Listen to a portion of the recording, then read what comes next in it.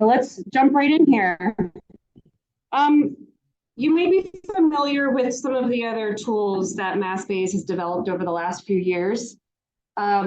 We, in our requirements to EPA, as an EPA-funded estuary program, we're required to report on the status of environmental conditions in our estuaries and our coastlines to EPA every year.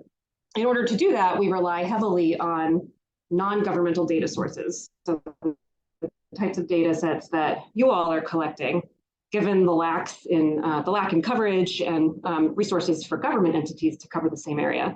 So we rely on NGO data sets, and because of that, we try to build up technical capacity to make sure those data sets are of the highest quality possible.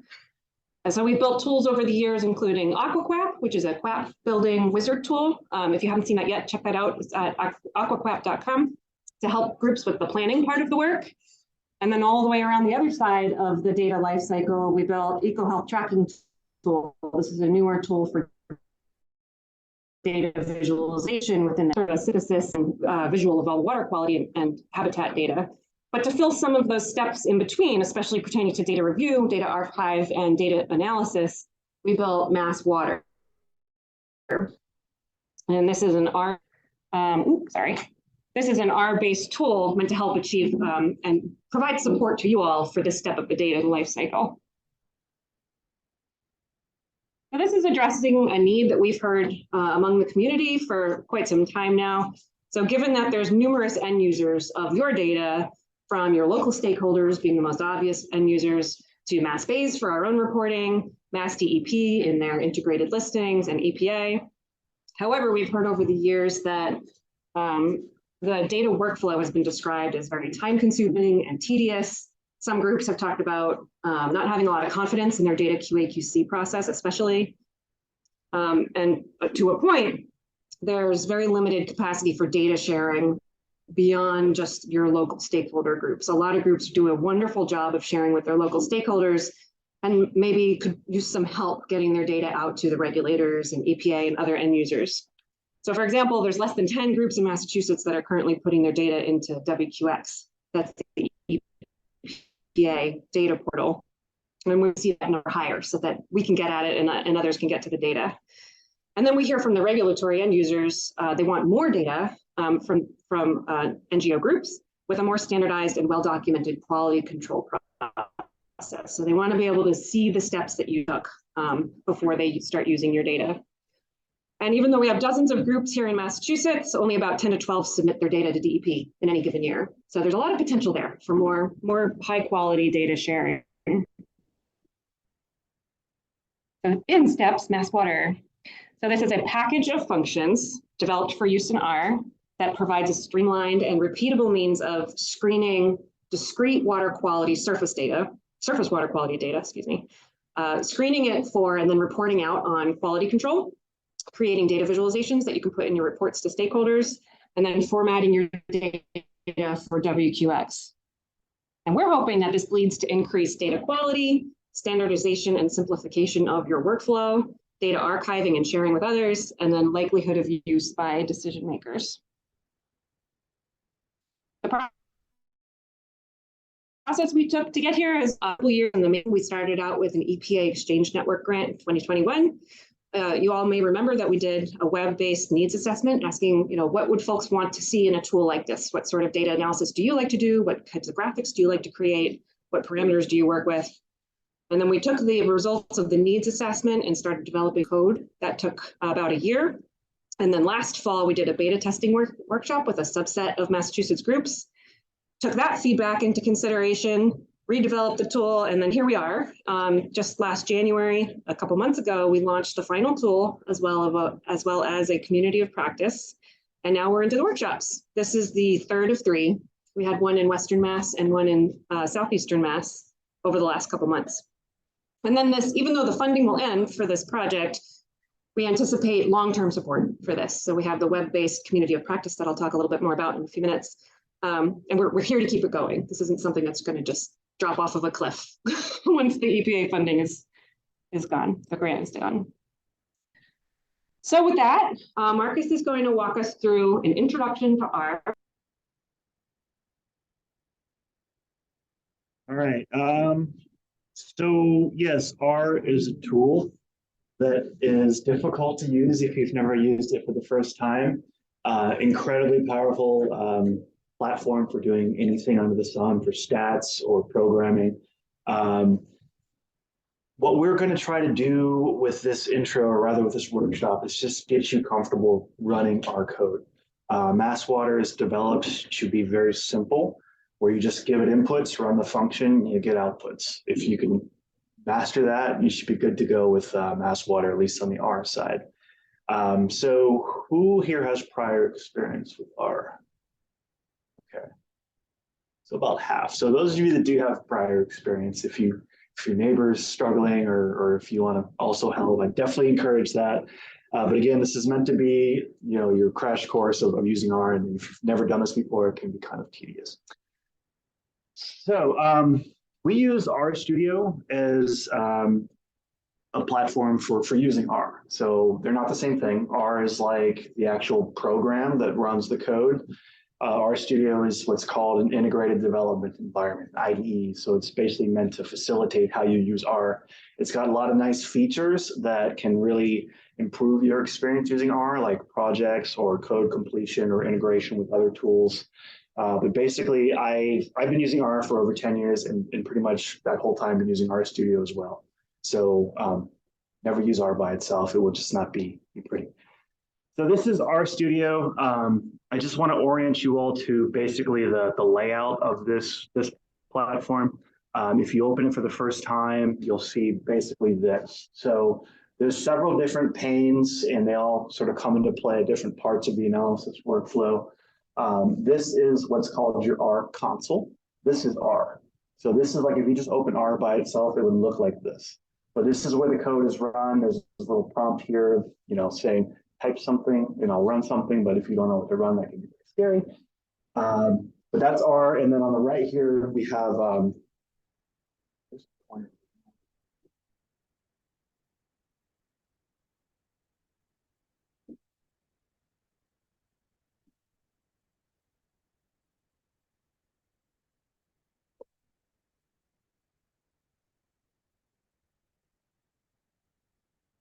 course. All right, never mind that. So on the right there is another pane that has a couple different tabs there.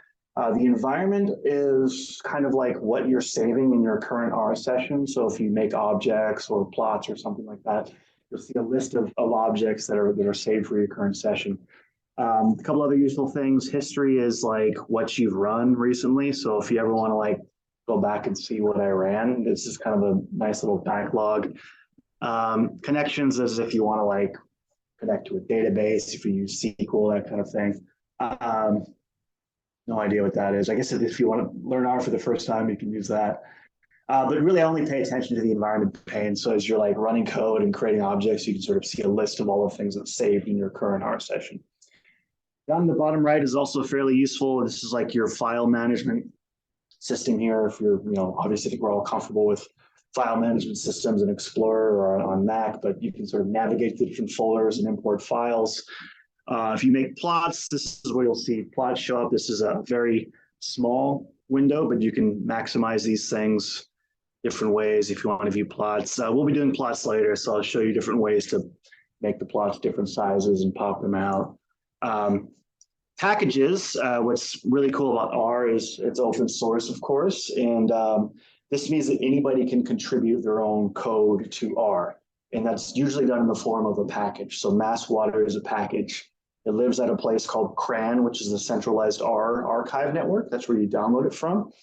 And it basically makes code portable. So as I was saying earlier, if you want to run code, or we're going to teach you how to run code, we've had all these other routines and functions built into MassWater that does all the heavy lifting for you. And when you install the package, you have all that at your disposal. And all you have to do is just run the function.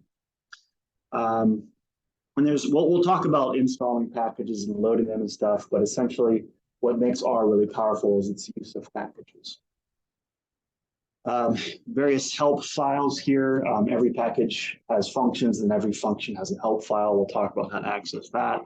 And then a couple other things here, but for the most part, you want to just get comfortable with the file system. And when you make plots, view them here.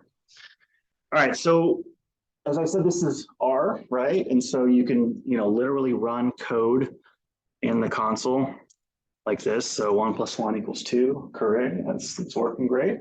But what you want to do if you're running code for the first time, or anytime you run code, is create an R script, okay? So this is kind of like best practices for using R. You don't ever want to run code directly in the console for the most part. You want to open a script, which is where you kind of write out all of the functions and whatnot that you're using. That way you can save that script and use it for later. So we're going to open a script under File, New File, R script, and here we go. Everybody follow along in our. Yeah, definitely follow along now. So this is our script, and it's blank, of course. This is where we add things. Okay. And what I'll do first is I'll actually just save this file so I can have it for later. So let's down actually. What I'll do is I'll save it in a place. Actually, I have a folder here where I've saved a couple things already. So I'll just save it in my script. Right, okay. So it's saved and we're ready to go.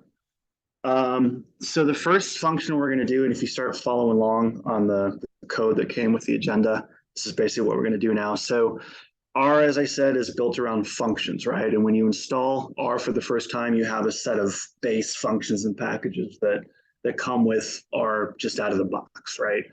But if you want more, you got to install packages, and that's what we're going to do. But I'm going to show you a couple of very simple functions that come with R in the first place. So if you want to just say, I want to print something in the console, so I want to have a little message. So this is a function, right? So this is the name of the function called print. And then every function is bracketed by the parentheses. And the parentheses are where you put in things or arguments that the function takes. Some functions take no arguments. Some functions take a lot of arguments. Some functions take only 1 or 2. In this case, the argument we're going to put in here is the text we want to print to the console. So I'm going to type in hello world, got to put it in quotes because these are characters. And now it's ready to run. So how do we get the function to run in the console? There's several different ways. The easiest way is basically put your line or your cursor on that line, and you could hit run right up here. Okay, so if I run that, it goes to the console down here, and you see that it's done this thing for us. It says, I'm going to print this, and lo and behold, it prints hello world down there. So kind of a trivial example, but that's pretty much it. That's how you write a function, execute it, and see the output. Okay, that makes sense? Pretty simple, right? Okay, so that might not appear like super useful in itself, just to kind of demonstrate how you write a function and run it. But what really makes R powerful is your ability to save objects or assign things in your script to an object that you can use later, okay? So you can name an object whatever you want. So say I want to save a number to an object. So I would first write the name of the object. So in this case, I'm just calling it var1, variable 1. I make this up, it doesn't have any special meaning. But if I want to assign a value to that, I then have to use this operator, which is this less than sign and then a dash. Okay, that's how that basically says assign something to that thing I've named var1. And so let's just say I want to assign a number to it. So 34. This literally means variable 1 gets that. Variable 1 gets 34. So you can think of the assignment operator as gets, okay? So if I run that, nothing happens, at least down in the R console. It just ran the code. But now if you look up here in the environment pane, as I said a second ago, this is the list of objects that are saved in your current R session. Yeah, there's I didn't, but I will. So if I also want to run code, there's a lot of ways you can send code from the script to the console. So run is one way to do it. Just another note, if you do have multiple lines of code or functions in your script, if you do run, you'll see the cursor now. I've put it up on line 1. It'll automatically go down to the next line of code with something.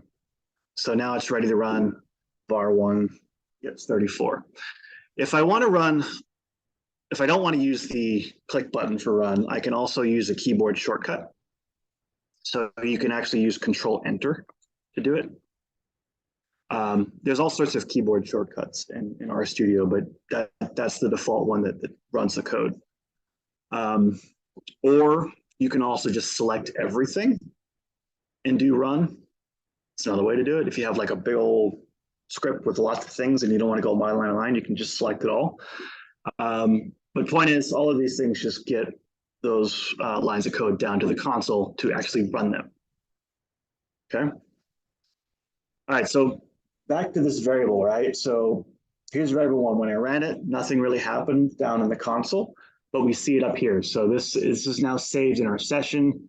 It says this is an object named var1, and this is the value that's assigned to it. Now what's cool about this is now whenever I run var1, it returns that value that I've saved to it, okay? So you'll be doing this all the time in R, assigning things to various objects that you name. It's a way to save things in your current R session so you don't have to type them all over again. So we'll make another one. So this is var2, and I'm going to send some text to it or assign some text to it. So if I run this one, now again, same thing happens. It basically, it doesn't get assigned to that object until I send it down to the R console. But now we see it saved up here. And then, of course, I can run var2 and see that it's returning that value that I assigned to it. One other note about the assignment operator, you can literally type shift less than and then hyphen. But if you do Alt dash, it fills that automatically for you. So just another keyboard shortcut, Alt dash. So really one less keystroke to make that. Okay. So any questions about that? Pretty simple. Everybody running code, assigning objects. Okay. So these are essentially really simple objects. There's one value assigned to these things that I've named var1 and var2.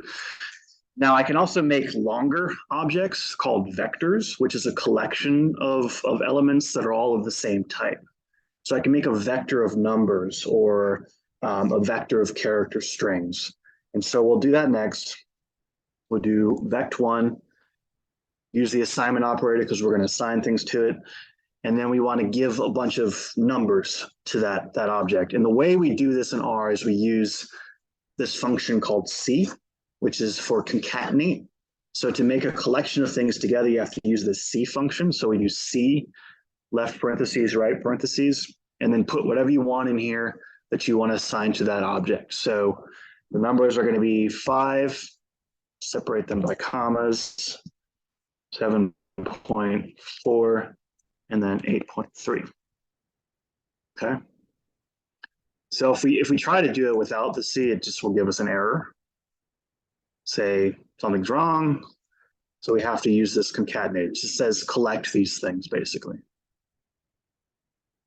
What is it? 5. Okay. Send that to the console. Now we see vect1 in our environment.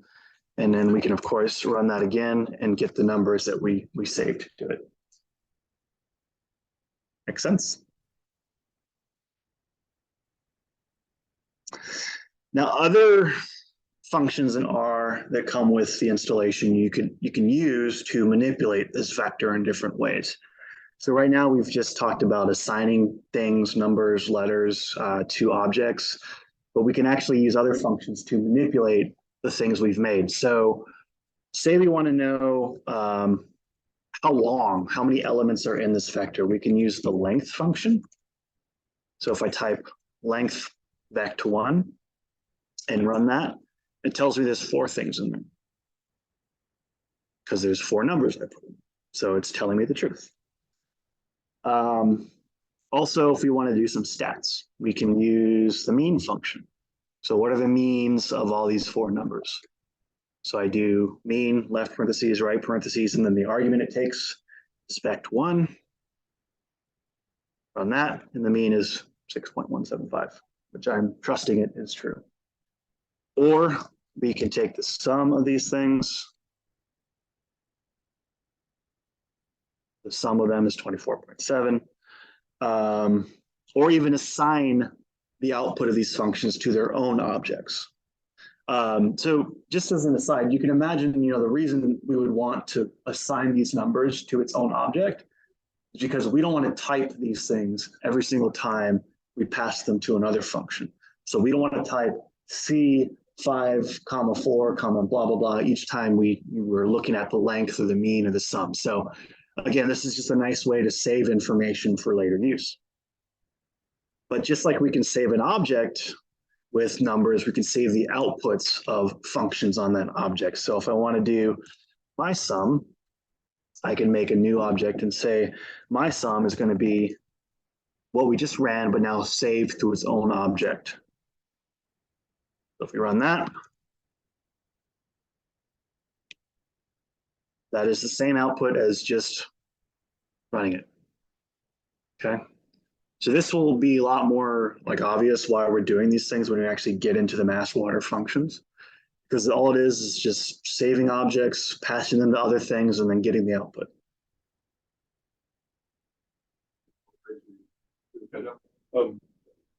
You can see over on the right in the environment, you can see it's a running list of all the variables, objects that Marcus has created there. Yep. And as he, just show them how you, if you change one of them, it changes the environment over there. So if I want to change vect1, I'll just give it 9. Run that. We see it's still named the same thing because I kept the name, but now the numbers have updated. Okay. So if I were to run sum, my sum now was it before 24.7? Now it's 25.4, and it's also changed the environment up here. Okay. Another aside about vectors is they have to all be of the same type. So this is a vector of all numbers. If I tried to add a letter in there, so letters, character strings surrounded by quotes, and I run that, what happened? So it changed them all in the number letters. So we obviously can't do things like sum vect1. Says, I don't like that. I can't sum characters. It's literally impossible. So this is like a little behavior that R does. Sometimes it'll give you an error if you do something wrong. Other times it'll change things sometimes on the fly based on what it thinks you're trying to do. So it thinks that you're trying to give it letters in this case. And that's why it's sort of defaulted to all of the things being characters. Normally you'll get an error, but this is like a little nuance that if you're unfamiliar with different types of objects in R and how they're combined, it's useful to know. Okay. So these are vectors, again, just a collection of elements of the same type, but we can also make what's called a data frame, okay? A data frame is like your more conventional tabular way of storing data, rows with columns. All they are is just collections of vectors, right? Where each column is essentially its own vector of the same type. Before I do that, I also wanted to mention that there's this symbol in R called the pound or hashtag if you're a millennial, that is basically commenting. So if I want a good practice for coding is to leave comments or little notes for yourself as you're going along. And these comments aren't run in the console, right? So if you do hashtag, I'm just typing something, a little note to myself, running print hello world. I mean, that should be obvious from what the code is, but this is just a little placeholder, right? Creating objects. creating vectors. And so if I run this, if I send this line to the R console, nothing happens. Actually, it ran both lines, but if I just like do pound some text, whatever, it just ignores it. So if you want to like, it's useful if you're writing like a big long script and you have these little notes, you can run it all at once and the notes won't break R basically. So just try to get in the practice of leaving little notes for yourself so you know what you're doing. All right, so with data frames, it's a collection of vectors. So I'm going to say the first column is going to be, we're just going to make a pretend data frame about fruits. And the first column are going to be the diameters of these fruits. And I'm going to say the diameters are going to be this vector already made. So these 4 numbers I made up here are 4 diameters of different fruits. So if I run that, now I have another variable up here, another object that is essentially the same thing as vect1. So it actually gets the same values. It's not going to say diameters vect1. So it actually executes vect1 when it's assigning the object and you get those values, the same ones. So those are diameters. Then I'm going to name some fruits. So we'll do, again, the C function for concatenating, combining things. And these are all going to be character strings, so quotes. So I'm going to name the fruits.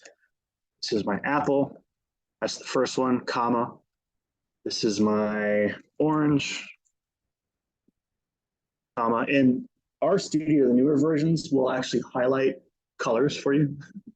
So orange is also the name of the color that you can use in the plots, but that's not what we're really trying to do here. So if you're wondering what that was. What's the function of C outside? It allows you to combine different pieces. So it allows you to combine the numbers into one vector or the characters into one vector. Yeah, concatenate. So if you ever want to know what a function does, you can look at the help file. And the easiest way to do that is to, down in the console, do question mark, and then the function without parentheses. So if I want to know what C is or does, I can hit enter, and then this help file comes up. So it combines values into a vector or list. And a list is just a more involved way of combining things, basically. So it tells you what it does, what arguments it accepts. This is basically saying any number of arbitrary things I want to combine. No idea what this does. I just use this function to combine things. But if you really want to know, get in the weeds of what something does, it's helpful. Really, the most helpful thing about these help pages is the examples at the bottom. They show you how to use the function. These are things that are known to work for the most part. So here's that. So this one says, I want to combine the numbers 1 and then the numbers 7 through 9. So this little colon here is actually another function that creates a sequence of numbers. So if I run that, I get 1, 7, 8, 9.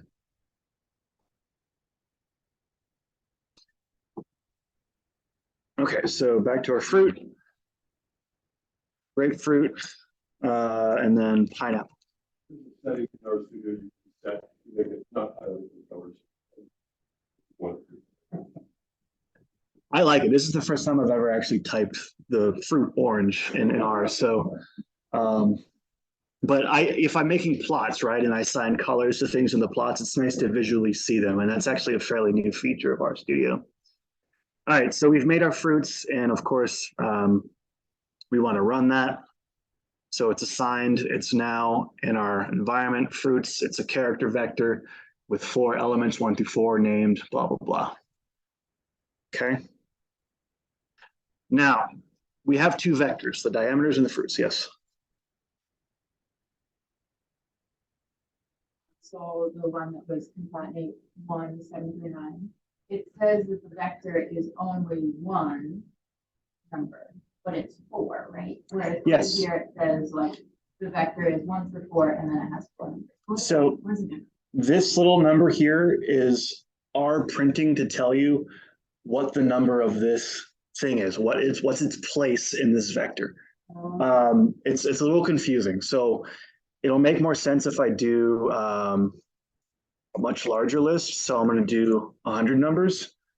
So like it only puts the place of this element, the first column here. So like if you read it from left to right, blah, blah, blah, blah, blah. This number 19 is the 19th element in this vector.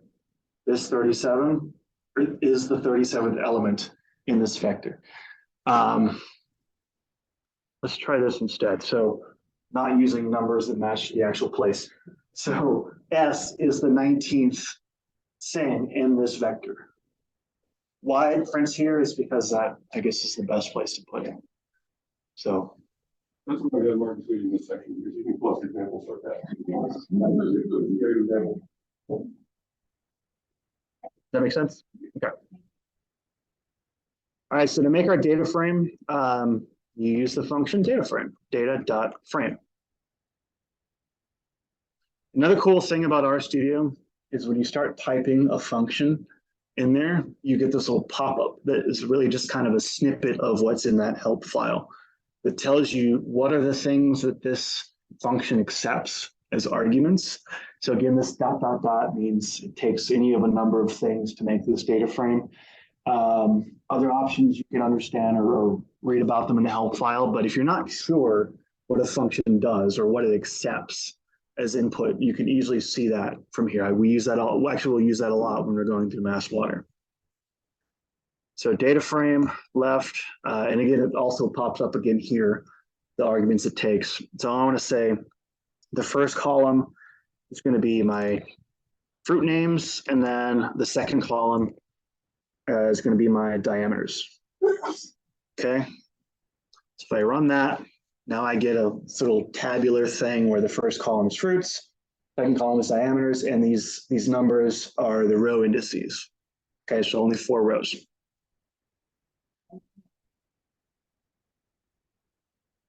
I'm going to guess that maybe the error is from you have vectors that are different lengths. So if I said this vect is going to be having 5 values, and I reassign that, and then I, again, reassign it down here to diameters, and I try to make the data frame, it's going to tell me there's different number of rows in each of those vectors because you can't make a table that is not symmetric. So that's a little, not really a quirk, but a requirement of data frames. So I'm going to remake that vector with the right number, and I'm going to assign it large fruits. Okay, so I can have it for later. Now it's in my environment, large fruits. You can see it looks a little bit different. So instead of simple values or vectors, it's now listed as a data objects or data frame. And it tells me a little more detail what's in there. So there's 4 rows essentially with 2 variables, and these are the variables or columns. And so fruits is a collection of character objects, and then diameters is a collection of numbers that describe the diameters. Now that we've saved that, there's another several ways we can actually look at the data frames that will help you understand them a little more carefully. So if we use the view function, we can actually, oh, I called that the wrong thing. That's should just be, instead of large fruits, we'll get the large fruits in a second. I'm going to call that diameters. Okay. So same data frame, I just renamed it. And if I want to actually look at it, I can use this view function, which actually becomes very useful when you have a much larger data set. We're doing on time. Got till what, 10:20? 10:50. Okay. All right, so this is, if you're comfortable in Excel, this is oftentimes a good way to look at a data set. You can sort them. Here we're doing it alphabetically. Here we're doing it by order. You could do filters, like if I just want to see orange, There's that. So there. Once you've created a data frame, there's also different ways to access the data within it. So if we just wanted the diameters, again, we have it saved as its own object, but if we wanted to actually pull it out of the data frame, like if you're pulling in your own data set, you can actually type the name of the data frame and then use this cache symbol, which basically says pull this particular thing from the data frame. So if I wanted the diameters, I could do that. Okay. And you could actually, so another thing about RStudio, you see that once I did the $, it's telling me, oh, you can pick one of these two things. And so I can actually use the arrows to pick one, and then I can actually hit tab to select it. So autofill it. So you don't have to type out diameters. But basically, this is just going to return the diameters vector that is that column. Okay.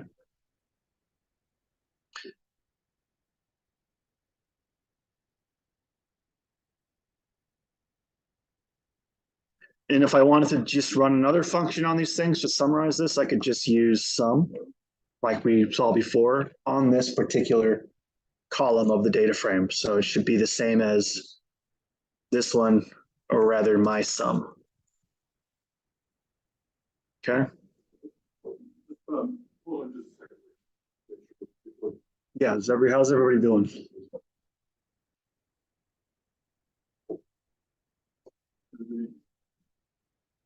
To that point. Okay. But you show them also that you can click on the environment to get the view screen too. Yeah, so if you double click the object in the environment, it'll show up in the view as well. Other way to do that view function. And then, yeah. So if you remember, I named this wrong, large fruits. It's basically, I meant to name it fruit diams. We're going to make the large fruits in a second. If we wanted to remove that from our environment, we'd use the RM function. So remove. So get out of there. It's no longer in there. See, disappeared. Now when I type large fruits, doesn't know what that is because I just removed it. So.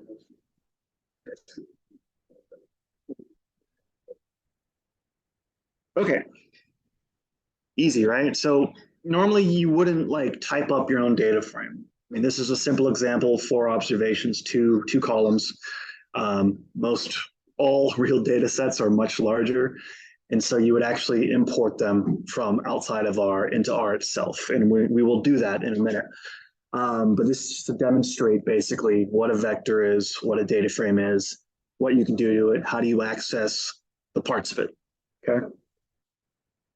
So there's a lot you can do with base R. So what comes with the R installation by itself, a lot of the functions, all of the functions we've been using so far come with base R. But as I said earlier, the real power of R is all of the, I think there's like 9,000 plus external packages available to you that some are general, some are obviously very specific. But in order to really leverage how powerful R is, you need to know how to get those packages, okay?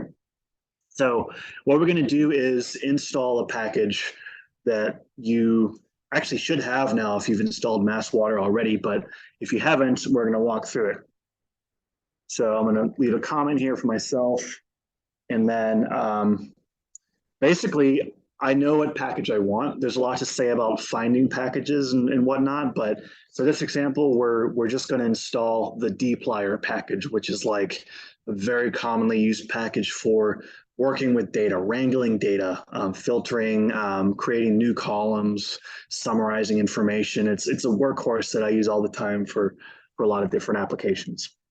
So if I do the function install packages, so here I just typed install dot, and I see that, oh, these are the things I could select. I could literally type out install dot packages, or I could use tab, complete that. And then I want to tell it, this is the package I'm going to install. So I have to put the name of the package in quotes there, and then type the name of that package. Okay. So that's ready to go. I send that to the console. If we're all connected to the internet, we should be able to get it. It should just take a few seconds. You'll see some things as I'm installing this to that location. This is basically your what's called your library. It's on your computer. It's where all of your installed packages live. Says this is where it's downloading it from. It's downloading it from CRAN, which is where a lot of packages live. And then it says, oh, I've done this, it's successful and should be good to go. And if you don't see any like red flashing error messages, you should be fine. And the true test of if it's installed is to actually load the package into your current R session. So we have it installed, it's on our computer, but in order to get to the functions in that package, we need to load it first. And so to do that, we use the library function. And notice that this is not in quotes this time because this is a package we now have. But if we use library, basically we run that, it gives you some scary red text, but if you don't see any errors, it's now loaded in your current session. So all of the functions in dplyr are now available to you.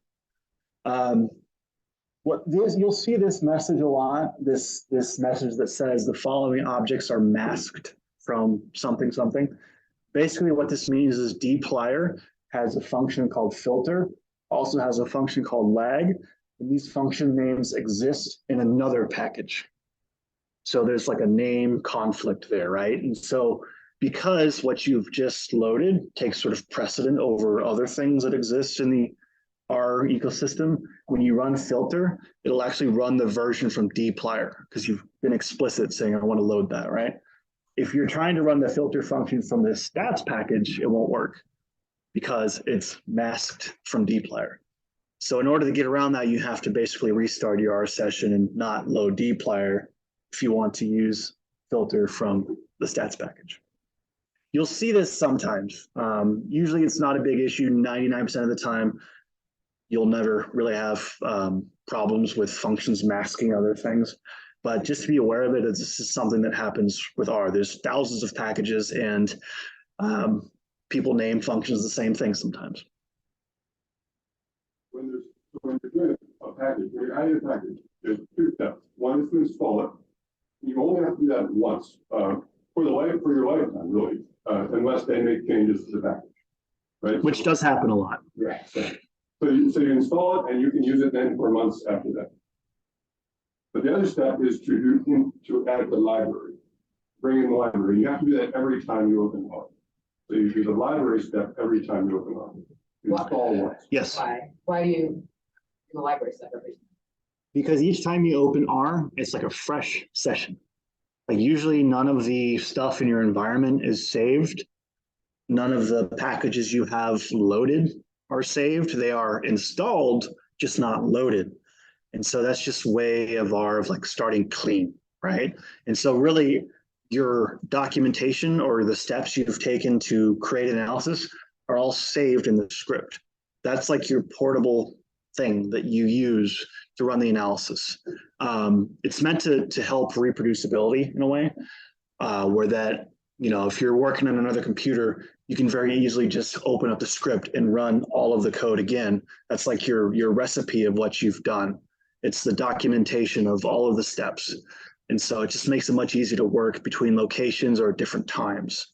So R has this kind of mentality where it likes to start fresh each time so that, what if you saved an object? You could very easily have an environment with hundreds of different objects.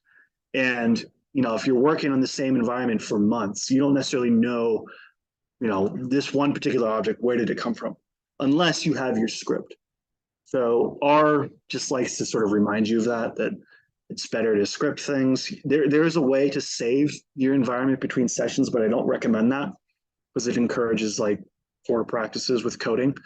You should, just use a script-based approach to these things and sort of realize that, that's your portable file, basically.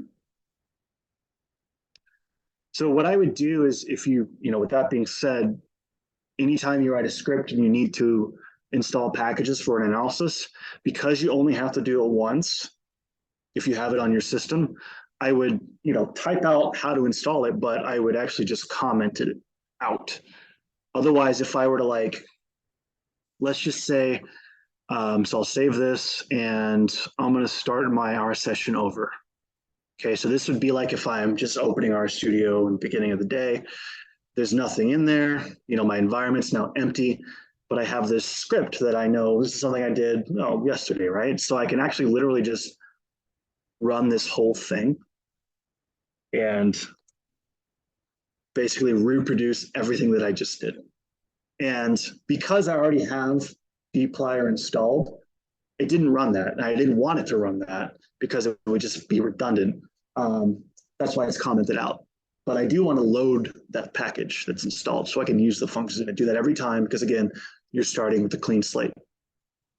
Where is it there with the script is important because that's what you'll be doing. You'll be saving a script of the MassWateR, of what you do in MassWateR. And then he ran the whole thing all at once. It basically repeated everything we had just done in the first part of the class script. If you scroll out in the console, it would show that it just reran all those things that we did the first part of that. But you save a script, and then you can run that script very easily in the future. You don't have to type it in every time. Yeah. So we're hoping that you leave here with your script for using MassWateR that you can then just plug and play your own data and have access to all the greatness of MassWateR. Everybody clear on that? Okay. So the other thing about packages too is, I've been doing all of this from the script that I've created, but there's also this pane, this tab under the bottom right pane here that you can also use to access packages. Okay, so this is a list for the most part of all of the packages that come with R, plus probably hundreds that I've already downloaded. Yours should look a lot smaller than this, but this is what I have accessible to me in my library.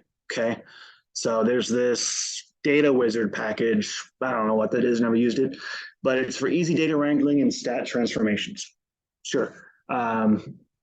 But this is everything I have installed. And if I wanted to load this package from my library, which is what is on my computer where all my packages live, I could just click this and it runs that library function for me. So if typing it out in the script is not your cup of tea, you could do it this way. I would encourage you to type it up in your script so you know that the analysis I'm using actually depends on this particular package. This is another way to do it if you prefer that instead. Couple other things of note, you can also filter. So if I wanted to find MassWateR, there it is.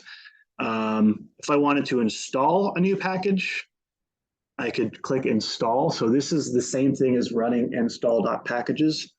And then I would just type the name of the package I wanted, ggplot2, for example, and then obviously hit install.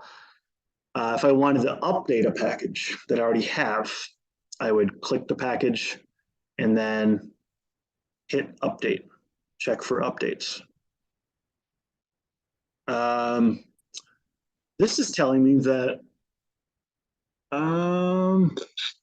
I think these, actually, I'm sorry, I think I misspoke.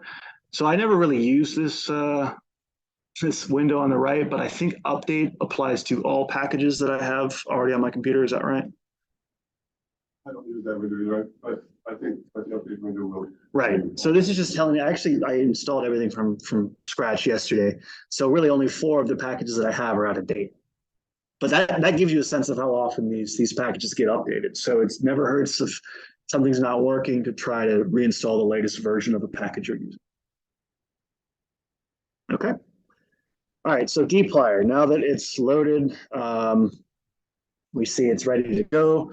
As I said, this is a package that has a lot of useful functions for working with data, manipulating data, doing some of the unglamorous work of cleaning up data prior to an analysis, but incredibly useful. So if I wanted to take this fruit diameters data set that I've already created and get only the fruits that are what we're calling large, I could use this function from dplyr called filter. So that basically filters all of the rows based on some criteria I provided, right? So if I said, if I wanted to get only large fruits, here's the name of the object I'm creating. Use the assignment operator. Again, you can use alt dash or alt hyphen, I guess, to get that. And then I use the filter function. Okay, so this says I have found the filter function. It's from dplyr. This is what it does. So the first argument is going to be the data set I want to filter. So that dot data is just saying what data am I working with. So I want to say fruit diameters and then comma. And then in this case, the dot dot dot is going to be the criteria I'm using to filter, okay? So dot dot dot has a lot of different meanings in R, but it's kind of a placeholder for anything you want. So not super helpful, but if I wanted to get large fruit diameters, I would say I want diameters greater than 7. Okay, that's a logical statement that will return several true false things that we'll use to filter the data frame. So if I run that, we see large fruits here up at the top, 2 observations, because I've filtered things, I've removed things. And if I actually just open that up, we see that now this only includes the fruits that I've filtered that are greater than 7 centimeters, whatever that is. So I said diameter is greater than 7, and this is what was returned. Just so people aren't confused, in script on written, we didn't write just diameters, we wrote fruit diameters, dollar diameters. Yeah, you don't need to do that. That $ diameters, it's redundant for this function. So filter knows that you're using things from fruit diameters. So you don't need to be explicit for this particular function. Still works, but it's just cleaner code. I don't think we've described what the $ means. If you type data frame and then you type the $, it will give you the option to all the columns from the data frame, and you can then, that's a way to specify a column in a data frame. Yeah, I think we did cover that. I think so. Right. And $ diameters, if you just do greater than 7 at that point, like are you already like giving is that another way of So if I just did You can write it both ways. you can write it both ways, but if you do this, okay, so this is like I just want that column. If I did I cannot do actually I can I can do that because I already saved diameters as an object in the workspace. But if this was a data frame you just imported and the separate columns weren't their own objects and you just typed diameters like that, it wouldn't know what that's from. So in most cases, I'd have to do fruit diameter. And if I did greater than 7, this will not do anything. It will just give me what's called a logical expression, a series of true falses that apply to whatever criteria I've specified. So if I did greater than 4 or 47, all of them. If I did greater than 4, it's only 3 of those. But this is like basically what's happening on the inside of the filter function. It's a true false statement that is used to filter the rows. Everything that's true are the rows that are filtered.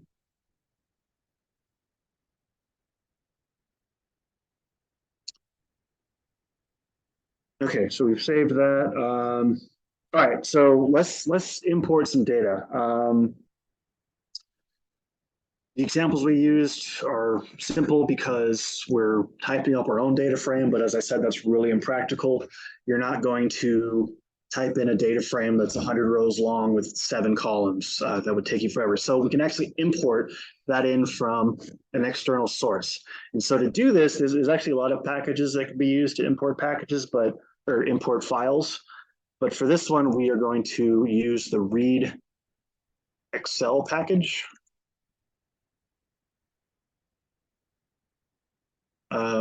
As the name implies, it lets you read Excel files, import them in. So if I run that, it'll take a second to install. Okay, no errors, we're good. And in this case, the masking warnings are, sorry, that's when you load it.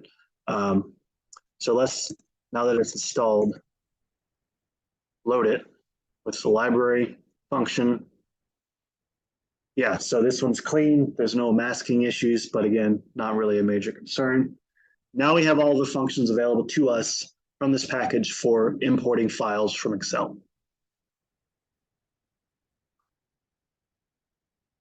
Add a comment. I'm going to comment out this line because I don't want to install it again each time I run this script.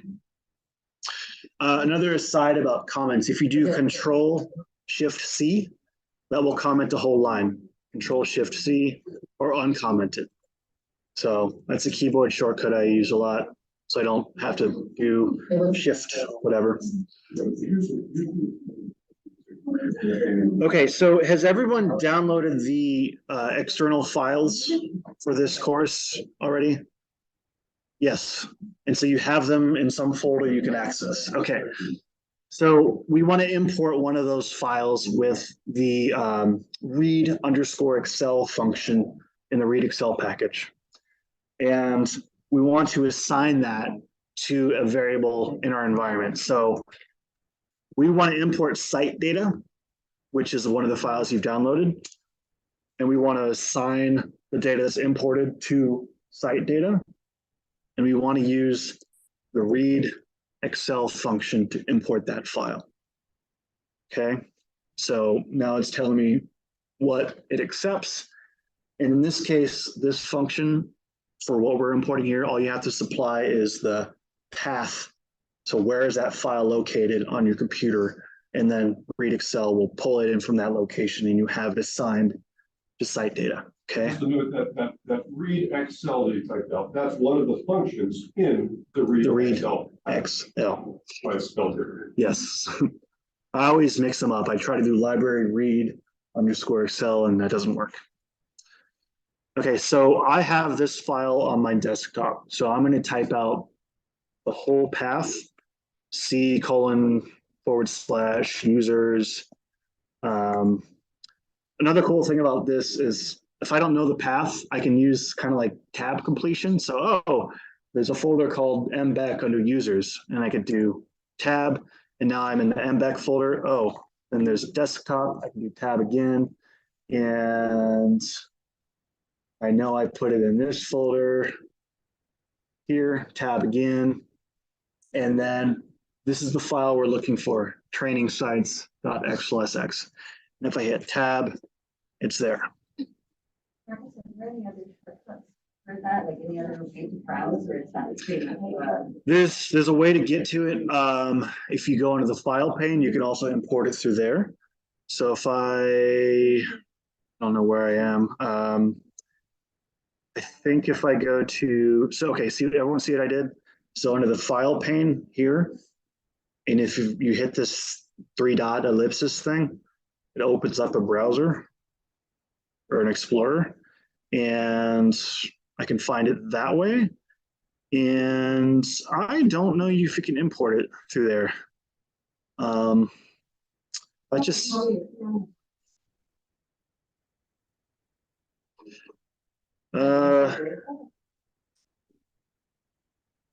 that actually looks like there's a drop down that says import data set. Chat is up. oh, got it. Okay. Okay. Yeah. So I have to navigate to that folder first. So I've navigated it to where the folder or where the file lives under desktop, open, and now I'm actually in there. Okay.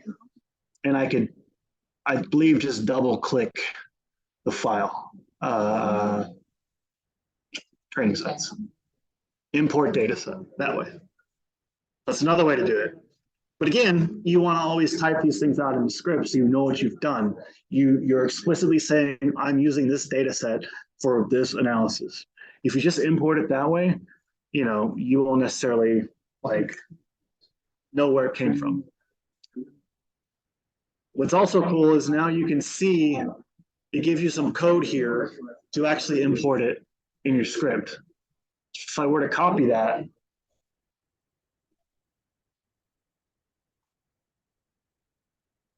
kind of does the same thing that we just typed out on our own. So that was a lot of steps. This is just like a quick workaround if you don't want to type it out here.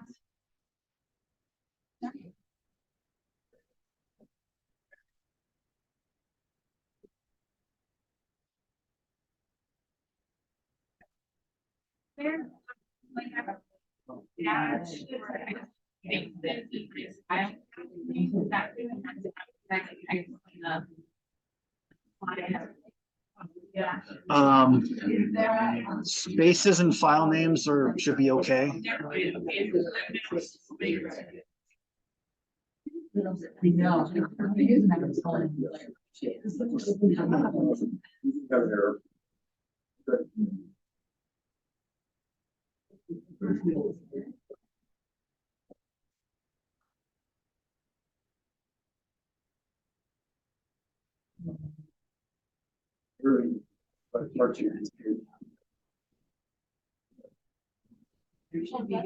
So you get the sense people are getting hung up on this part. I did not. So when you're writing a file path in R, it takes forward slashes. But if you do backward slashes, you have to do two on windows. There's a reason for that. Well, just what I do is I switch changes. Yeah, that works. So everybody, in case you're getting caught on this point, if you copy the file path from Windows, it will give you backslash, it will give you forward slashes. You need to switch all those to backslashes. Yeah, we're really on. I know, that's what I'm trying to do. We can't wait for that. But we did copy that in there. Import data set.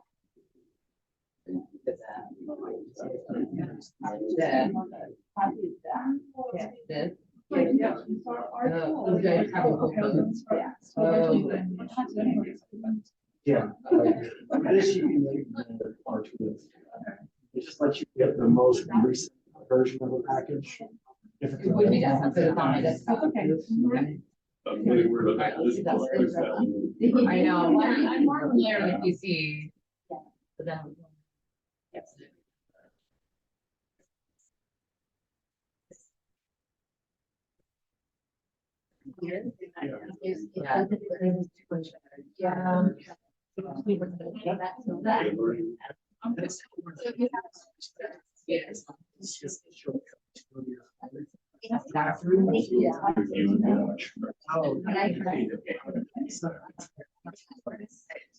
Oh, you know what? No, I probably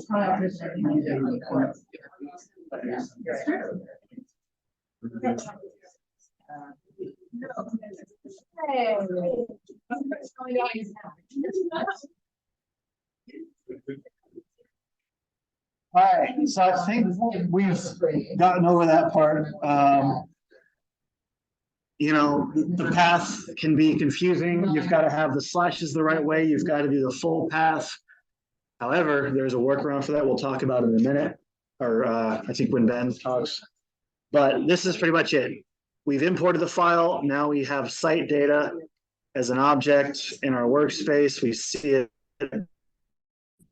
12 observations, so 12 rows of 5 columns.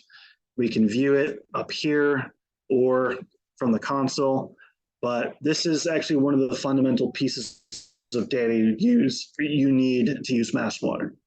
So we'll import it a similar way in MassWateR, with some extra stuff on top that actually runs a series of checks to make sure it's the right format, but it's fundamentally the same. You use a single function to import it, and you point that function to where that file is on your computer. Okay. All right, so who here has MassWater already installed? Okay, you should be fine. Yes, you should update it.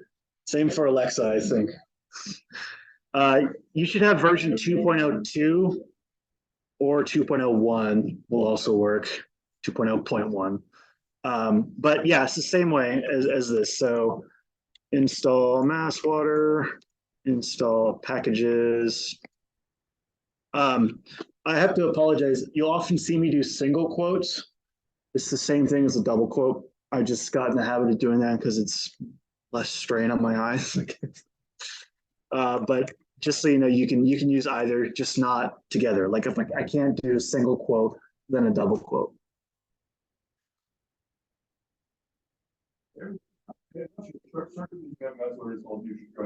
Yeah, just ignore this. I'm just typing it out. Reinstall, like, it's already installed it. Like, It'll be redundant.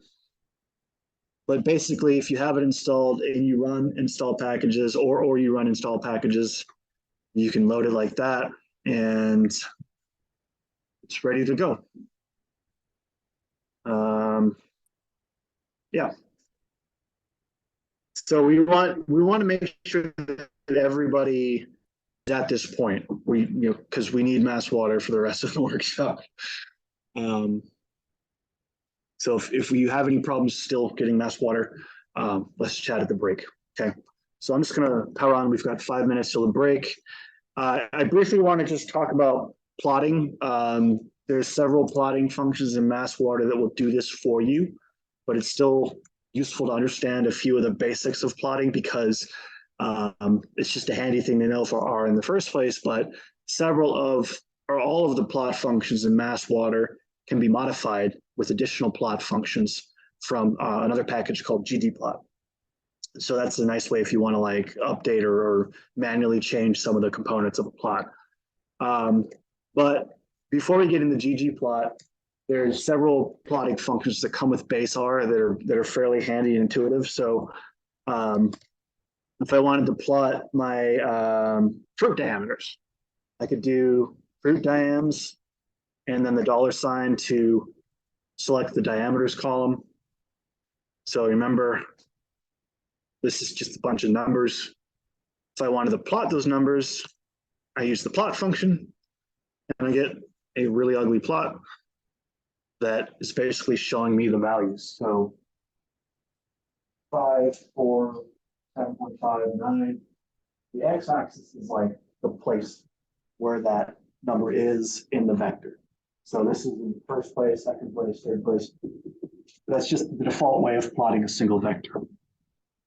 If I wanted to make something more useful, I could do a bar plot. Like say I wanted to look at how these diameters vary by the different types of fruits.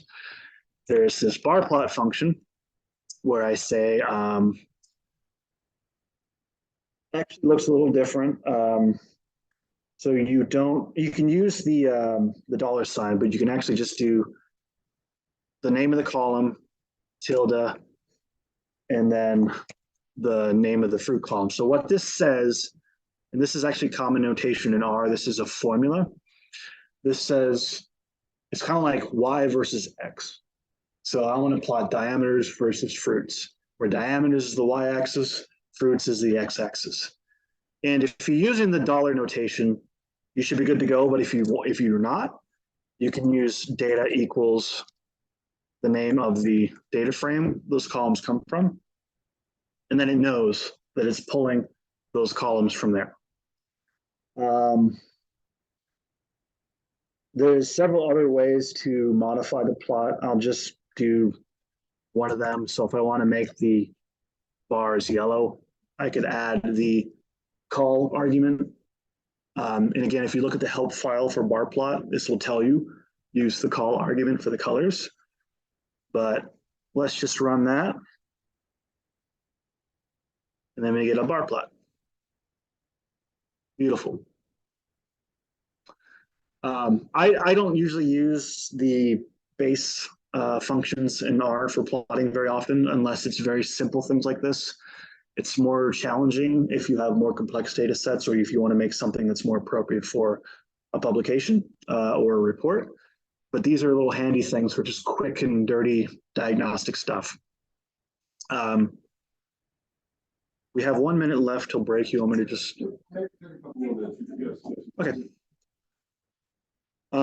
Any questions about that? So plot, bar plot, pretty simple. You can make scatter plots with plot as well. So say if you had another, so this is just the diameters. If you had another vector that was numbers of like radius of the fruit, whatever, you could do a scatter plot of y versus x of like diameters versus radius, and you'd get points that, you know, probably look like something. All right, so I just want to say a few things about ggplot. As I said, these simple plot functions come with R. They're very easy, quick, and dirty, but ggplot is a much better package because it lends itself for more flexibility with how you want to plot the variables, and it follows its own kind of syntax for linking the data to the plot components. So GG means grammar of graphics, and that basically means it's following a strict philosophy of how the pieces fit together. It's designed to make your life easier, but at first it's not intuitive. So I'm just going to show you a simple plot of how this is constructed. So if you have MassWateR installed, you should have ggplot already. So no need to install again. So I'm just going to load it. ggplot actually comes with MassWateR. So when you install MassWateR, this should be included. So I'm just going to do the library function and load it. So now ggplot's ready to go. So if I wanted to make this bar plot in ggplot, the code will look a lot different.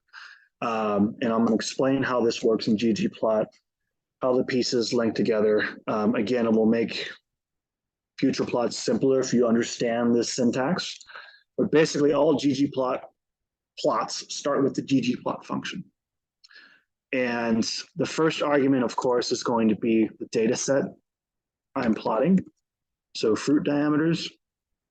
And then let's just see what happens if I run that. Nothing. So I haven't told it what to do, but we're kind of like building a recipe of how this plot is going to look. So the next thing I want to do is use this function inside ggplot called AES, or aesthetics. So what are the pieces of the data you're mapping to the different plot aesthetics? And an aesthetic is like the x-axis, the y-axis, the colors, whatever. So you have to be explicit here. Like say, I want to make a bar plot, right? So in the AES function, I want to say the X column is going to be fruits. This is the fruit column in the fruit diameters data set. And then the Y column, or the Y-axis, I want to map to the diameters, okay? So all this says, it sets up the plot for whatever you want to do. So this maps these different columns to the X and Y aesthetics of the plot using the data set fruit diameters. Now, if I run that, nothing happens. I get a blank plot because I haven't added anything to it yet. So ggplot, we're building out the different components. To add things to this, I have to use the plus symbol.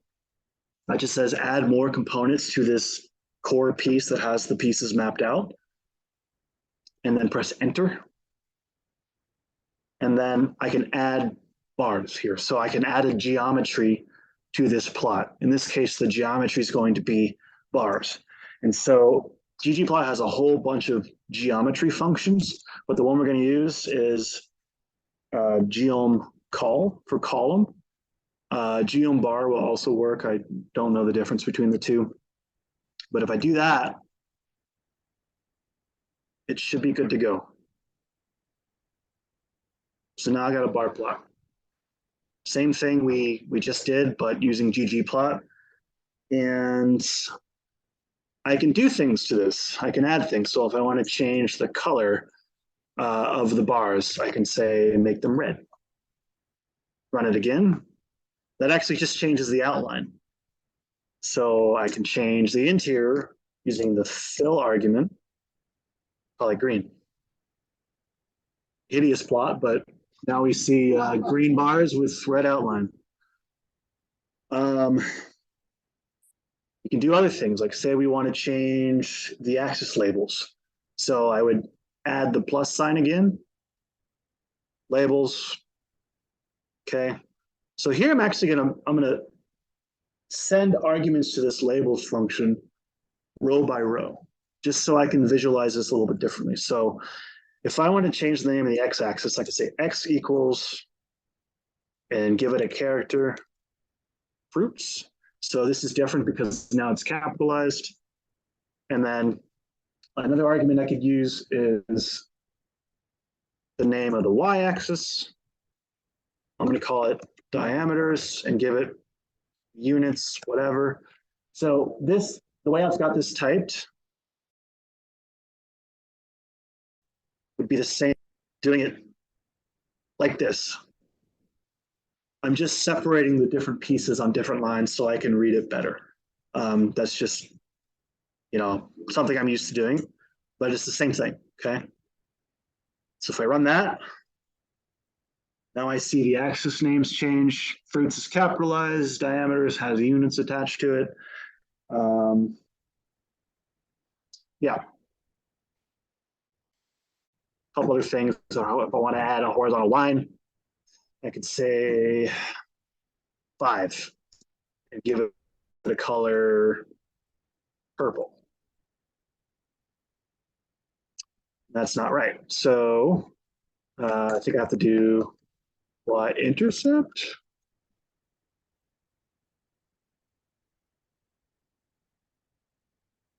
That's not right either. You're right, I don't. I think it's just white. There we go. So we got a line now. So I have to say the y-intercept of this horizontal line is 5. I can change the width. Now it's much bigger. So you see, like, we just sort of add pieces onto this, and some of the pieces are actually mapped to the data set, like the geome call maps fruits and diameters to the x and y pieces as we've defined at the top. The rest is just extra things we want to do to the actual plot itself, not how the data are actually created. We can change the limits. So where are the Cartesian coordinates on this plot? So if I want to change the y-axis limits, I could say 0 to 6. And so here we're using the concatenate function to say what's the min and the max of the y column or y-axis. Add that, and now we see it's only going from 0 to 6 with a bit of space around it. And then I'll just show you one other thing. So this gray background for ggplot is kind of like the default way these plots look. It's the theme gray. There's a lot of other different themes, and you can also like modify each part of this plot. Like if you want these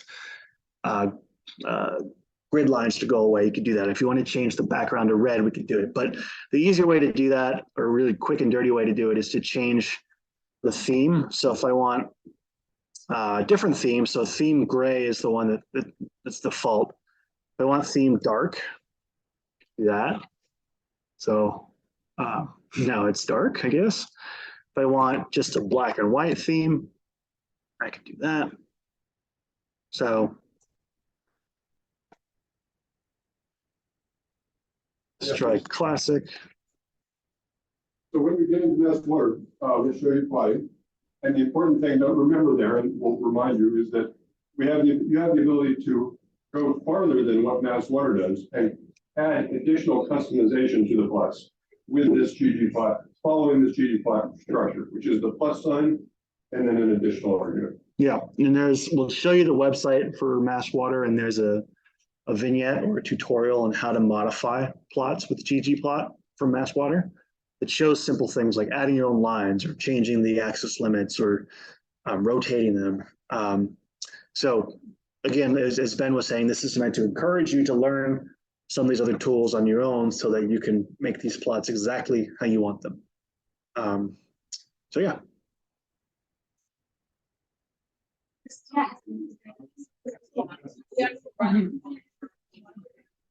Yeah, I've been to, All right, we're gonna get started up again to help us stay on track. So I'm gonna give your eyeballs a break from the RStudio interface, and this will be more just a demonstration for the next 20 minutes or so of just watching the slideshow. So you don't have to worry about your console anymore. I did. Thank you so much. Thank you. I almost forgot. So what I'm hoping to do now that you've had your intro to R, it may or may not have been a lot to take in if this was your first time working in R. Now is the remainder part of our sales pitch of why MassWater. And I'm going to give a broad overview of what we'll be tackling over the rest of the day and sort of why this is worth your time in learning a new skill, learning a new program, and a whole new workflow for the way you deal with your data. So to start, Marcus and the rest of the team, but with Marcus as the lead, have developed a really fantastic website, which should be used as a user guide. This is a GitHub website, but it functions just like any other website out there. And it will guide you through step-by-step the use of MassWater and how it works. You could learn MassWater from start to finish just using the website without one of these trainings if you were so inclined. So as new people come on board and want to take this on, or if you get new interns or new staff, this is where you would send them to learn, and the video recording. So in this website, there's different tabs across the top. Getting started, this is sort of a quick start. This is where you would all probably start after having done this training. It's a sort of reminder of the various steps that you'll take, starting with package installation. And you'll see that there are these blocks of code that you can literally just click to copy, plug that into your console, and then you're going to run with it. Or more likely, you'll be using the script file, as Marcus described earlier. But this will run you through every step of the way, every part of the functionality. There's detailed information about each function that's within MassWater. If you forget what all the different ones do, there are many. This is where you can get more information about them. That's also in the help button that I'm sure we'll look at too in the next section. And then what Marcus mentioned earlier is the vignettes. So the vignettes are these shorter tutorials that are sort of broken up by topic. And that's under this articles tab here. So this is more in depth. When you're more familiar with MassWater, you could just start with the Get Started tab. But if you're really working through it for the first time, you can go to any one of these to get very detailed information about what you're doing and why. So for example, getting your data into MassWater, all of that information is here. Lots of details, including all the different parameters that MassWater can take. I think it's over 30 parameters now, 30 or 40. The units that MassWater expects to see, lots of information here. So you should also think about exploring this a little bit on your own. There's a resources tab with templates for when you're ready to import your own program's data. You would use the template files here. The community and training materials. So you'll see links to the slides that we've had. I might even try to put the video in here somewhere. And some other files as well. And I think that's all I wanted to show here. Can you pull the article, pull down again? Yeah. Learn, you see that item down at the bottom, out of state. That is for anybody out of Massachusetts who wants to use MassWater. This is what you need to consider. And it's just showing, it's basically telling you MassWater can be used outside of Massachusetts. There's a couple caveats you want to keep in mind. But it can be used for other states. Just for you. Yeah. This used to say Lauren up top. Yeah. Yeah, and there's a lot here. So after we go through today's training, if you're so inclined to do further modifications, you're going to learn a lot of modifications today. But if you want to take your learning beyond and do additional customization to the outputs, you want your graph to look a certain way for your stakeholders. This section on modifying plots has a lot of information about those different tweaks that you can make, what they would look like if you make them, just lots of functionality here.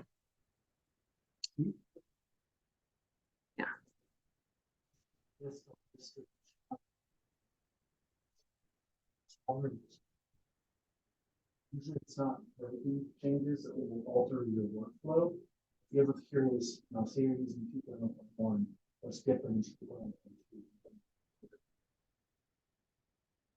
Great.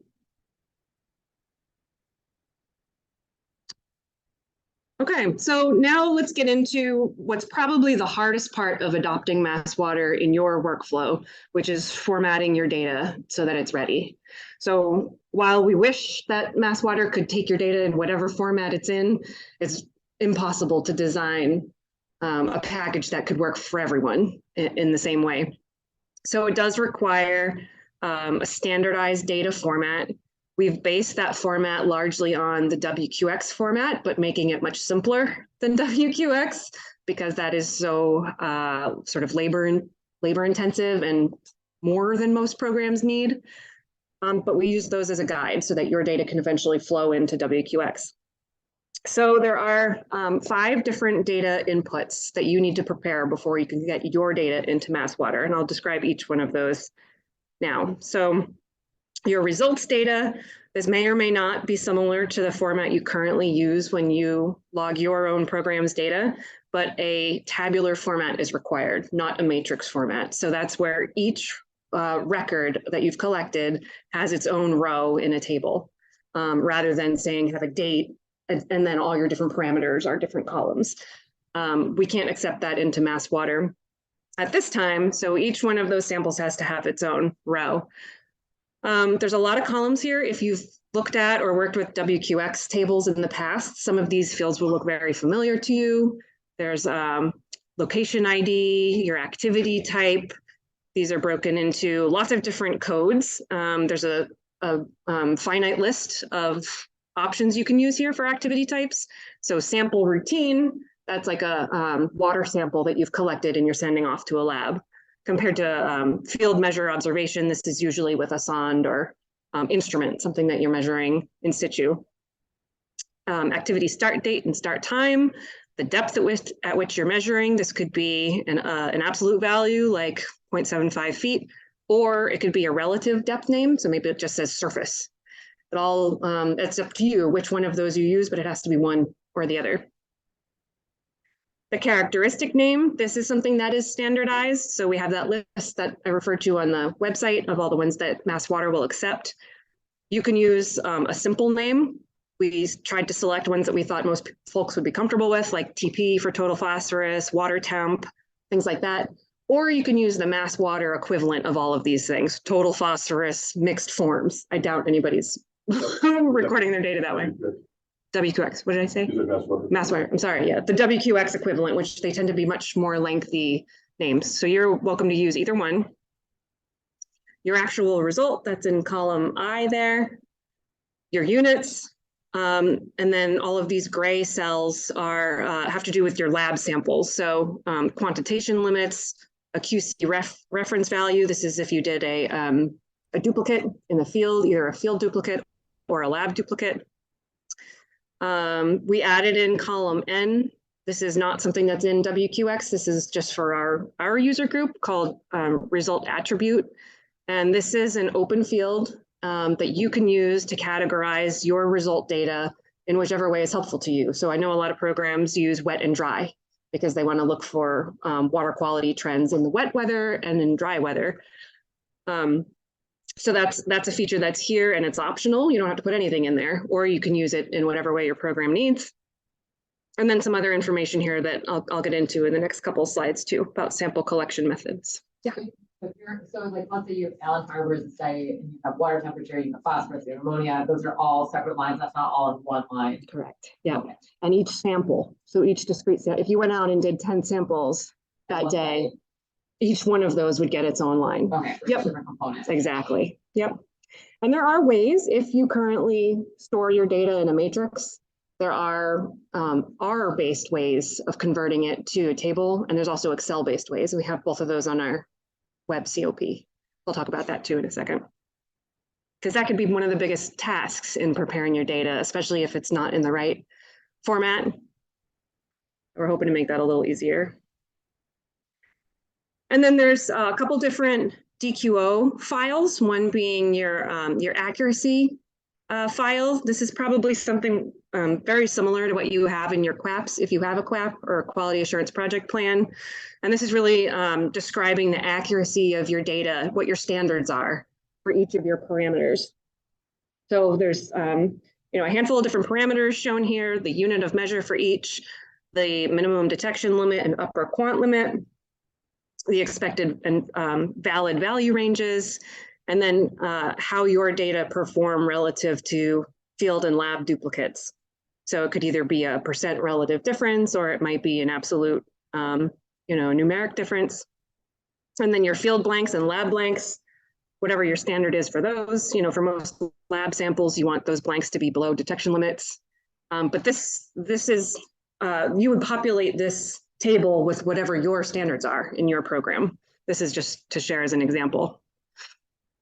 And then the spike check accuracy, this is like checking your SONs and your in situ equipment against each other, 2 samples against each other, how well do they relate? So this is probably nothing too new for you.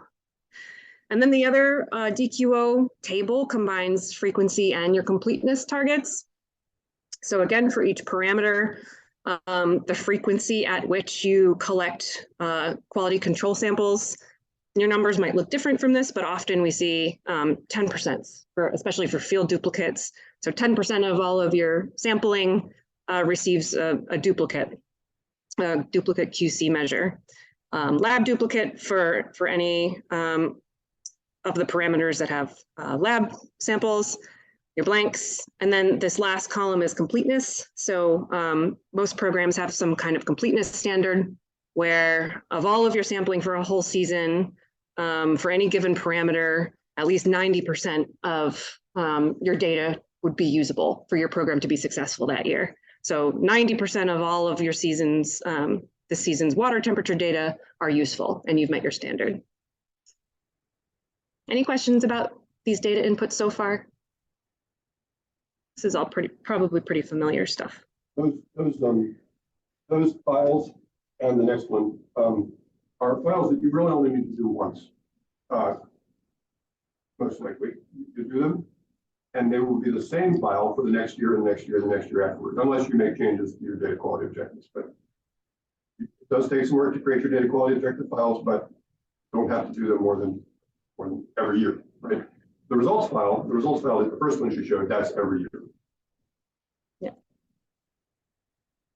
Your site metadata, you probably already have a table, something like this with your location ID, your location name, lat long. And then, so this follows the WQX format, but we've added something here called location group. This is for extra functionality where, some groups might want to analyze their data by upper tributaries or lower, you might want to break up your watershed in different ways that WQX wouldn't otherwise recognize. So this is an open field and it's an optional field. If that's of use to your program, you can break up your sites by location. And then the WQX metadata, this is a place where you can populate some of the requirements for WQX that don't really fit in elsewhere. And we didn't want to make you put them in the results file and have to keep writing them over and over again. This is particularly relevant for sample parameters that you're sending a sample off to the lab. So you'll see a lot of NAs for some of these other parameters that are in situ, but these bottom 4, these are all samples that go off to a lab. For a later part of MassWater is formatting your data for WQX. So MassWater will pull information from this table to populate your output that can go to WQX. And some of the things that WQX needs is your sampling method context. And this is basically how did you go out and sample in the field. We made a default one for people to use. It's just called MassWater, and the default is to be a grab. You're welcome to change that. So if you wanted to make your own, you know, this could say Ipswich River Watershed Association grab if you wanted to, or you could just stick with the default. That's entirely up to you. And then some additional information about how the sample is dealt with in the lab, how it's analyzed, and then the analytical method. So you probably have at least some of this in your QAPs already. Okay, any questions on that before I move on? So now you've gone through all this effort to put your data into the right format and create these 5 different files. And I'm going to show you the benefits of that. Oh yeah, Susie. What if so you might have multiple rows for E. coli? Yeah, that's a different labs shouldn't matter if they're following the same analytical method and context. Okay, Yep, but it's possible they don't. right. And then it would, well, that's a good question. I think you might have to edit the WQX output before it goes to WQX and update it with that. Yep, that would be a manual fix. Right, Marcus? Yeah. Yeah. As far as I remember, that's just. One per, yeah. You have like multiple E. coli lines, like an E. coli 1 for E. coli 2, and once you're categorized like that in your data. No, because it's the parameter, we're stuck using just it has to be just like that, the parameter names. Yeah, we can think about that a little bit more then. Yeah, it's definitely something we can think about if it becomes a big issue, but yeah, what Jill said is in terms of probably most of the time when something like that happens, you would just do a final edit on your WQX file, because that's all it affects the WQX file. It doesn't affect the rest of MassWater. Yeah, that's a good question. Okay, so why do all that? Why spend probably days or weeks formatting your data? It's because with the running of a single line of code, this line up at top, you can do all of your outlier review with a single line of code. So this is probably your first step when you're just screening your data, seeing how it looks. You've maybe finished your sampling season. You want to see how everything shook out. So you're in MassWater, you've loaded the library, and this might be the very first function you actually call up. There's lots of them, like I said, there's dozens, and you might, we hope that we've made it clear enough what each one does, and this one is short for Analyze MassWater Outlier. So that's the function. Everything in the parentheses is what you have control over. So it's pulling your results data, and we're selecting parameter DO, but you might pick any of the parameters that you've uploaded. It's pulling your accuracy data, so those standards that you set for your program. And let's say we want to group it by month, and you can group it in different ways as well. And you run that single line of code, and within a second, you get an outlier analysis for your whole field season for DO. So this is standard box and whisker plots. You have functionality where you can change this to a different plot type. But this is really the standard for outlier review. And so you can see right away that there's 3 different outliers shown here. And then you can run another line of code and see the table of those outliers. So then you can go and find those in your data, make a decision, you know, does this look right? Am I keeping it? Am I going to qualify it, or am I going to remove it, and decide what you want to do with each one of those outliers. And we're going to go much further into each one of these things. This is just the sort of the intro. The next step in your QC review might be looking at how your program stacked up against all of those standards that you had, the data quality objectives for accuracy and completeness and frequency and all of those. So we've summarized all of that assessment into one function called QC MassWater Review.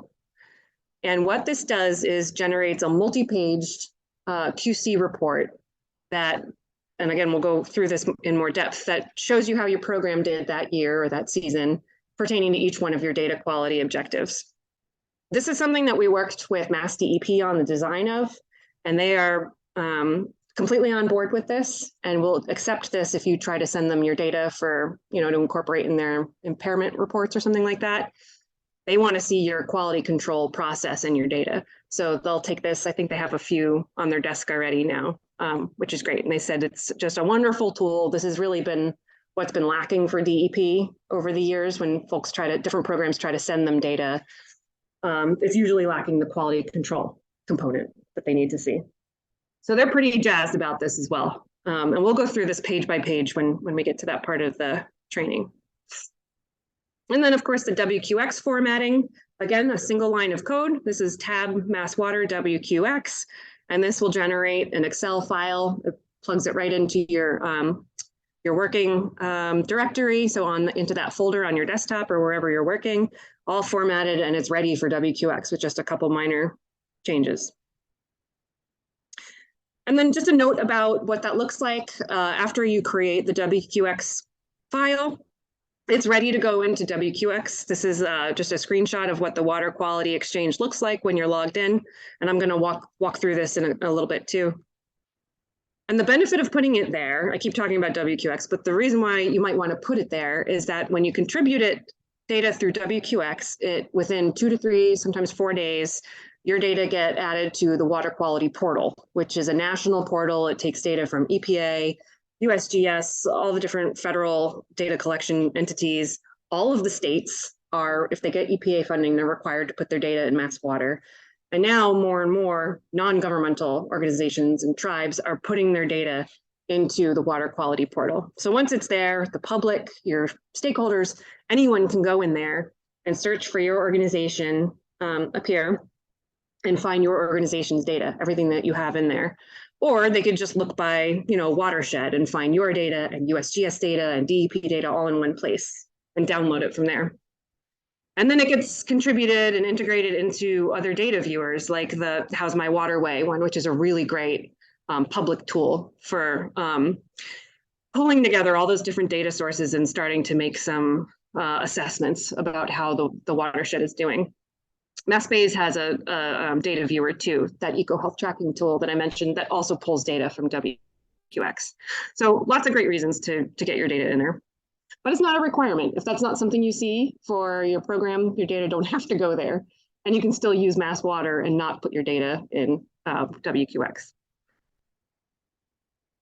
Oh, and the other thing for Massachusetts users is that MassDEP will accept your data going into WQX for them to get it. You don't have to send it to them anymore. You can, but they'll also accept data submission through WQX, which is nice. Yeah. So that was my question. Yeah. One is the other, but only one for WQX. Correct. But WQX. It will go to DEP. Yep. And the second question was that Q review, is anything similar required to upload to WQX? Nope. Nope. Yeah, WQX doesn't require quality control data. They probably should, but it's not required. But it's really best practice to have it there. Yeah. Yeah. So, and it automatically gets to the EP, but they don't get the UAQC sheet. Yes. Then they wouldn't be using that data in there. Yeah. And it doesn't automatically go to them when you put it in WQX. They go and get it from there. Yeah. So and we have this in the website too, how, what's sort of the last step of the WQX part of the workflow would be. And it's sending an email to DEP to say, hey, my data are in WQX for the year, and here's my QC report. Yeah, that's sort of the final step. Anything else? So then after you've done your QC screening, you've maybe cleaned up your data a bit, maybe you've sent it off to DEP or uploaded it to WQX or both, then you're going to probably get into the fun stuff for your stakeholders. So for your local communities, they want to see the data analysis and see how things are in their watershed. So that's where some of the really great analysis functionality of MassWater comes in. And I just wanted to share a couple examples. So a few different options for analyzing data include seasonal analysis. So that function is called Analyze MassWater Season. And one line of code and just selecting DO for the parameter generates this really great bar plot that has the actual data points scattered and then the bar, going up to the mean. This is separated by each month of your sampling program. We also added in a threshold here, at least in Massachusetts. A commonly used threshold is Mass DEP's warm water, the different classes. And this one's a class AB line. So it's this brownish orange line that goes across. If your program is in marine waters, you will have the marine standards show up. And if you're freshwater, it'll be the freshwater standards. If you want to get rid of the line, you just don't include that in your argument up top. So you have a lot of control over this. You can even make your own line with a different threshold on it. You can look at time series analysis. Some programs like to do this and break it up by site. I'm just showing 2 sites here so that it's not too much to look at, but you could have all of your sites across the time series. Again, we're just looking at DO in this case. Site by site analysis, you can see the variability across your different sites, and all the sites are on the x-axis here. Sorry, that's a bit small. And then finally, map analysis. And we're going to walk through each one of these different analysis strategies together as a group. So map analysis, that function is analyze MassWater map and generates a really nice, quick map at the bottom of all your sampling stations and their data. So we're still looking at DO here, with the color ramp being the DO values. So then the last thing I want to talk about is the web-based community of practice forum that I've mentioned a couple of times now. So this is a forum built in Discourse.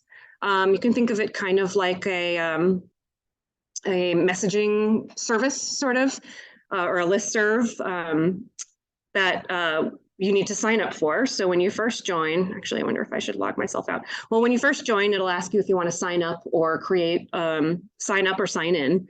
And then you create a free account. Sorry, you have to keep track of the username, one more username. And then when you join, you could join any of the communities of practice that MassBays has. There's a few different ones like AquaQuap. If you're having trouble with your quap, you can go there. iSeagrass, seagrass mapping tool, but you'd be most interested in the MassWater one. And when you're there, you'll see that there's a handful of different discussion topics happening here, different threads. This is where you would probably start if you came with a question. You're working in MassWater and you realize, I'm having trouble with this mapping function. You'd probably come into the COP, do a look first, see if there's any topics that are already existing pertaining to mapping. You can also do that by this little search bar up here. Search map, how to get started. So there's nothing really pertaining specifically to the mapping function. So then you might want to start a new topic where you'd write the name of your post, describe your post, and then have your detailed question at the bottom. You might tag it with one of these different tags that helps other people more easily find your question or learn from your question. And then when you create that topic, that sends an email to Marcus, myself, and Ben, and then we respond to that, hopefully quickly. Usually like same day or next day, as long as one of us sees it quickly. And sometimes it starts a whole discussion, and sometimes other people might chime in and say, oh, I experienced that too. And it's meant to be truly a community where,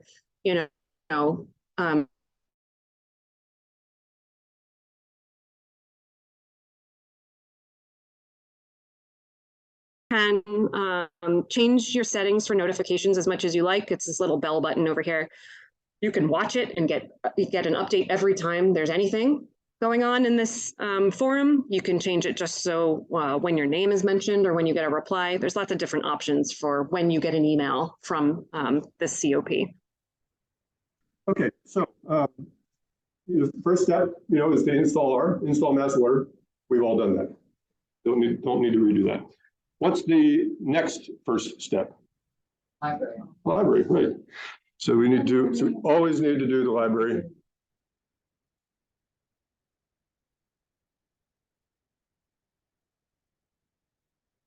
Library. So there are a lot of tricks here, shortcuts. I typed in library, just press enter. It gives you the quotation marks, and start typing MassWater, and it will prompt you. If you just press enter, it will fill it in.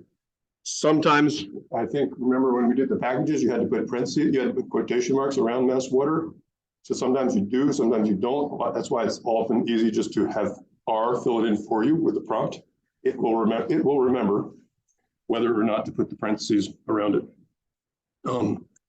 Control Enter to run that library.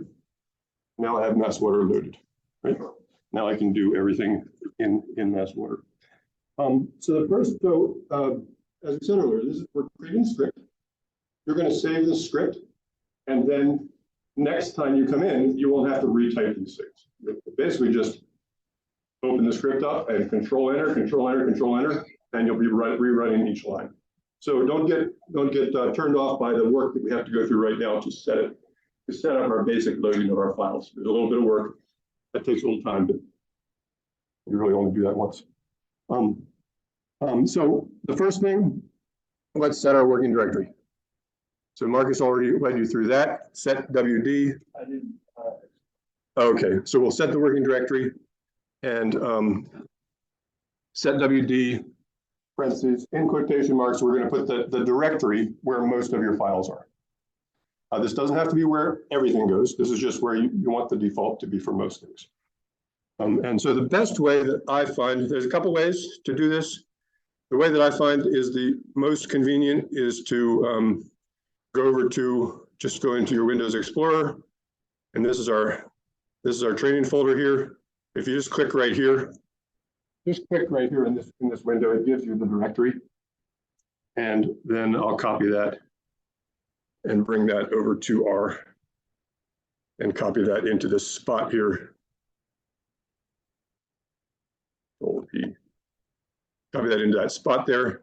And what do I need to do to change? What do I need to change in that file path? The slashes, right? I need to change all those slashes to go the other direction. Okay, so just change those. That's just one thing you just need to remember.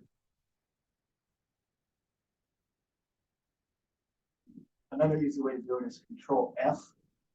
You can do find and replace. Yep.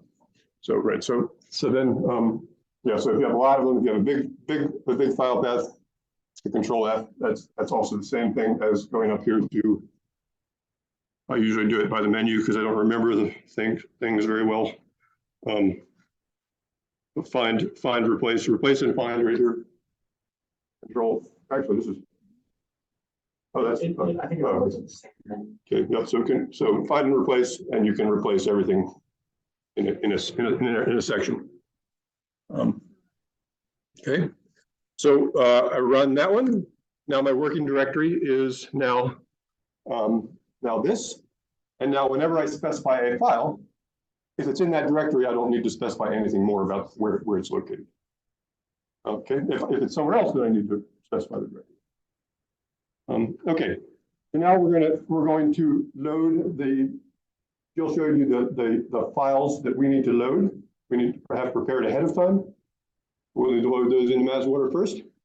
The first step for that is to let's create a couple variables or objects for each of our files, for each of our file names. You don't necessarily have to do this approach, but I find this a nice clean way to do it.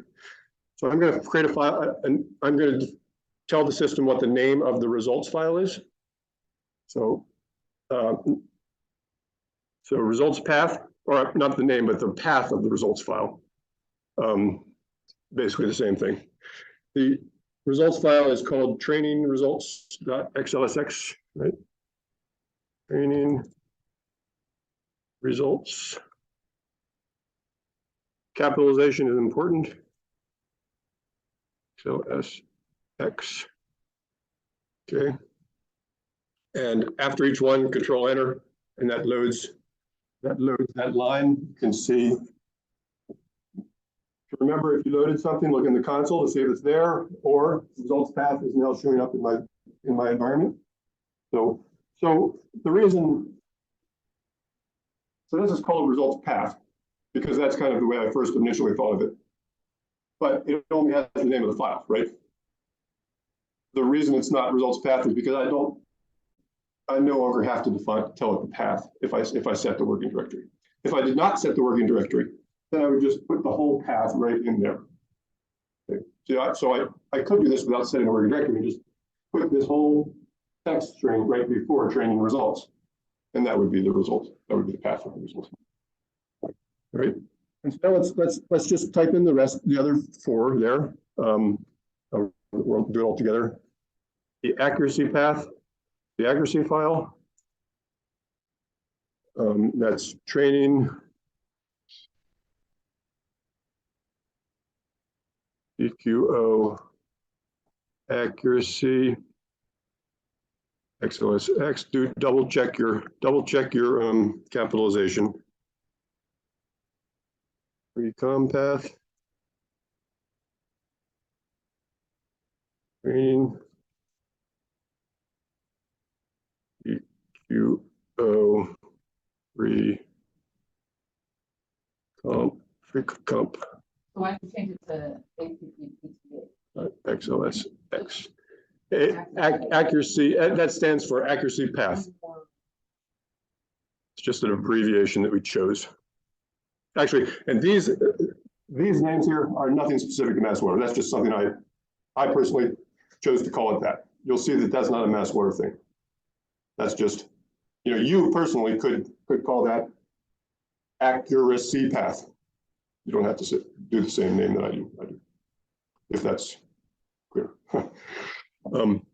These you'll see in a minute. Those are just placeholders or objects that we're creating right now to use later. Site path, training, sites, WQX path.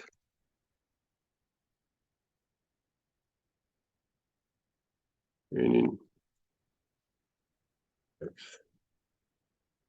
Data.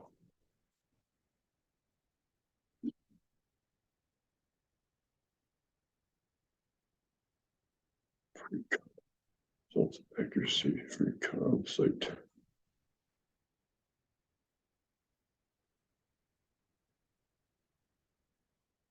Okay. Raise your hand and get those all typed in. Keep them up.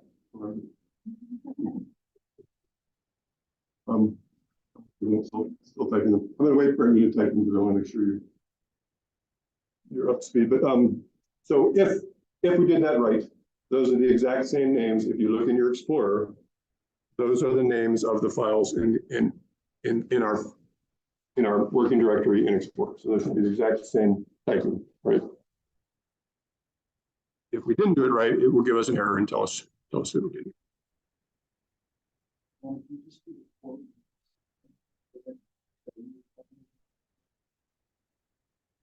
Oh, I don't know.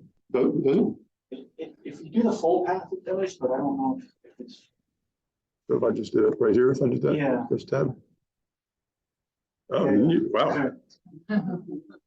That's why we like having him around. How do you do that? Yeah. So You just do the empty quotes. And just the list of all the things. yeah. So instead of typing those, I could have just click that, and then I have it.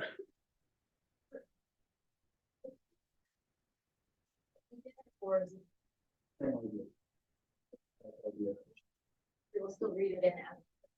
Yes. Okay. Well, with a couple extra things that kind of works. Okay. But yeah, the import functions all use read Excel inside, but there's a bunch of extra stuff we're doing specific to MassWater for checking and some formatting. Cool.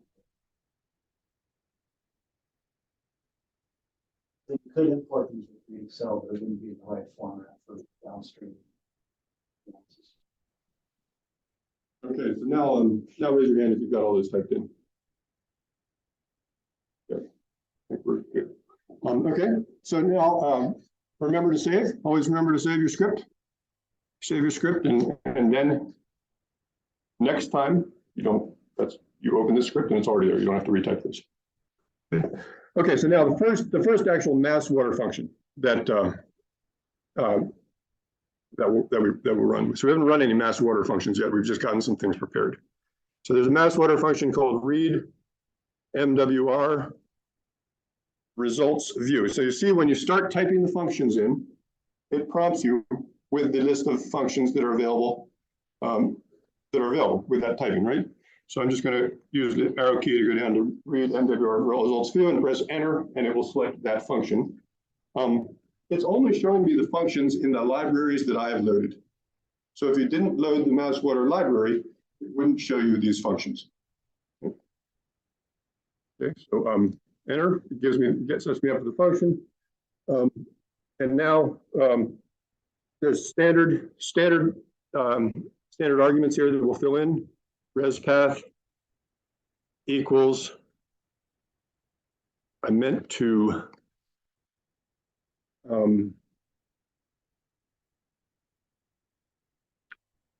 let's see here, I meant to change.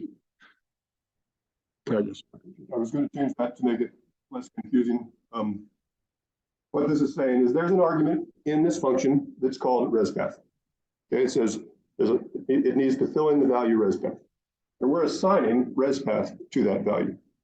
This res path is this one right here. Okay, they're not necessarily the same thing. This one's the one in the function, and this is this value. Sorry about that. Just I should have used a different value there, but R can understand that. It doesn't have a problem with the fact that it's in there. Okay. We'll define the output directory equals get. We'll say get the working directory. Enter, and that should have two parentheses after it. As Marcus said, sometimes functions don't always have any things in the parentheses. And we'll define the output file. And I'm going to just go to the next line to do this. Output file equals, I'm going to give it a name, results check .csv. Okay. Okay, so this is one of the first MassWateR functions. Read into our results view. Results path, output directory, get working directory, output file. This is what the file is going to be named. This is where it's going to go. Before I run this, Marcus told you about the help function. Any function, you can, if you want to find out how to use the function, you can use the help function in R, which is go down here and type in the question mark, read MWR results view, and enter. And over here in the help window, it will give you everything you need to know about that function. So it tells you these are the things you can define in the function: the res path, output directory, output file, other things you could define. And it tells you then, and down below, it tells you how to fill those out. Res path is a character string of the path of the results file. It could be the whole path. And remember, this is the path in that directory. So it tells you everything you need to know for that function. And so keep that in mind for the future functions that we're doing. You can always go to help to find out how to fill that function out. Because some of the other functions will have, actually some of our functions have like 20 or 30 different arguments that you could fill in if you wanted to specify, to customize something. We're not going to use them all now. Later, if you want to try using them, you can go to the help file, to the help window, and it will tell you how to use that other argument or what it will do. Scroll down. Up here. So you see when it's the name of the function, the argument names, there's 5 arguments this function can take, and any argument that doesn't have an equal sign after it are things you have to include. You have to tell it what the path is, results file. You have to tell it what is the output directory. Everything else are optional. And these are and when it does have it, that's the default. So it's telling you if there's a default value. That's what it is. Okay. Yeah, Susie. So the output directory is where it is going to put something, or that's what it uses to find the res path? Yeah, no, that's where it's going to put the something. The res path is here in this directory, right? Is here, which uses this directory. The output directory is going to be where we're putting it. Yeah. And if you were to run that get WD function in the console, it would just return a string of the past. Yeah, so, Nothing fancy about that, but if you don't know what your working directory is, you can always use that. yeah, so I ran get WD here. It's just giving me that working directory that we set. Okay. Nope. Okay, so so the read MWR results view function. This is a good this is a function designed to help you make sure that you've correctly entered your data in the results file, that you don't have typos mainly. Run that, and it gives you a message saying CSV's successfully created, the location. Let's go, you guys can all run that. Let's go over to the location, to our folder. And the results check file is right here. Open that in Excel. Oops, what happened there? And what you see is just a file that has simply a series of columns in it. For each of the fields in your results file, it will tell you. I'm going to open up the results file too. So my results file is this one.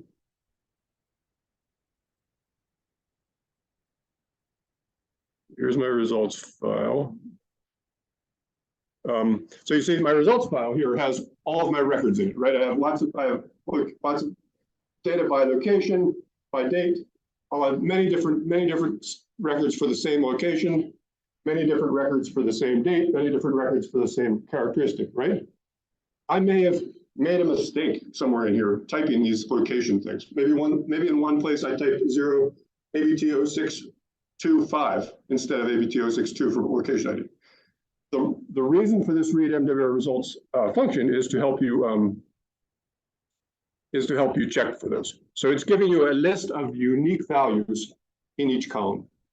So it basically just tells me these are all the unique site values that I entered in my results file.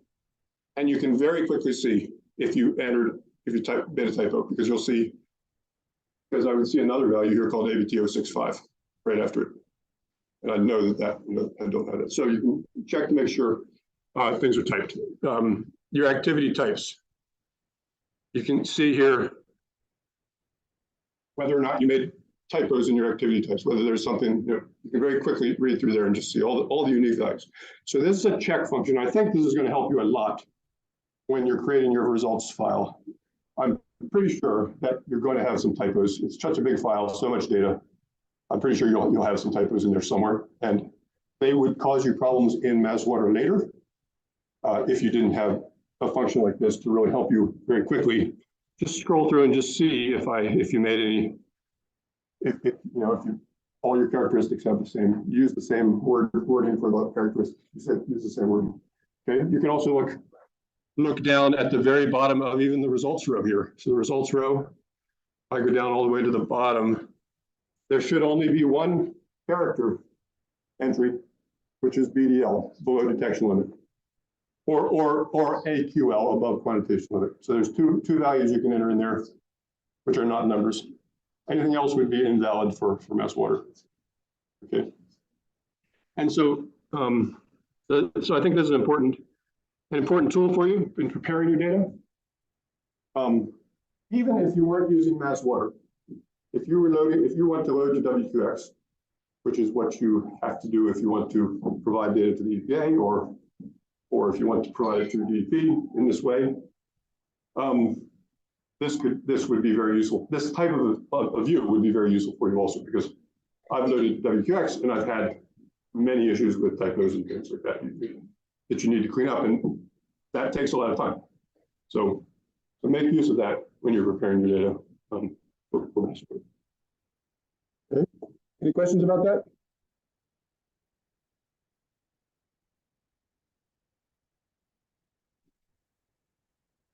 Okay. Okay. So now the next step in the MassWateR work process is to load. We've defined the file paths. Now we're going to load all the files into MassWateR so that they're available for use. Okay. And the process there, this is where we start using some MassWateR functions. Again, we're going to run a set of five functions, one for each of the types of data. The first one is we will assign, we'll use these functions to assign the data to an object in MassWater. So we're going to create an object called resdat for the results data, and we're going to assign all the results data to this object. This will become a data frame with all of that results data in it. Okay, so resdat equals or assigned to resdat the read MWR.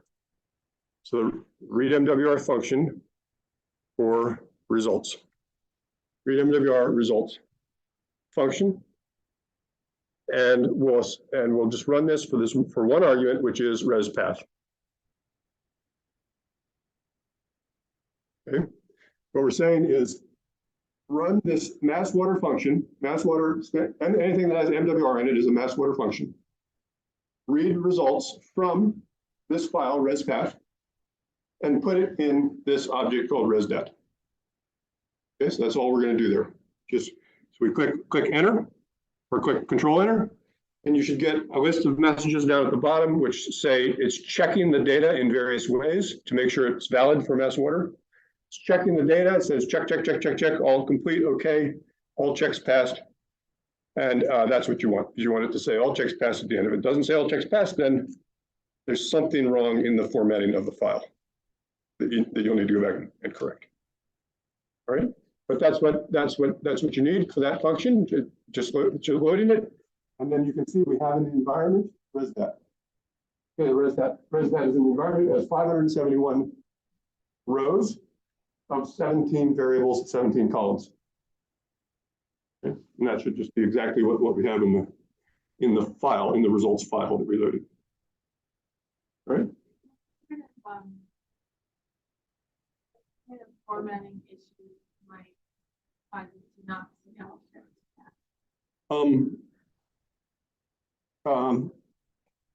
We have exactly these things here. So we have certain column names. You can only, that results file has to have a certain structure, has to have certain column names. The column names have to match exactly. Okay, the activity types have to be of a specific list of activity types. Okay, so there's lots of things that are defined as you can only use these entries, and that's what we're checking to make sure you haven't used other entries or you haven't made typos in your entries. And so that's a good lead into looking back at this results file that Jill showed. This is the results file. Again, you need to use the same structure. We give you the template for it. You can't change the structure. You have to use the same names for the columns. You have to use the same activity types here.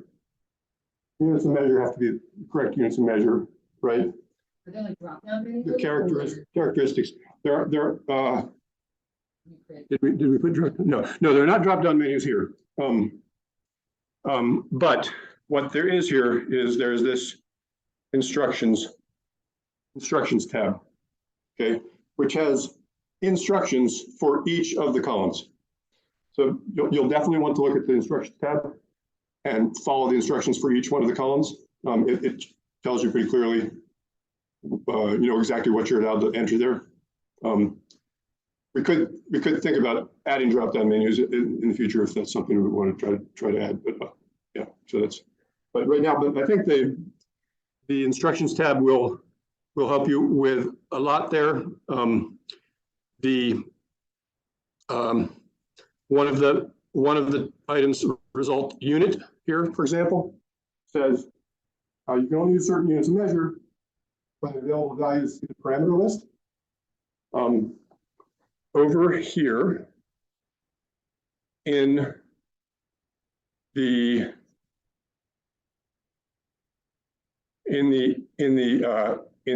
website, we have these resources that Jill was showing you, and the parameter list is this parameter list and units right there. That's this. And there's also this parameter thresholds. Those are two files that are automatically loaded into the system, into the solution. But you can see them here, and this parameter list is telling you the list of, I'm going to open that, the list of parameters that are allowed. Okay, and so this is the parameter list. This is the list of units of measure you can use for each parameter. And this is the list, these are the list of parameter names that you can use.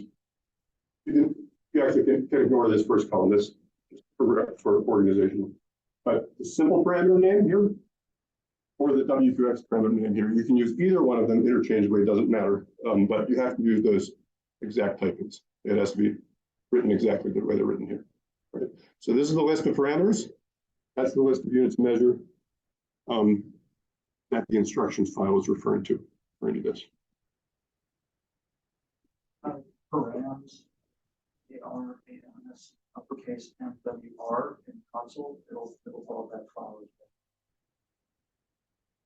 Right, yeah, so for example, view. So you can just type that, or I'm going to type view params MWR, and that will open up then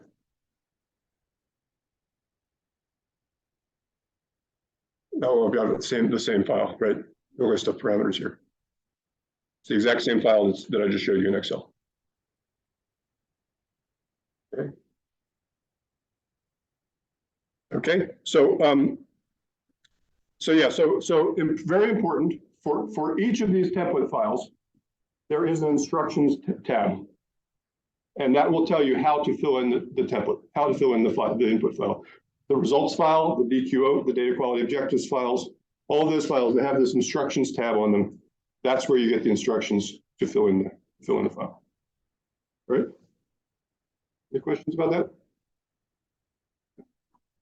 Last time with the beta testing, if you were doing E. coli, you could only have 1 unit. Is that still the case? You can only have 1 unit of measure? Yeah. Yeah, that still applies. There's, it's really difficult to include different means of payment in the same number because we have to have conversion factors and we don't know what combinations of things we would have. Makes it a lot simpler. You were referring to the fact that in your results file, you can only use 1 unit of measure in that results file, right? So so you can use CFU, Jack can use MPN, somebody else can use this other unit of measure, but in your results file, you need to use the same units of measure all the way down. Yeah, it would cause trouble if you use multiple units of measure in one results file. It will give you an error telling you there's multiple units of measure there.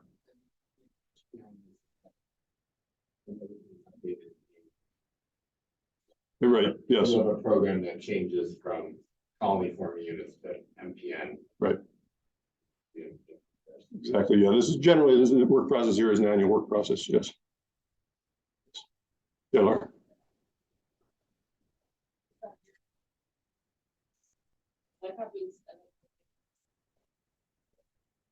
Does the data be wrong if you have switched the units, put it into this? I know they're like 1-to-1. Right. People use them. But... So for our purposes, for MassWateR purposes, they wouldn't be wrong because there's pretty much 1-to-1 relationship. For WQX, when you load it, when you do the follow-up step to load the data into WQX after MassWateR, yes, you need to make sure that it says CFU or MPN correctly. They require the distinction, and that will require a little bit of editing of your WQX file before you load to WQX. Well, yeah. Again, if things like this, these are design decisions that we made as we were building the solution, but if things like this become very common, and let us know. We can always evaluate whether or not to make special exceptions for things in the design of the system. Okay. Okay. So we loaded our results data. Let's load the other files. So we'll just do what's typed on the screen here. We'll load the accuracy data. Read MWR accuracy, and we'll do path. Okay. Free com data. read MWR free com.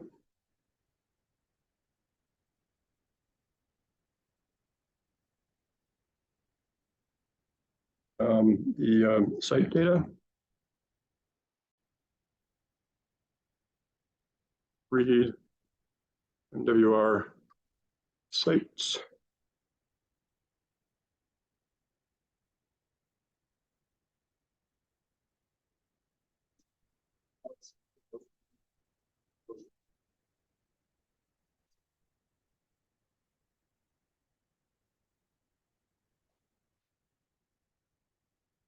Okay. Path.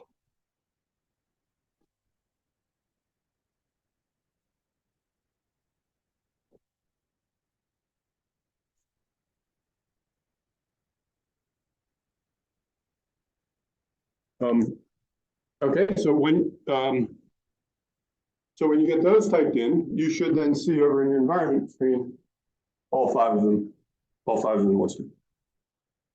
Okay.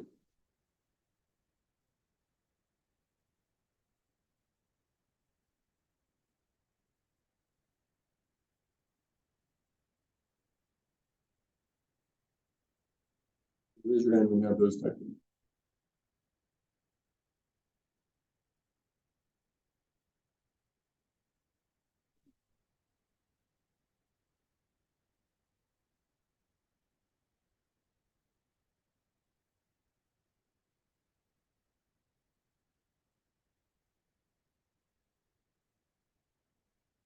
It's reading these in, it's also checking them and formatting of them. Right, yep, so each one is doing a different type of check for each different file is. So we're getting all okay, so obviously you guys have like vetted these data sets for us, but in ours, if we did have an error with like different types of units or some issue there, it would pop up and tell us the error right there. We tried to make it so that it will explain the error. It's as descriptive as possible. Okay, well, There, that is possible. You can only create another thing. We're trying to predict that, yeah. but I'm sure one of you will. Yeah, no, that's what it's trying to do. Awesome, and then we can go back and manually fix that Excel and then try to. Yeah, so that's a good point. So I can go, so for example, I ran these. This one right here gave me an error saying it didn't load. I now go over to Excel, change it, stay in Excel, and all I have to do is just click that one and rerun it. Okay, and it's done. It's in. It goes the whole process again. I don't have to retype that again. I don't have to close R. I just rerun it, and it's just reloaded the current version of the Excel file. The errors for users,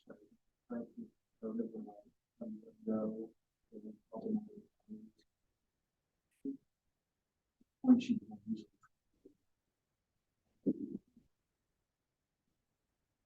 Okay, everybody raise your hand if you've got that typed in. Okay, a couple more people doing it, but I'm going to go to the next thing, which is there's one more step to preparing our files or our data is for simplicity. What we've done is we've taken all of these 5 different data sets now, they're data sets, and we're putting them all into one single data set so that when you run the functions, you only have to say one thing. You don't have to list all the 5 files. You're going to say, I'm going to run this function on this whole set of data. And what that is we're calling it, I'm going to call it here, a file set, ls for list. That's just a name I've given it.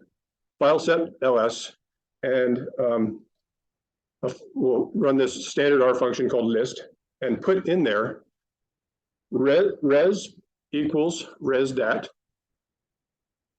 Okay, accuracy, ac equals acdat, and so on for each one. Free com equals free com dat. Should start seeing a pattern.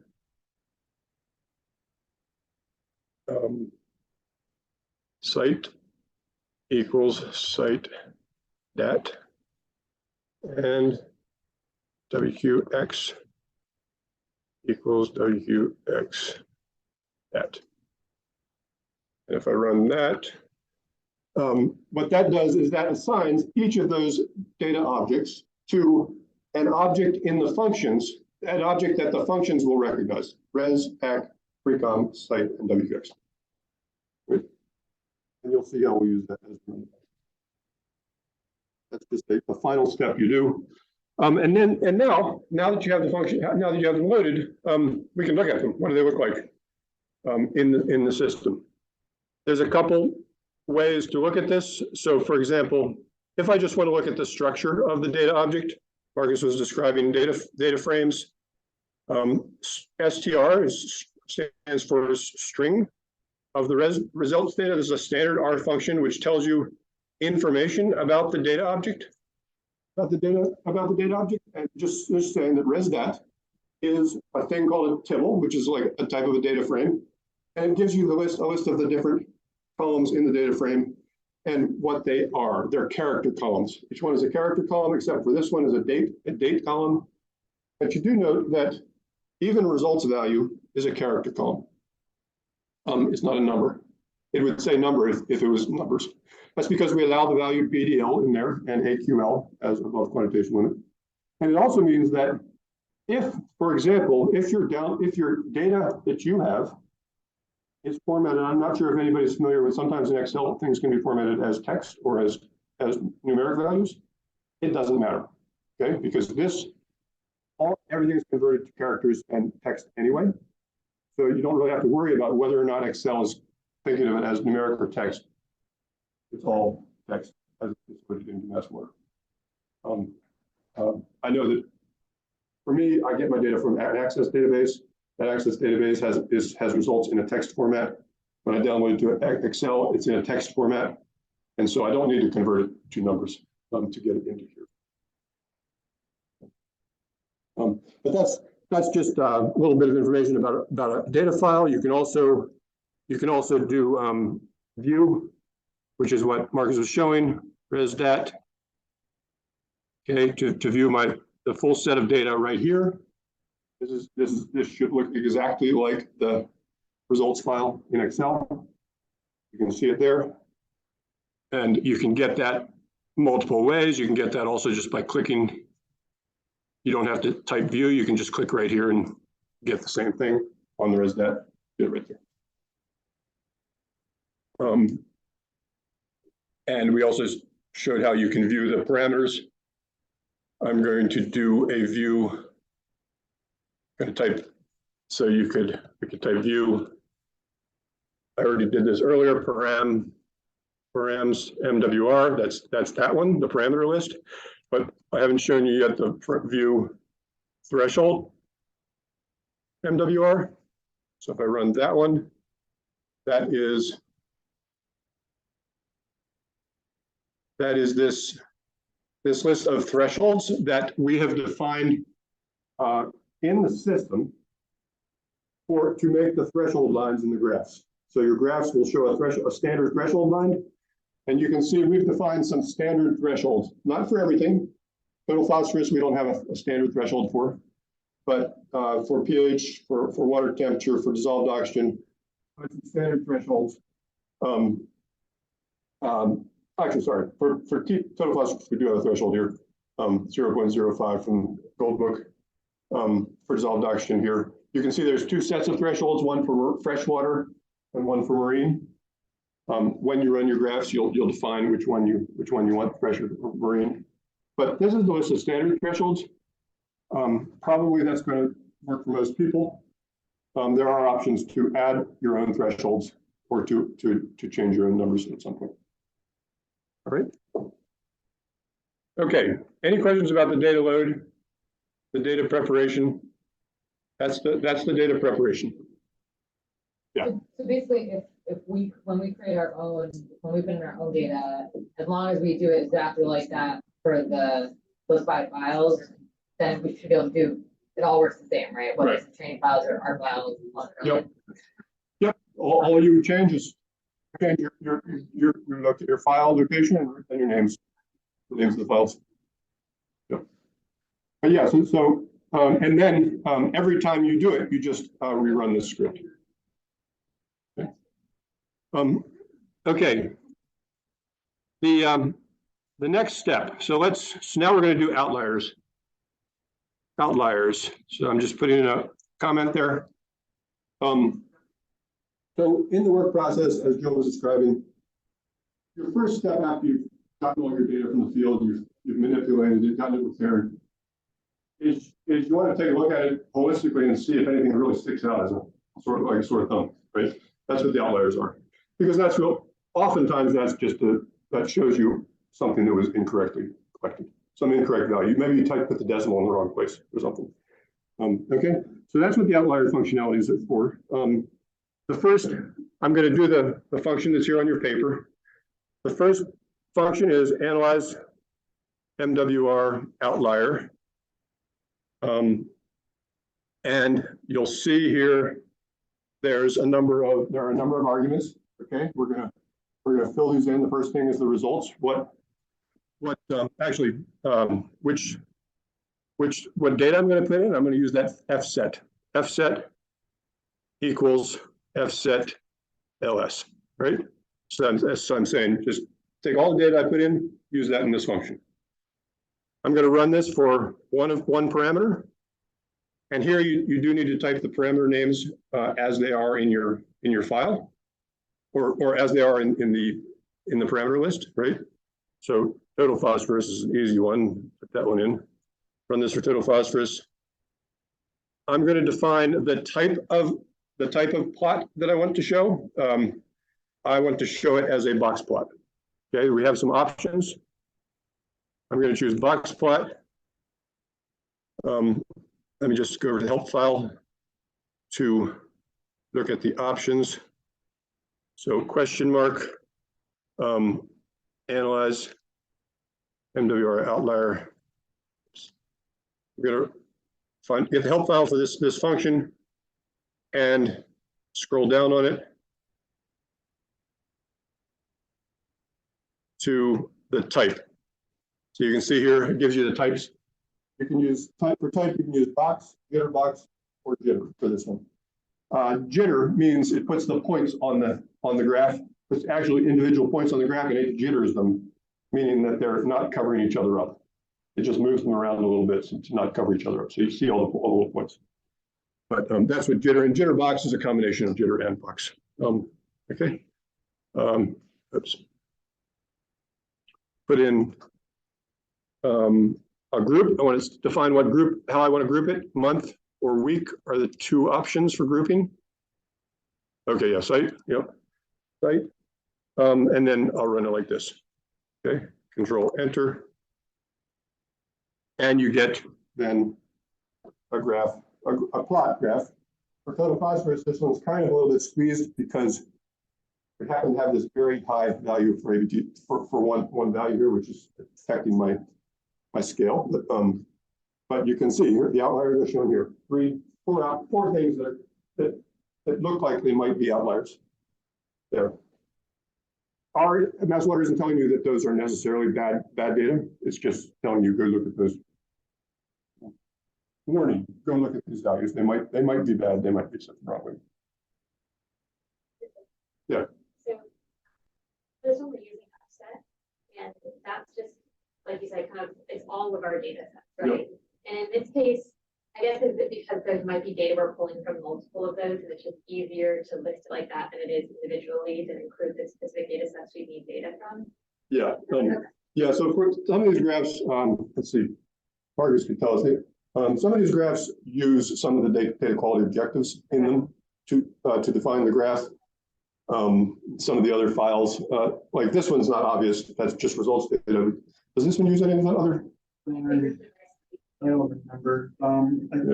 Yeah, but the point is some functions use just the results file and just the accuracy file, others use just the accuracy file or just the site file. And so if you use the fset ls approach, it doesn't matter. Just it's all in one place. And if you're missing one of the files that it requires, it will tell you which one is missing. But you could have fset ls just be like 3 things, not the whole 5. Do it that way, but it might not work well one function, but it will Yeah. tell you what's missing. So it's better to just make it with all files in the place. And then when you're saying your parameters, like because TP would be the same across all of those sets, if you did have multiple sets that had that variable in it, like it knows, well, do you mean, because I feel like a lot of times, they'd be like, identify my data set, identify the column or row I'm interested in, and then I would tell specifically what to do. So that's kind of like catch-all, just for using the same variables and terms across all three. Yeah. Right. And it checks out when you input the Right, so just probably more information than you were looking for, but you could in the help for this file, for this function, it does say you could just define the results file and not define fset. Right, so fset just makes it easier. What it's telling you is you have to define these two if you don't define fset. But fset just makes it easier in one place. Okay. No problem. I did want to show you about the outliers, as Ben was saying, just because they're flagged as potential outliers, they're real outliers, they might be, they might not. Based on how the outliers are quantified, there will always be outliers shown in this plot. It's just a function of the range of the data. So don't, point is look at the actual values of the file, make the judgment call. This function will facilitate that. Okay, so that's basically the outlier function. We can easily change anything here. So let's change the parameter to dissolved oxygen and rerun it. We now have dissolved oxygen. We're now looking at outliers for dissolved oxygen. Let's there's other things that we can change here in this function. There's a whole list of arguments there. Many other things that we could do. Some things are little things that aren't really aren't critical, or like I could change the label size. Lab size equals, I'll change it to the 2 and run that. And then the labels for the sites are smaller in case I wanted them to be bigger or smaller or something. I could change the date range of the graph. And the way you do that is you type in the argument date range equals, and you use this combine function to enter 2 dates. Dates have to be entered in a certain format. So the help file again shows you the sample, but we can type in 2022-06-01, and then the other date would be 2022-07-31. Okay, run that, and now I have it just for this date range. Okay. So there are a number of things that you can define when you run the function. You don't have to use all of these arguments. You can run it for the very basic pieces, like just the parameter and just tell it what group and tell it what type. But there are other things you can add in. I'm not going to show them all. One thing to remember is that as we go through this training today, you're going to see many different versions of plotting. And many of these little tricks, like date range, are carried through all of them. You can do them in all of them, and we're not going to show them each time, but you can remember that they're complementary, right? They're additive. You can do these same things in lots of the different graph functions. All right. Let's see. So let's take away this. I'm going to comment that out and put the parentheses back at the end of this and rerun that. I have a couple outliers. Let's say we want to see what the details of those outliers are, more details. We can run a function. When we run the function, I'm gonna take this and just create a new line down here. No, I can't. It's not good. I'm going to copy that function down to the next line, just rerun it and add another argument. Copy. And I'll add on here outliers equals true. What this does is it changes the output of the function. It doesn't output a graph. So it didn't change that graph over there. That graph is from the old run, but it returns the list of outliers in the list of outliers in the console here. But the list is kind of not ideal right here because it's it basically says here 4 more variables are available, but it's hidden them because we didn't have room in the console. Okay, so the way to get the full view of the outliers is, instead of just doing that, let's just say, let's make an object called DO outliers and put it at the beginning of that statement there. So now we're saying assign this with outliers equals true to that object, DO outliers. Okay, I'll run that.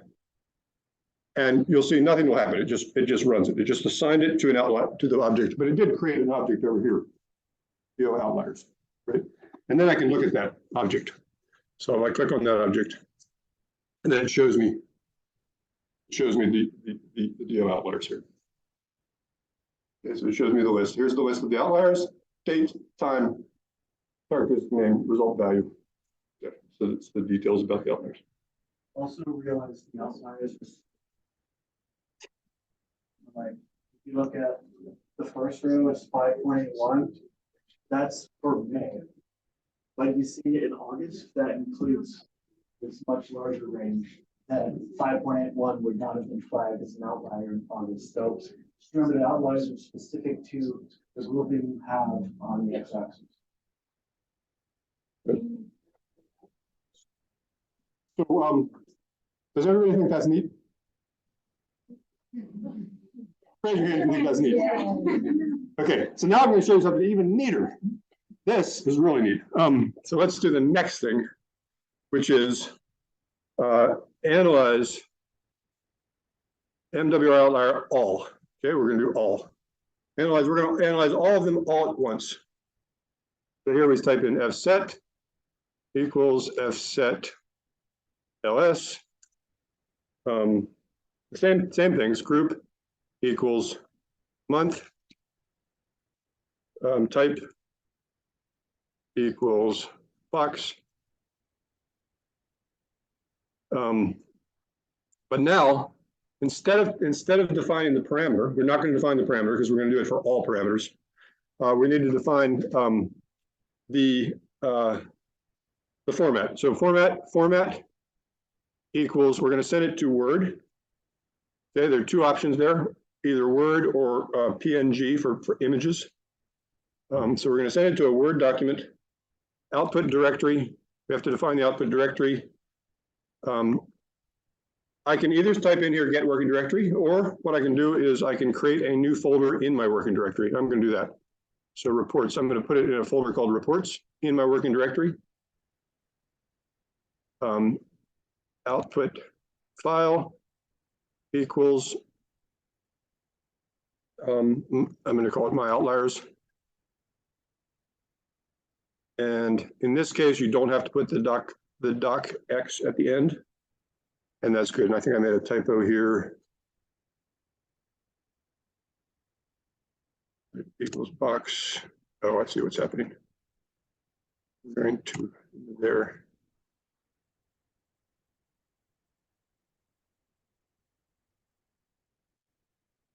Make this a little easier to read. Okay, so you see, okay, so now I have analyze MWR outlier, all the same things, but I'm defining a Word document where it's going to go. And if you run that,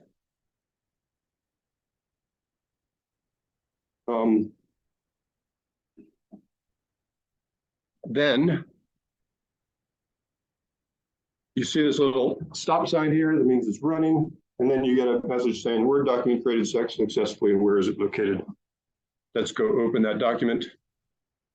Over here in my folder, there's a new folder called reports. In that reports folder is an object called a document called my outliers. And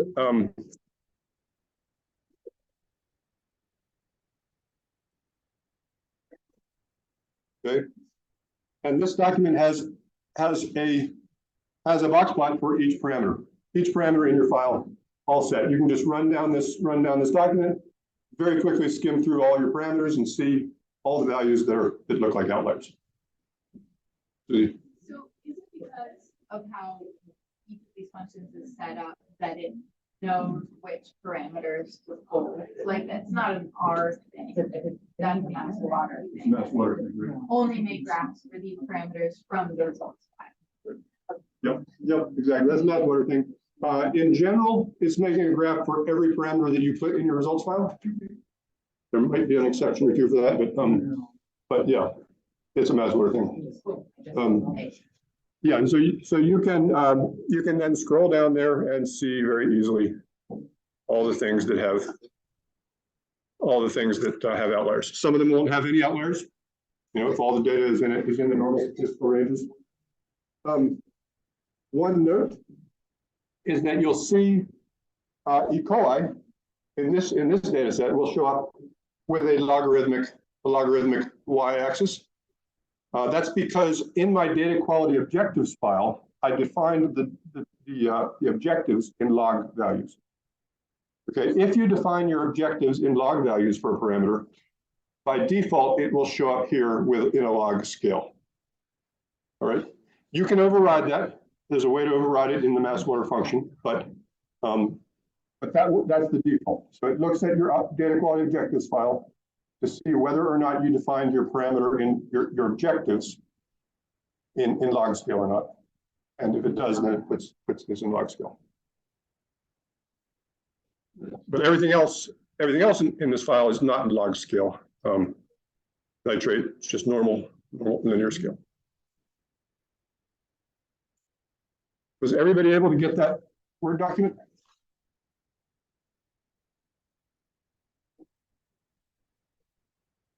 If I run that same function and don't use Word, if I use PNG for the output for the type, let's see here, do I still need to put the output and try running that? I think I got that set up correctly. I'll go over here, and now I have, instead of one, I have my outliers document here, which I've already created, but now I just created an image for each of those outlier files. So all these images were just created. So for example, pH is now an image that you could then use, copy into a document, into a Word document. All right. Okay. Okay, so now are you floored? Yeah. Now do you think that's neat? Yes. Okay, so any questions? Any questions on outliers? That's the outliers. That's the first step of your QC process. Check for inaccurate data. The next thing, what I didn't show you, one thing I didn't show you was probably worth showing is the jitter. So I think, so Jill already showed an example of jitter, but let me just go up and rerun this one. Instead of box, I'm going to run it for jitter box. And you can see what it does is it just adds, it shows you the outliers in red, but all the points that the data is based on. Overlaying on top of your box. Then you can turn the box off by just doing jitter. Okay. Okay. So the next thing is, what's our timeline? Yeah. The QC report left. Want to put that in 15 minutes or stop to lunch to do that? Let's do a little bit of it now, and we'll come back and continue and finish it after lunch. Oh yeah, what was the original timing for lunch? 12:45. Did people hold out till 1 o'clock for lunch? Okay, so we'll do a little bit of the QC report. That's kind of dense, and then I'll give you a break and come back, and you can look at it again with fresh stomachs.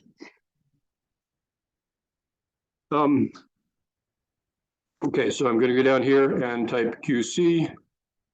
Oops. See.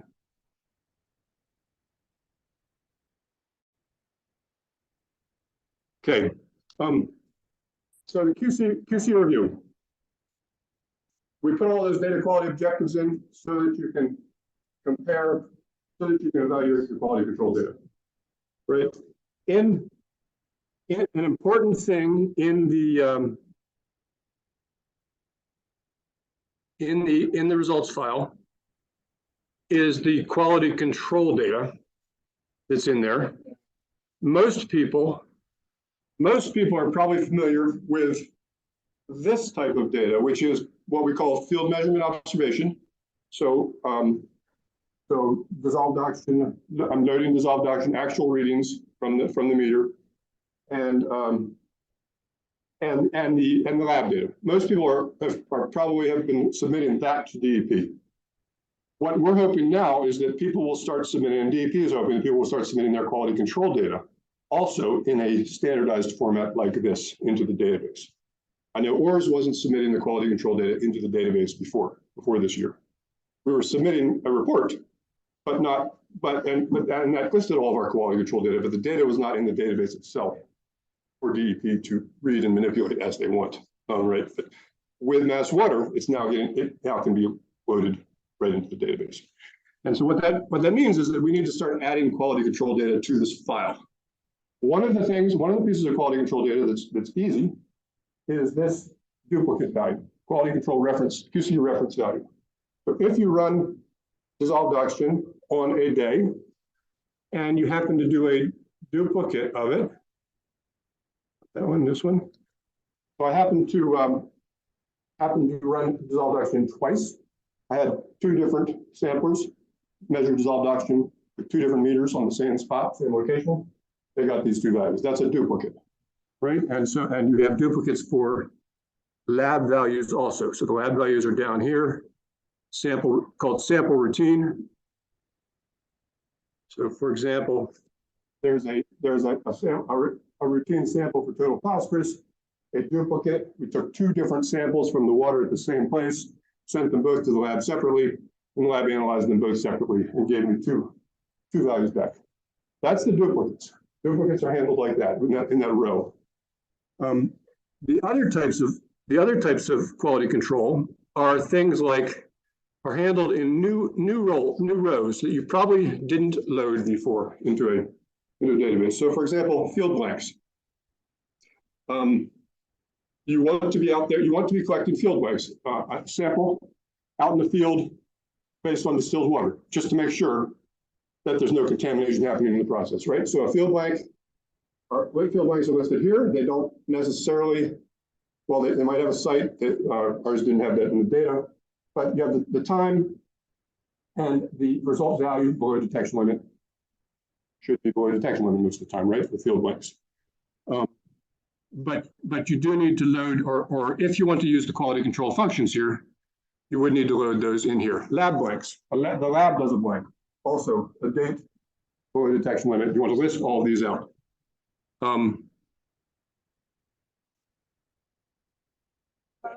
It depends on your contract with the lab. They may not necessarily by default, but if you ask them to, they can. So yeah, all labs can do it if you require them to, or ask them to, or put that in your contract with them. Lab duplicates. The lab does a duplicate. They take your sample, they divide it into 2 pieces and measure it twice in the same process. They give you, again, you want them to give you that information. Those are the 2 values that they gave you back. Lab spike is when they take a sample, they add a certain amount of the parameter to it, of the analyte to it, and to expect to get a certain value back, and they tell you how close they got to the expected value. So the expected value should be 100% recovery of the analyte, and they got 99% or 102%. Okay, that's what. So again, that's information that they should give you back if you have in your contract with the lab to do a lab spike. Not everybody does lab spikes, but they're a good step to do. Calibration checks when you're with your meter. You want to be comparing your meter's reading to a standard, to a pH 7 standard, for example. You use a standard pH 7, you get 7.06 back, 7.11, right? So this is where you're calibrating, you're checking against a calibration standard. And that's the data you're entering in there. So these are all the QC information that a meter lab blank. Also, same thing. If you're doing a meter check for specific conductance, I do a check against distilled water to make sure I get zero conductivity back. Right. So those are all things that you would meter lab duplicate, the same thing. If I'm doing a duplicate in the lab, sort of like a field duplicate. So all options, not everybody has all of those different QC things, but they would be added in extra columns here. Yeah, Mark. We never volunteers to go and take.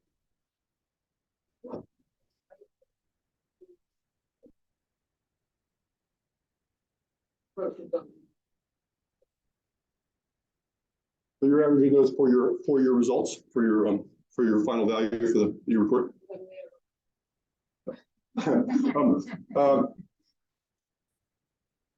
Yeah, I can think about that and give you some ideas of how to do it.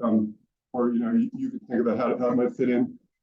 I would say that just off the top of my head, I might take one. I might say I'm always going to think of sample number 3 as the duplicate and compare that to sample number 1 and say there's a field duplicate for me. I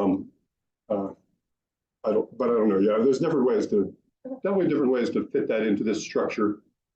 You would probably your result number would be your average, probably, right? That would be the average, and then you think of other ways to handle the duplicates in the QC. Right. And as long as you're defining in your QAP, you define what those numbers mean. Okay, so now. So in MassWater, then once you load all your data, we have these functions which help you evaluate the data. So let's run the first one here, which is tab MWR frequency. Tab MWR free, and we define the F set equals F set LS. Type equals summary. And I run that.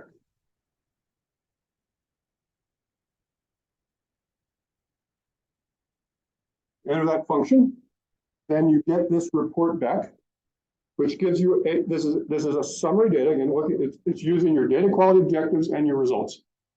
And it's telling you then what percentage of my data records did I do quality control check? Did I do QC checks for? Right. So you have you say in your QAP that I'm going to do a certain percentage of quality control checks, and this is confirming that you did them or not. Right. So I have for ammonia, I have 43 ammonia field duplicates. 43 ammonia records, right? And ammonia results records. And I did 4 field duplicates. Okay, so this is the field duplicate section, ammonia.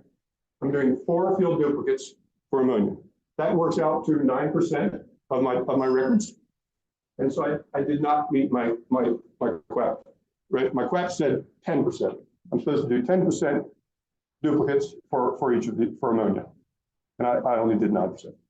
Okay. So that's telling you right there. Okay, I didn't quite hit my QAP, but everything else I hit the QAP on. Right? I got percentages above. In other words, I have 20 nitrate samples, and I did 2 field duplicates out of those 20 samples. That's 10%, and that meets the QAP. Right? Scrolling down, you get the same information for each of the different types of QC types. Lab duplicates. This is how many samples I have. It's the same number of samples as the field, of above.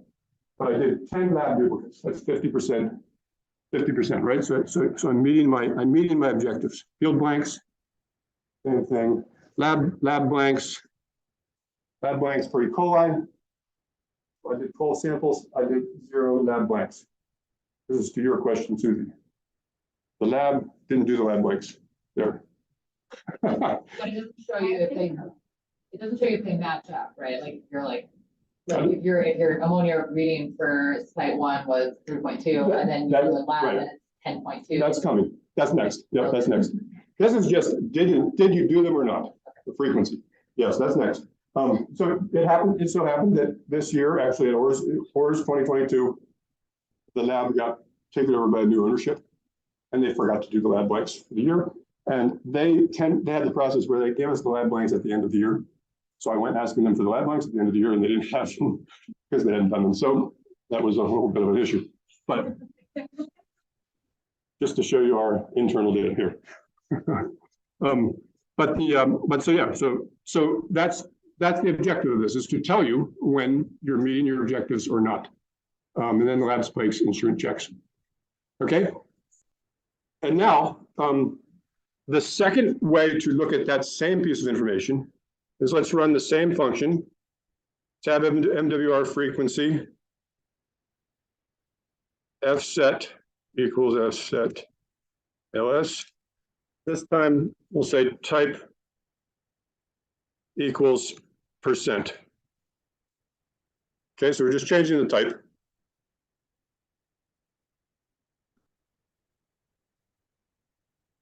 This is just the same information, but in a more summarized format, right? So it's all it's showing you is just the percentages. Remember, I only had 9% for ammonia, only had 0% for E. coli.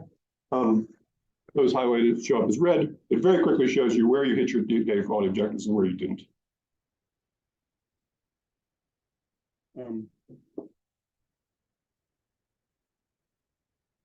Any questions on that?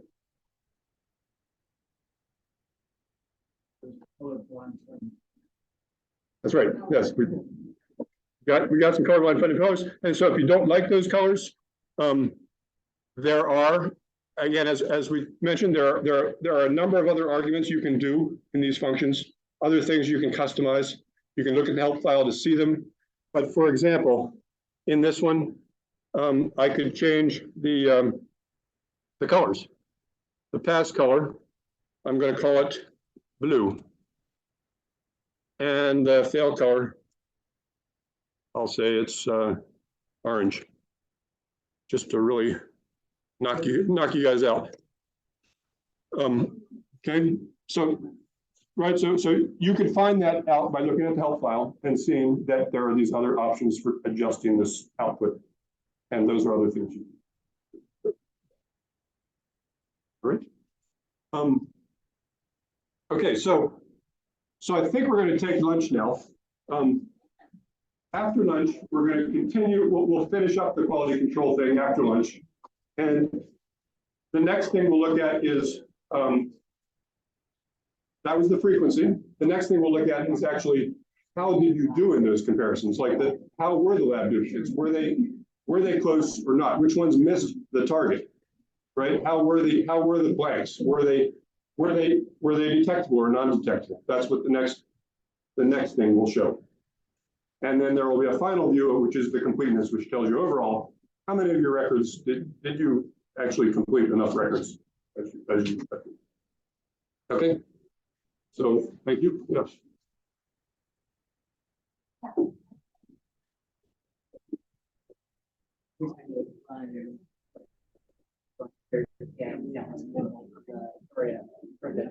What does the last report show us? The percentage of what? Frequency, the percentage frequency, which is many QA/QC tests we did. Right. Yep. How many tests we did compared to how many samples we took. The next one is how many of those tests were good, met the objectives, met our data quality objectives.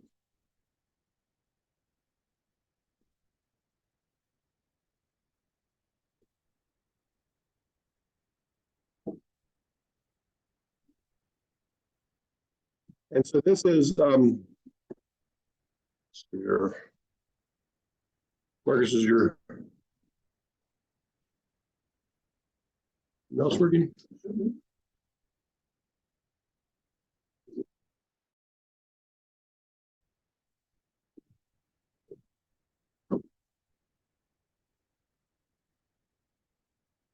Okay, I saw something there. Yep. Okay, there we go. Yep. Okay, so this one's another function, tab. And accuracy, AAC, and same things. F set equals F set.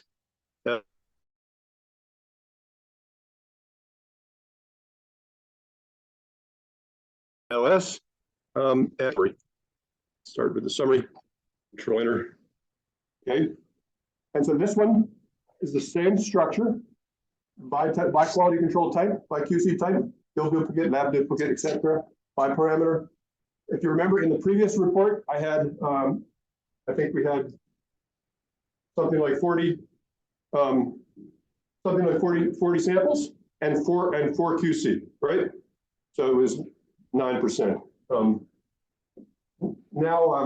Now it's just showing me the number of quality control checks in total and the number that missed the data quality objectives. Okay, so it's saying out of my 4 QC checks, one of them missed the objective, and so I have a 75% accuracy percentage. And so that would be, if I go over to my data quality objective file, let's open this one, DQO accuracy.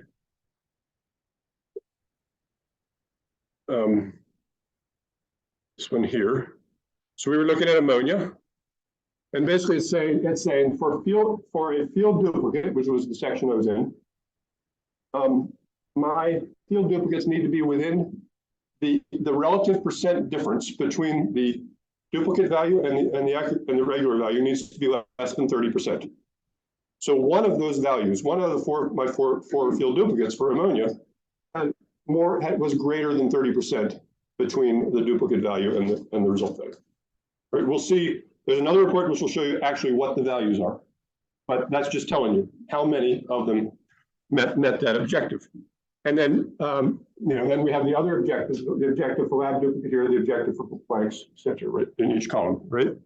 So if I go in R, I also see that total phosphorus out of 5 field duplicates, one of them missed the objective. And scrolling down, again, we've got the lab duplicates, field blanks, lab blanks, it's the same thing. Lab spikes, instrument checks. If it's a lab sample, then it's a lab spike. If it's an instrument that you're measuring with, then it's an instrument check. So we just have this in one section, really to save room in the report, but because you're either doing one or the other, right? So ammonia is a lab sample, 9 samples, 9 spikes, all of them met the target, right? Nitrate lab sample, 1 spike missed the target. Specific conductance is a instrument check, 21 checks, all of them met the target, right? So that's what that's showing. And then the other version, any questions on that? And then the other version of that same function is tab MWR accuracy F set equals F set LS type equals percent.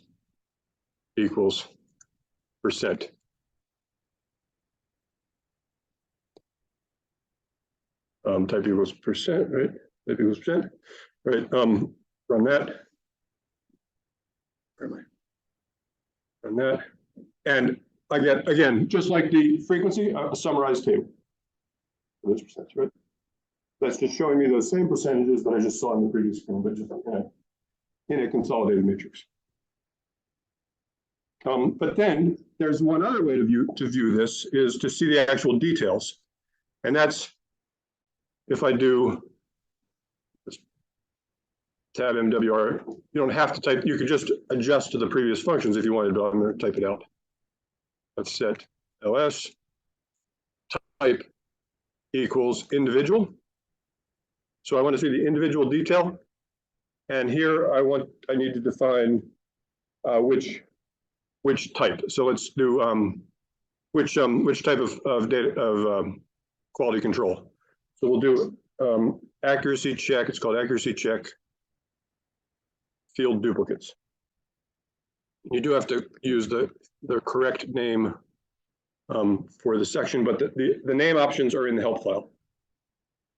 So if I do accuracy check field duplicates, then it shows me the list of all of the field duplicates I did and which ones and what the results for each one were. So it shows me the details. So in other words, for ammonia, remember out of 4, 1 of them missed. We have 4 here. This one here misses.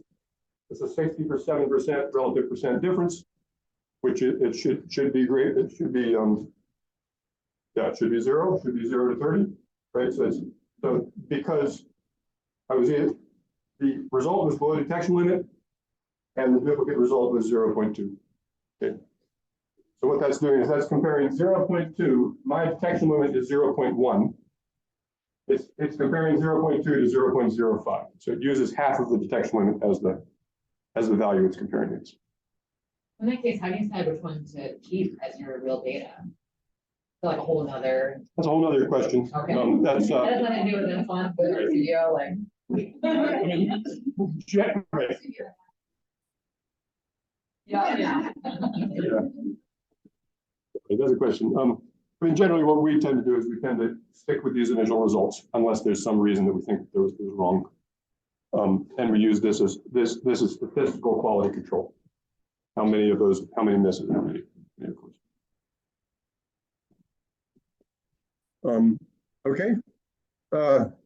So that gives me all the information for the field duplicates. Dissolved oxygen down here, right? Basically a list of all the quality control checks that were done for each one. And there you can see there's another miss.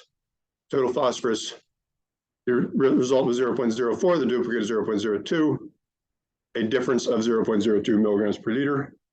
And that's a miss. And note this isn't a percentage. That's because when you're creating your data quality objective file, you have the option of how you define your thresholds. So here in the data quality objective file, I chose to say have a different threshold depending on whether the values were below 0.05 milligrams per liter or above. If it's above 0.05, then I do a percentage threshold.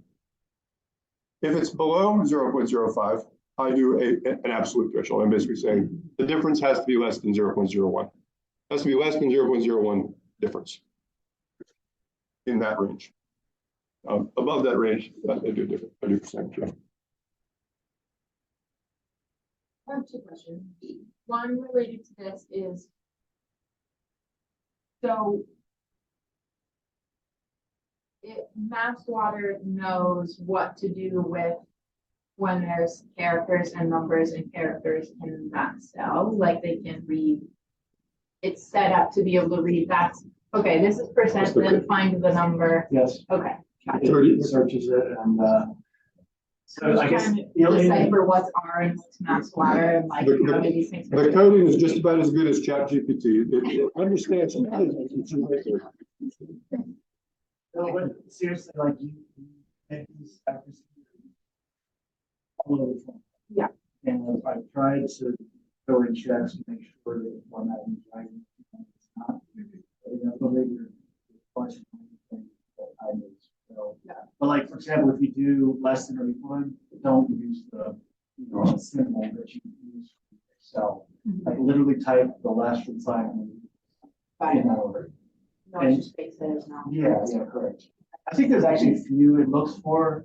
I try to take like the most common scenarios because I know not everybody will enter it that way, but for the most part, it tries to figure out. And we've tried to describe the formatting in the instructions. So take a look there. Yes. If you run into find something that's not clearly written there, then let us know. We improve it. Yeah. While we're on the screen, the log percentage. Can you just explain? I've not seen that. So that's just our notation. That's basically saying instead of for E. coli, we're not doing a percentage of the raw values. a percentage difference of the raw values. I'm doing a percentage difference of the log values. What we call it. After you convert it to a log. Yeah. Yeah. So just follow. Yeah. Just use that notation. Just put the word log in there. That tells us that we want to evaluate this on a log scale.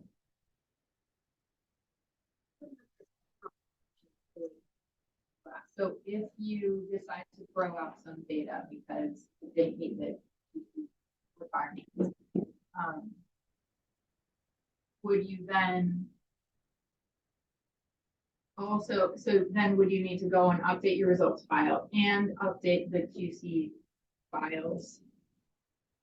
Like you would throw out the QC data and the actual data, right? And then you would know, and then it would look like you had 100% QC met the criteria. Right, exactly. You would change your results file, you'd rerun your QC, it would not show up there anymore. But I will show you there's a place that you should notate what we call censored data. Okay. So you're censoring that, you're taking it out completely. That's MassDP, that's their direction to us. If we censor the data, they don't want to see it at all. They don't really want to see the data, but you should notate it in the QC report, and I'll show you how to do that.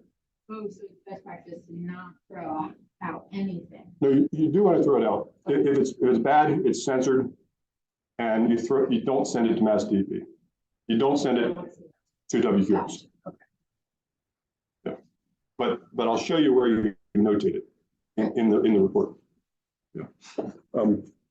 Okay.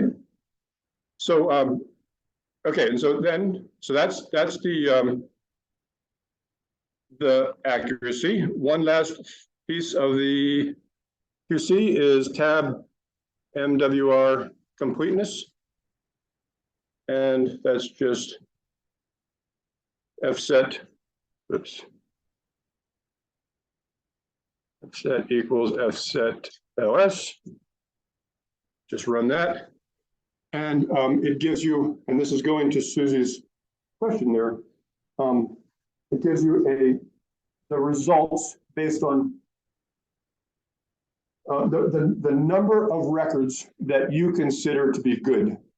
This is what this is for. And this is how many records you have.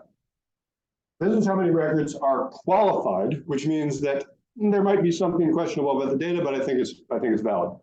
Okay, and the place that you notate that is in the results file. There is this results measure qualifier column, and you simply should put a Q in there if you think that's manually.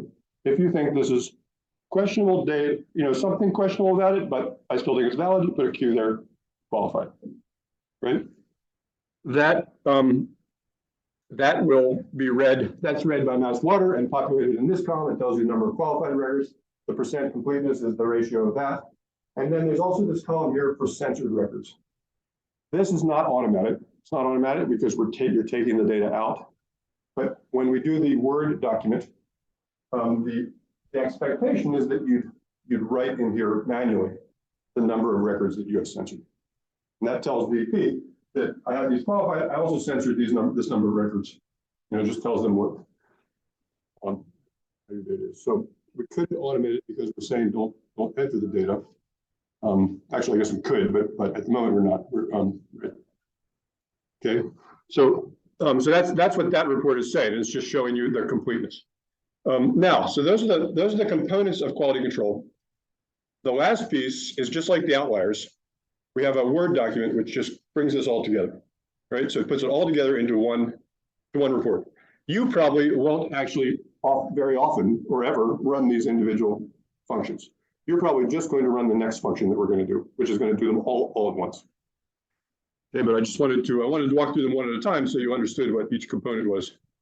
But the final function is this called QC MWR review,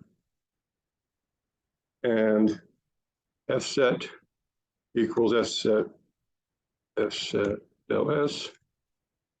Output, this is where you define your output directory, equals get working directory. Output file equals my QC report. And one final thing, which is raw data equals true. True. The raw data is just telling it whether or not to remember that this function right here, which does the individual data, the details, that creates a lot of records. It can create a lot of pages of data. If you say true, it will include the details. If you say false, it doesn't. It leaves the details out and just gives you the percentages. MassDEP has asked you to include the details, to say true, to include the details in the report that you submit to them. Okay, so they want to see all the details. But you can, for if you want a shorter Word document, you can say false, and it will leave those out. So we run that. This takes about 20 or 30 seconds, and it creates a Word document which has each of these graphs in it, formatted. And the objective of this Word document is you should be able to take this Word document, make a few notes on it, add a few notes because it's a Word document. You can add in anywhere you want. It's editable. It's really editable. Add a few notes to it and send it as it is to DEP. They've approved the design. You put your name at the top of it, sign with your house mortgage on it and things, and send it to DEP, and they say they will accept it. Okay, so it says here it's created. We go back to our folder. Oops. Back to our folder, to the reports. No, did I put it in the reports? I didn't put it in the reports version. My QC report right here. Okay. And so then you get a file, you get a Word file, which again, this is where you put your name here, your QAP version, the date. The first page is just the DQO file spit back on the report. It's just repeating the things in the data quality objectives file, summarizing it here. That's all that is. Okay, and so then the next page is the QC frequencies. So it starts off with the percent with the summary view here, and then has the details, right? That we looked at. Goes down, keeps going down. The next page is the QC accuracy. Okay, just those again the number of QC checks that hit that were correct, or that hit the data quality objectives, and the percentages. That's there, the percentages, and then the details. Takes that down. And if you note at the end, there's this notes section. That's completely editable. I can type anything I want here. Right? So that's notes that you're sending to forwarding on to DEP. And the data completeness section at the end. And this is where you would type in, you would add in five records and explain why I why I censored these, right? And why I'm such a good typer.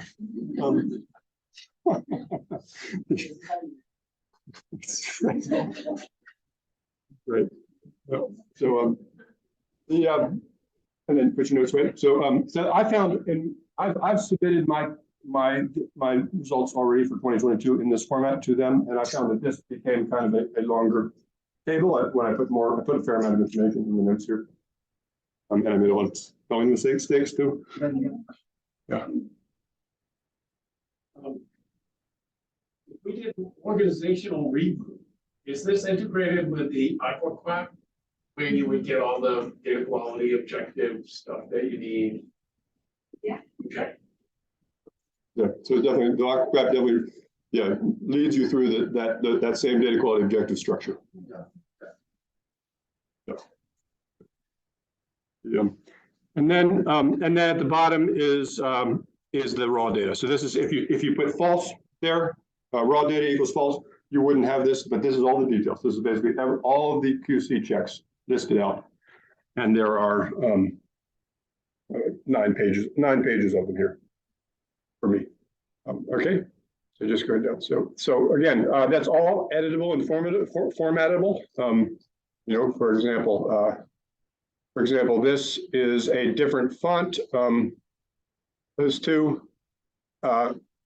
One thing that we weren't able to get was we weren't able to make that type, when you type that yourself, make it come back as this font. Something just about the R function that created this Word document, which couldn't do that. But so you might want to change the font there to make it a little smaller or something. Yeah.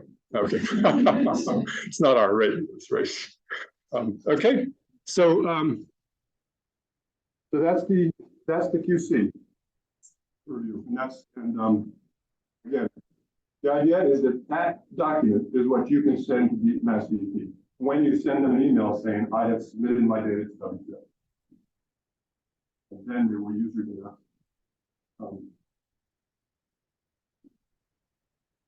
Any questions on that?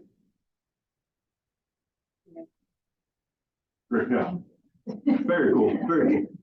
So Joel's going to tell us and show us how to submit to WQX, how to get the data out of R for WQX. Yeah. All right, so back to the R console. We can make a note to ourselves that we're on to the WQX output. And we're also on the last page of your packet now too. So the WQX output is a single line of code that's up there at the top, and the function is tab MassWateR WQX.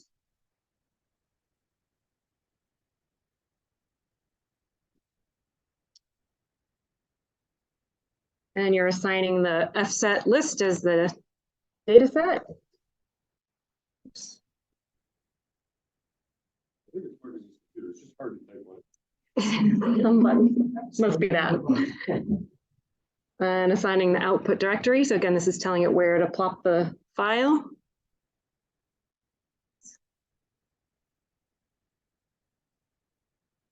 And the name of the output file.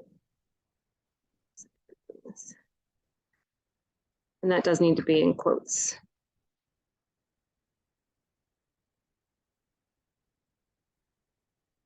You also have to specify the file type extension. So my WQX output.xlsx. Oh, really?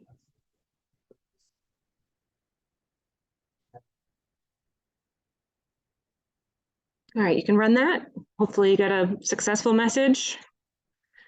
Go find that. My WQX output should be an Excel file.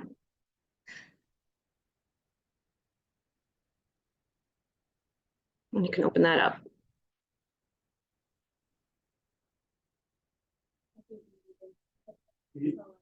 Yeah. Okay.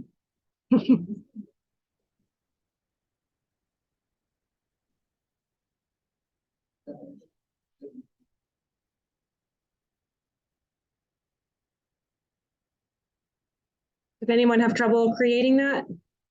Oh, I did the wrong one because I didn't, I saw that. Oh. It's ridiculous. Did anyone not successfully create the output? All right. And at this point, you can just watch up at the screen. We're going to leave our studio for a little bit. I'm going to describe what that output looks like and then what you're supposed to do with that. So the output from that function is a 3-tabbed Excel file. And the way WQX works, it's very relational. So most folks upload their data in relational tables. So you'll have a table that has information about your project, a table that has information about the sites that go with that project, and then a different table that has all of your data that associates with those sites with that project. So it's sort of a nested association like that. So this output creates the 3 tabs that you need to upload to WQX. And I'm going to go through each one of those. The first one is projects. Now this filled in my underscore water quality. This was just a placeholder that we put in that results file, but you would have your own program name. It might be, you know, Center for Coastal Studies nutrients, or Merrimack River bacteria. So you could break it up by whatever the focus is of your program. It's not prescriptive, and you can have as many project IDs as you want, as long as you're coding them correctly in your results. A couple fields you do need to fill out manually in this spreadsheet. Give your project its name. So this is just sort of like the longhand name of your project and a brief description of it. You can note whether or not you have a QAP that's approved, and you can also choose to attach that. These three are optional. If you attach it, you just have to note what the attachment type is, Word or PDF or whatever. So some things for you to fill out there. Once this spreadsheet goes into WQX, you never need to put that in again unless you create new projects in your program. So this is one of those things that goes in once unless you change your program. The next table is locations. And this comes directly from the input file that we fed into R at the beginning. However, it fills out some additional information that's needed for WQX. The only other thing you need to complete on this table is the monitoring location type. Most folks are probably going to be stream here. There's, I'm going to get into a minute how you find the other options for this. Most people will be streams. There's also estuary, there's ocean, there's wetlands, there's probably 40 different location types. Again, this is something that you input into WQX one time. You don't have to change it again in perpetuity unless you add or remove stations from your program.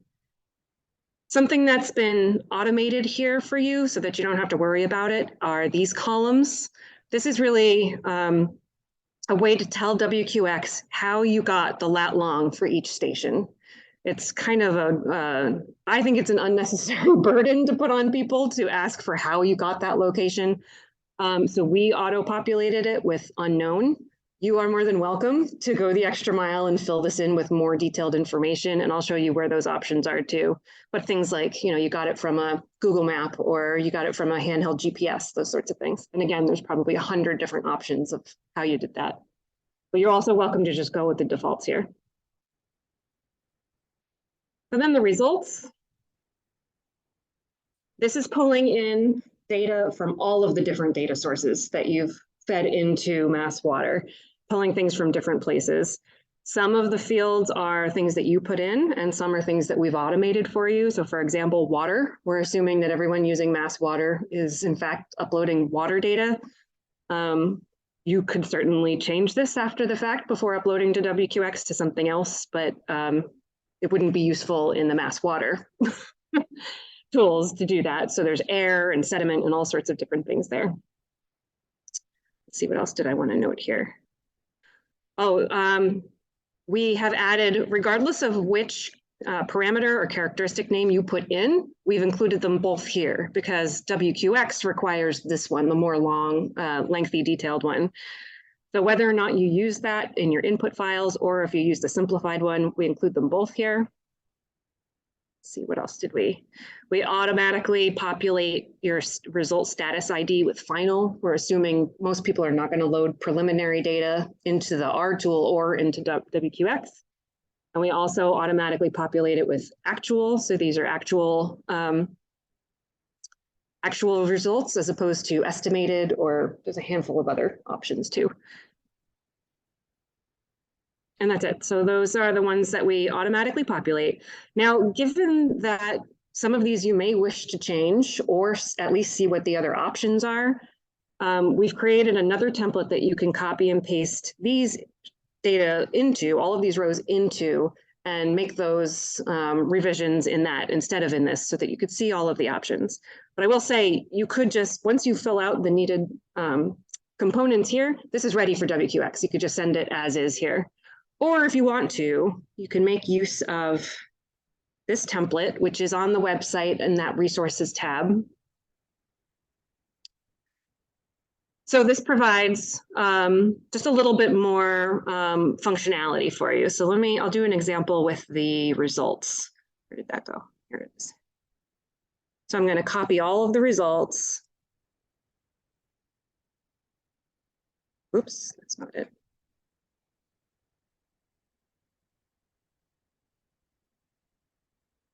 Oh, there we go.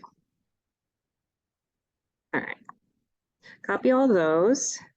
I'll go into the template. I'm going to paste them, paste the values. Oops. Delete that one.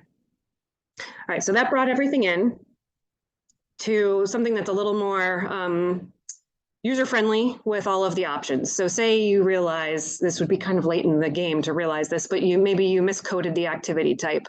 You have all of your options here. And so it builds in these drop-down menus.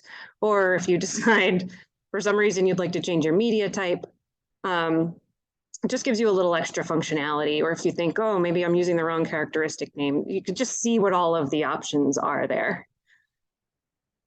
And then you'll see also in this template file, there's a little bit of extra information. There's an instructions tab, a definitions tab. This is defining each and every one of those columns. So there's just a little bit more useful information here, but either one will work for upload to WQX. The other interesting thing to note is that the way WQX works is every single record in there, and there's hundreds of millions in there now, every single record in WQX has its own unique activity ID. And that's a really important thing to remember in case you needed to go back and replace data, remove data. You would do all of that through using the right activity ID to access those records.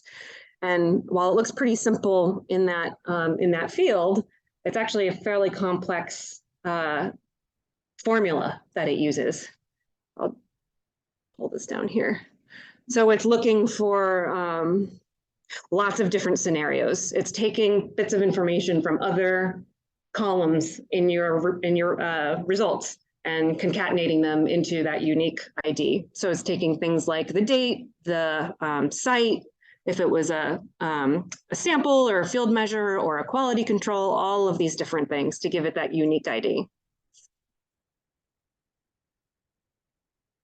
Any questions on that before I show you the WQX side of it, how we upload it? This template here, it's pretty much the WQX template. So WQX provides a template. If you're not using MassWateR, they provide a template that you use to load their data. It's pretty much their template. We've made some minor adjustments to sort of for specific MassWateR things, but otherwise it's, that's the list of parameters there is the full list that WQX has. The list of, other things. So that's what that template is. But it makes it that the first tab in the template is directly a that from WQX. It's not ours. So just keep that in mind. But it does make it a little easier to look at your data in that format visually. Okay. I was just going to copy over the rest of the.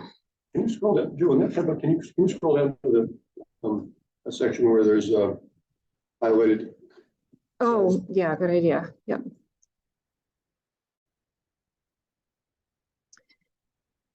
And these are kind of standard WQX highlighting, which is here.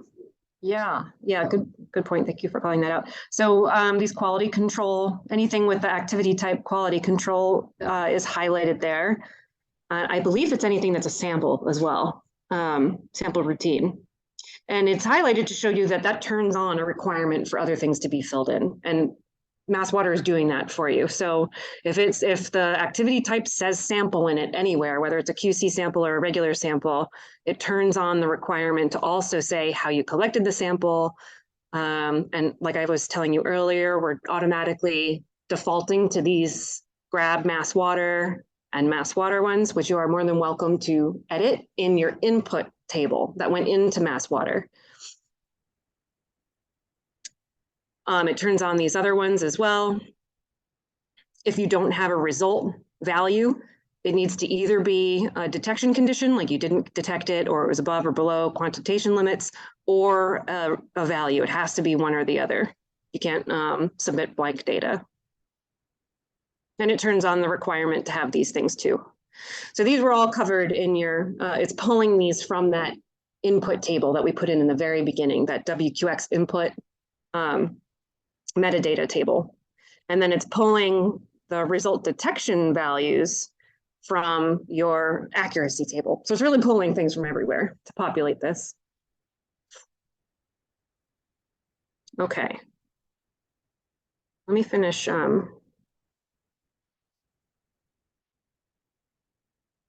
some things in here. And then we're going to upload it to WQX.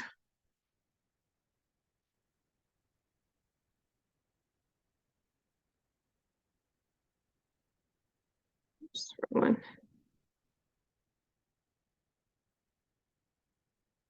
There we go.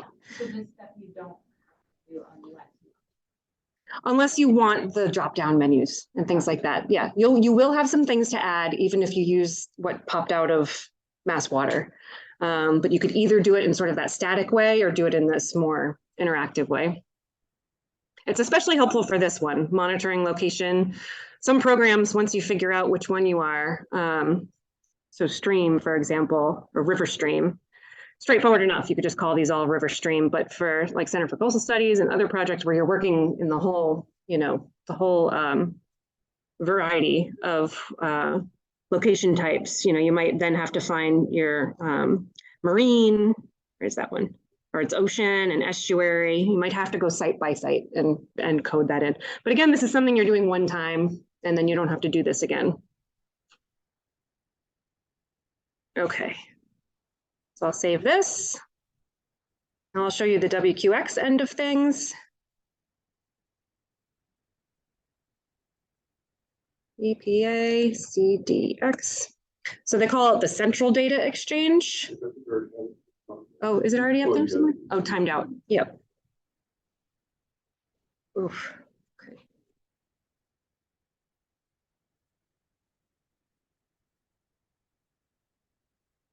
Is that my password? No. Sorry. Here's my sticky note.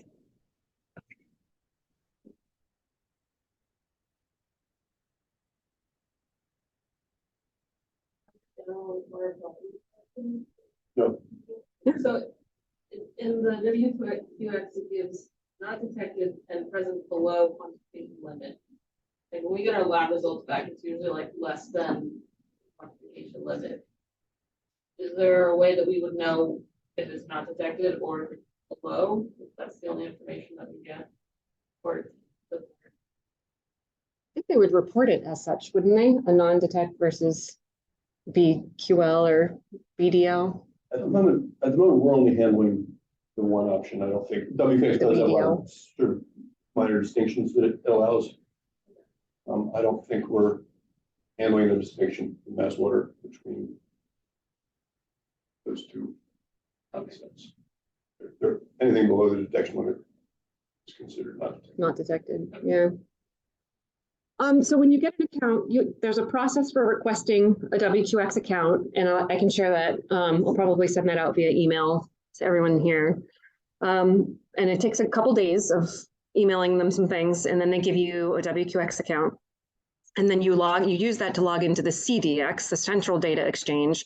This is where you have access to a variety of different EPA data warehouses. So WQX is just one of them. There's an air quality one. There's a variety of different ones. So WQX is the only one I have access to. And when you go into there,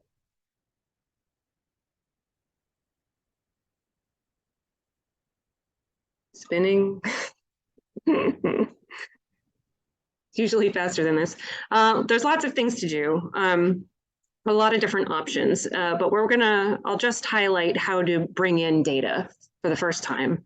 So there's this import and submit tab, and we'll start with the projects. Remember there were 3 tabs in our export file. We'll start with the projects, the first of the 3. So now it's asking for the import configuration. It's asking for a map of what rows and what columns to expect and what is in each one of those columns.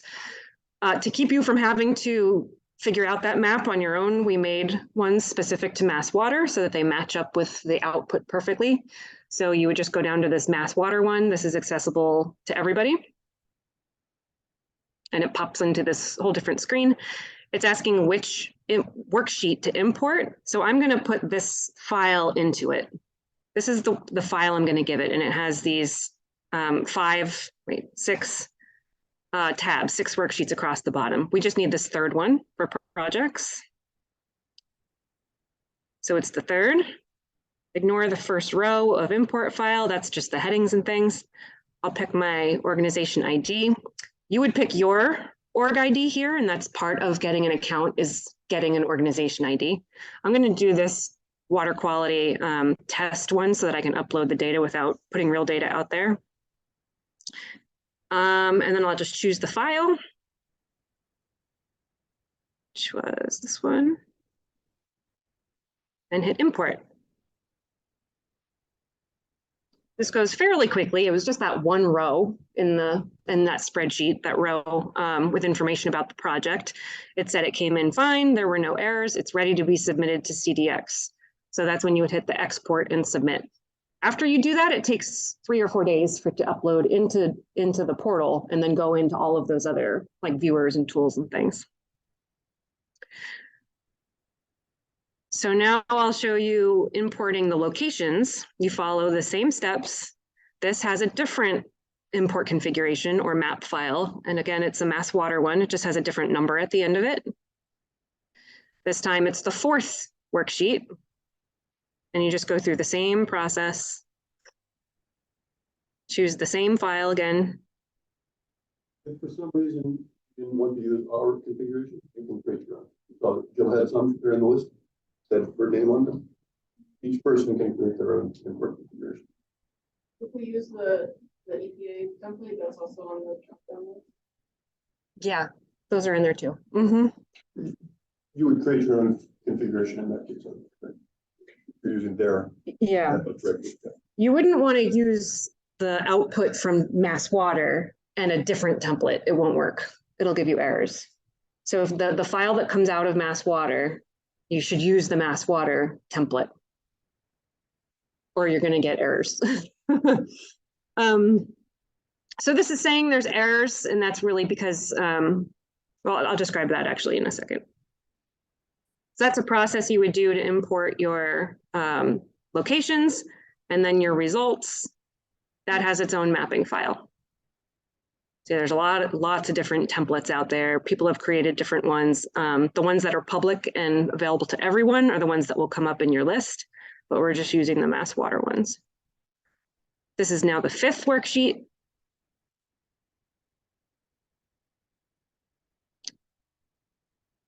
So this is really what the process looks like.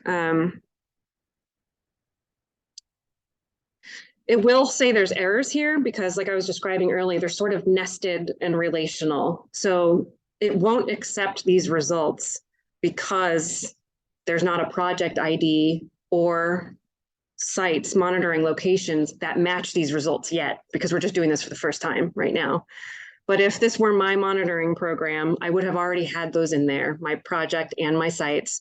So each year, I'm just doing this results update. It's going to connect each one of those results to a project and a site. And that kind of happens on the fly. But it does this check for you and see if the errors are really stacking up.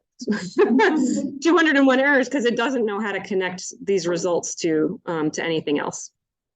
But you get the gist of it. I'll cancel this from.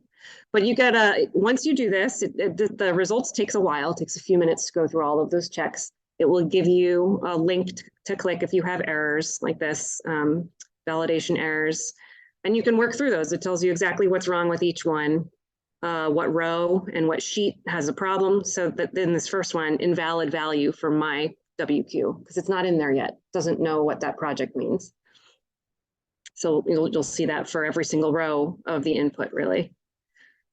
But if you do that, if you resolve all of your errors, you get a nice green banner up here that says you're all good to go. And then you get an email in your inbox when everything's finalized and it's officially in. So that's that end of things. Any questions about the WQX end? And there's resources out there for this too. From MassWater exactly how it is, which is a simplified sheet with only 3 tabs. then you just have to make sure you go in and change the tab number. Yeah. And the tab number is just counting from the left. Yeah. Okay. Yep. So you would still use the same template, the same import configuration, and then yep, you would just pick this. I'm not sure why there's so many options here. I don't know why you would ever put 20 sheets. Yeah. Yeah. Blair?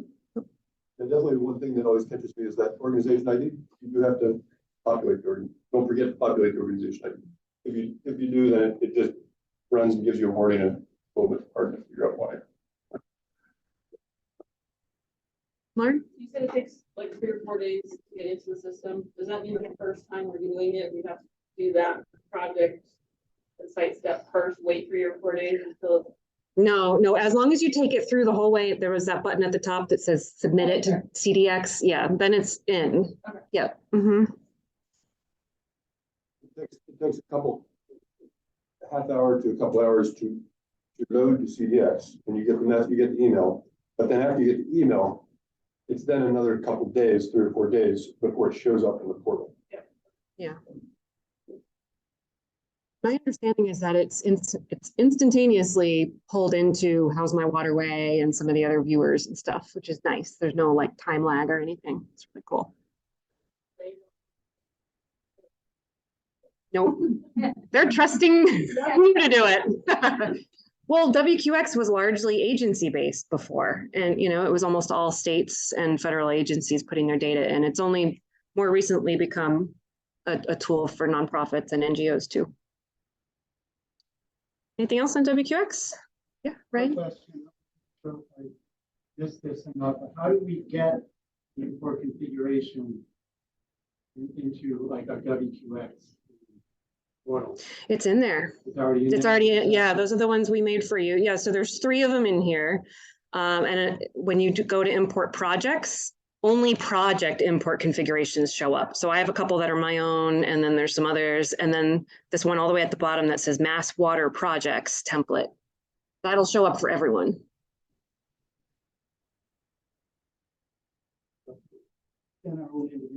Yeah, exactly. Yep. That'll show up. Just like these ones. If you were used to using EPA's templates, that's this one, WQX 3.0 project template. That shows up for everyone. Yep. It's just the ones that have someone's first name on them that you don't, so you wouldn't have access to the ones with my name or Kevin's name. Yep. It's not so bad, right? All right. Yes. So I think we're back at it, right? Analysis.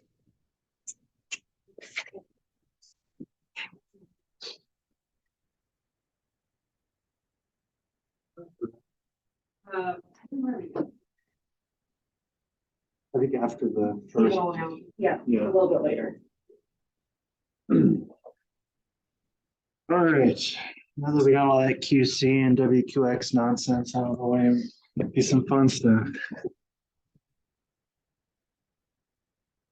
So I'm going to start going through some of the analysis functions for MassWateR that we briefly talked about in the beginning. Basically creating some plots that will hopefully help you understand your data a little bit better, share with your stakeholders, your partners, and if you're comfortable updating them or modifying them with ggplot. So we'll go through that a little bit. Okay, so back to our studio. What I want to do, I'll show you actually a little trick before we move on. If you do Control-Shift-R, you can add sections to your script. I believe there's also up in the menu, you can insert a section, yeah, right here at the very top under the code menu. And this is helpful because not only it's like commenting your code, but you can collapse sections of code so you don't view them if you don't want to see them. So I'm going to do seasonal analysis. And what you see here is this auto-populated thing that I can then collapse. So just to demonstrate that, I'll just do this add another section at the very top. QC analysis, or outlier analysis, whatever. Now, once that's there, see, I can collapse that and then make my script a little more readable if I'm done with that section.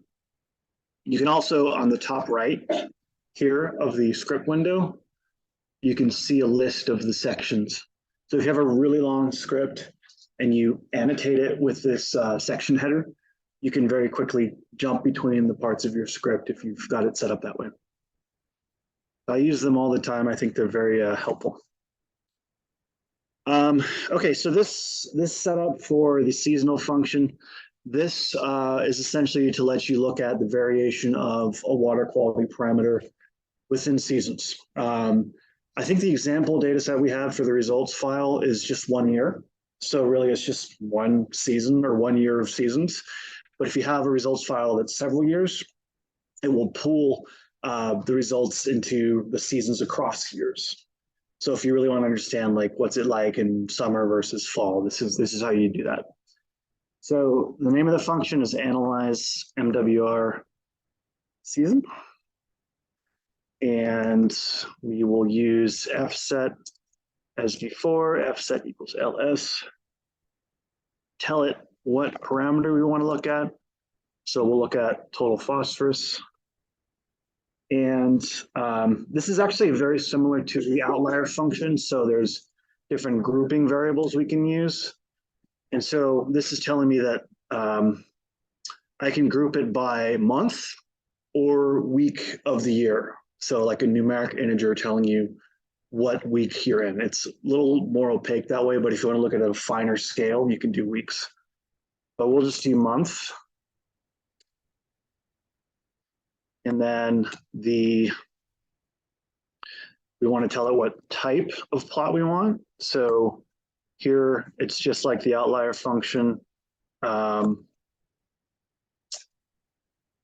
think it's box, jitter bar, or just jitter. So we'll just do box first. And then we can add threshold lines as well. We looked at those earlier. Here we'll just put the freshwater thresholds. So we say thresh equals fresh. Then we'll run that. Here's our plot. So again, grouping it by month, box plots. The threshold line is the freshwater standard from EPA. You see that line down here. This actually looks just like the outlier plot, just because it's the same setup, same box plots grouped by month. Here's the outlier that would have been identified. We've kind of changed the color scheme so you can sort of mentally map the outputs in terms of how they look differently. But this is the same plot as the outlier plot. So pretty straightforward there. We'll try jitter bar. So that was box plots. I'm just going to copy and paste it and change the type to jitter bar. Actually, I'll show you one thing first. So if I just type some nonsense under type and run it, it will tell me that it should be, this argument that is wrong should be one of these things: box, jitter box, bar, jitter bar, or jitter. So actually there's 5 ways to plot this. I was wrong. So I just got to pick one of those. So again, this is R's way of trying to push you in the right direction of what you need to do when you've made a mistake. So we'll do jitter bar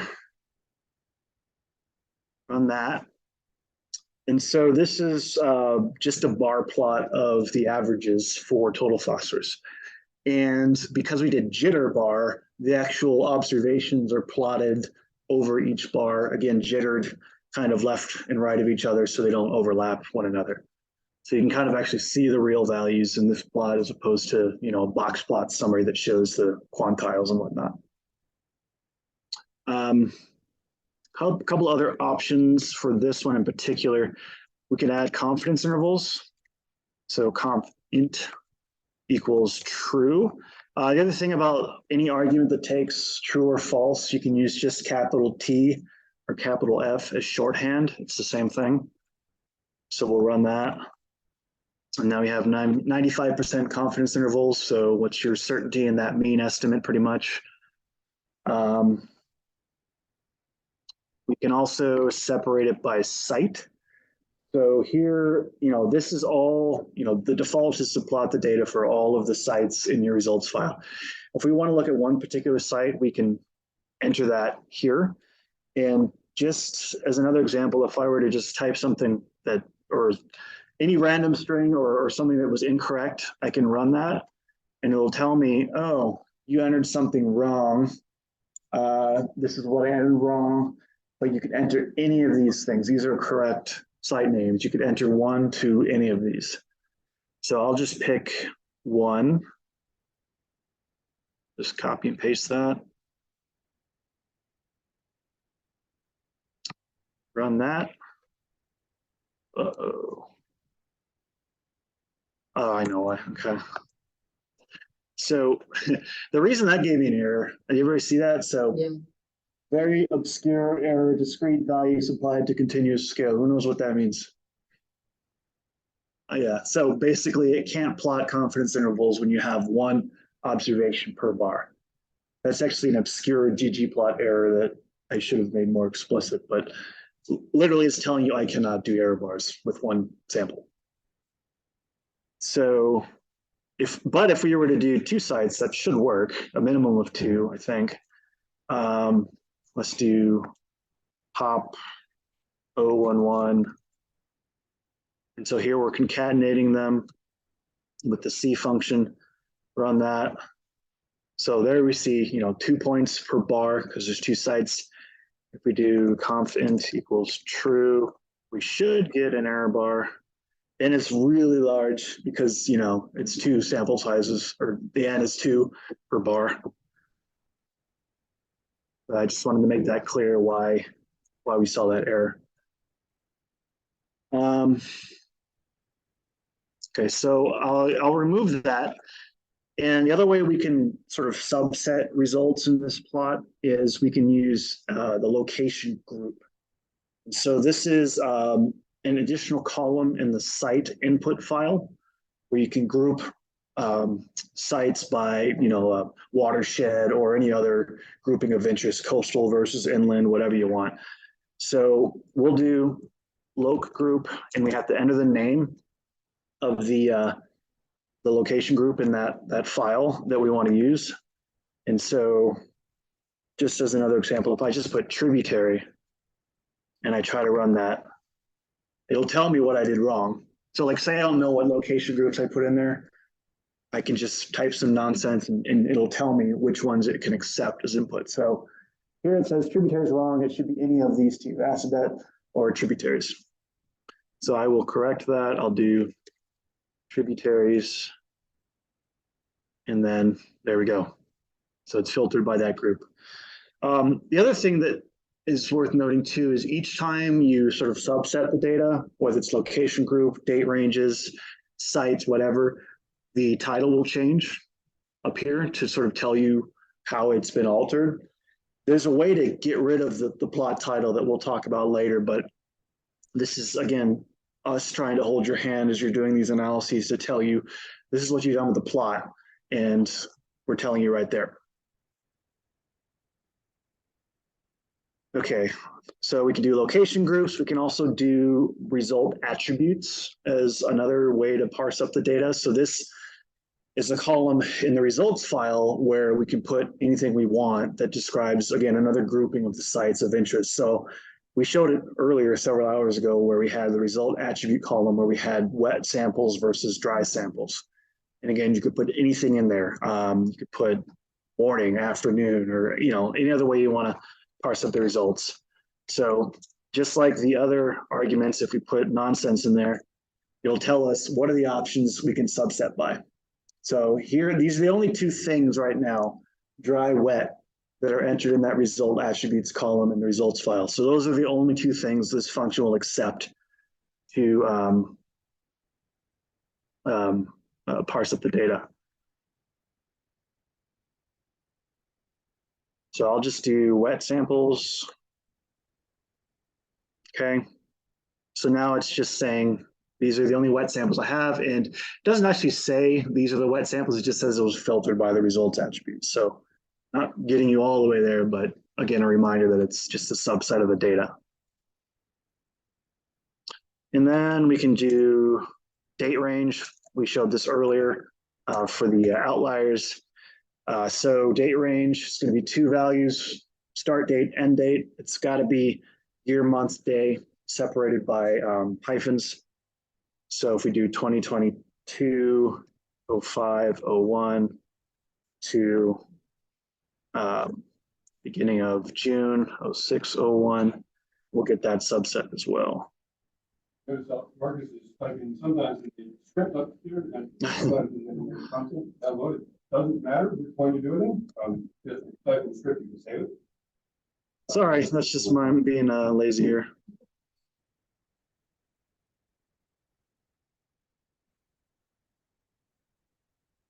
So what happened when I ran that? It's giving me an error. I tried to subset to a month of data. I tried to parse it up by the wet result attribute.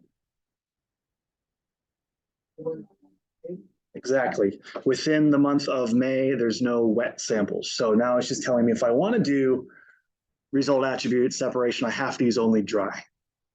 But it should, I think it should just be all of the samples in that date range. So here's May.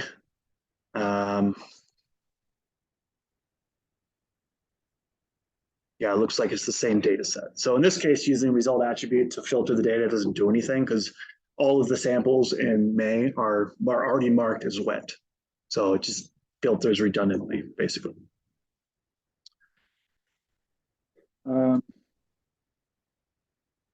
Okay, I just want to show the other options for the type. So there's jitter. Oops. If you ever, as an aside, see if you run some code and you see this plus sign down here, that's ours way of telling you that you haven't completed what you're entering into the console. It's missing something. So it doesn't know how to execute it. It's expecting another piece of code somewhere. In this case, I've forgotten my right parentheses. So it says, I don't know what to do. So I'll just give it the right parentheses and it'll run. Because I just forgot to put it up here. So here's just jitter, so only the points. We saw bar. I think we can do jitter box. Yep, same thing. And I think that's all the types. But yeah, it's just different ways to summarize and visualize the results. Okay, so I want to then show you how to modify these plots. So there's a lot you can do with the various arguments to these functions. Again, you could look at them from the help file to see a list of all the arguments and a description of what they do. But we also try to make this flexible enough to the point where if you're comfortable, you can actually modify these plots a little bit more with some of the ggplot functions.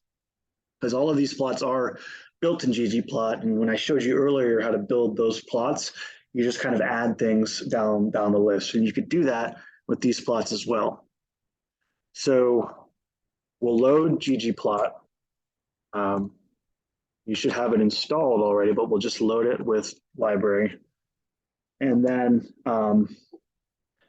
actually a little trick I'll show you is we can assign, we can assign these plots to objects. So I'm just going to call this P for plot or whatever you want to name it. And if I run that, nothing happens. There's no plot. All it did was just assign the plot code to that object. But if I run P, then I get the plot.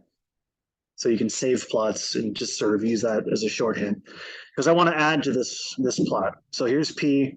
I'm going to start adding things to it from ggplot. Say, for example, I want to change the titles or the axis labels. I think I showed this one to you earlier, but we can use the labels or labs function from ggplot. So in here I can say, I want to say on the x-axis, actually put month. So by default, it's not there. Or on the y-axis, I want to be a little more explicit. So I can say total phosphorus, milligrams per liter. And the title, let's just say we want to get rid of the title. We don't like it. We can do null. Or you can put, a different title as you see in your code there. If I run this, then I see all these things have changed. You can modify it that way. The x-axis is now saying months, the y-axis says total phosphorus, and the title's gone. These are things that we've designed formats that we think is right. But if you want like some other formats, if you want to reformat some other ways, there's a lot of actually additional options that you can do using our functionality. Yeah. GG plus functionality. How do you get rid of that bold Brook standard line if you don't want? No, Well, no, you're. So if you want to get rid of that, you would actually just use the thresh argument. I think it's just none. Yeah, so if you put thresh equals none, and then so I just made P again, and I run that. Is that right?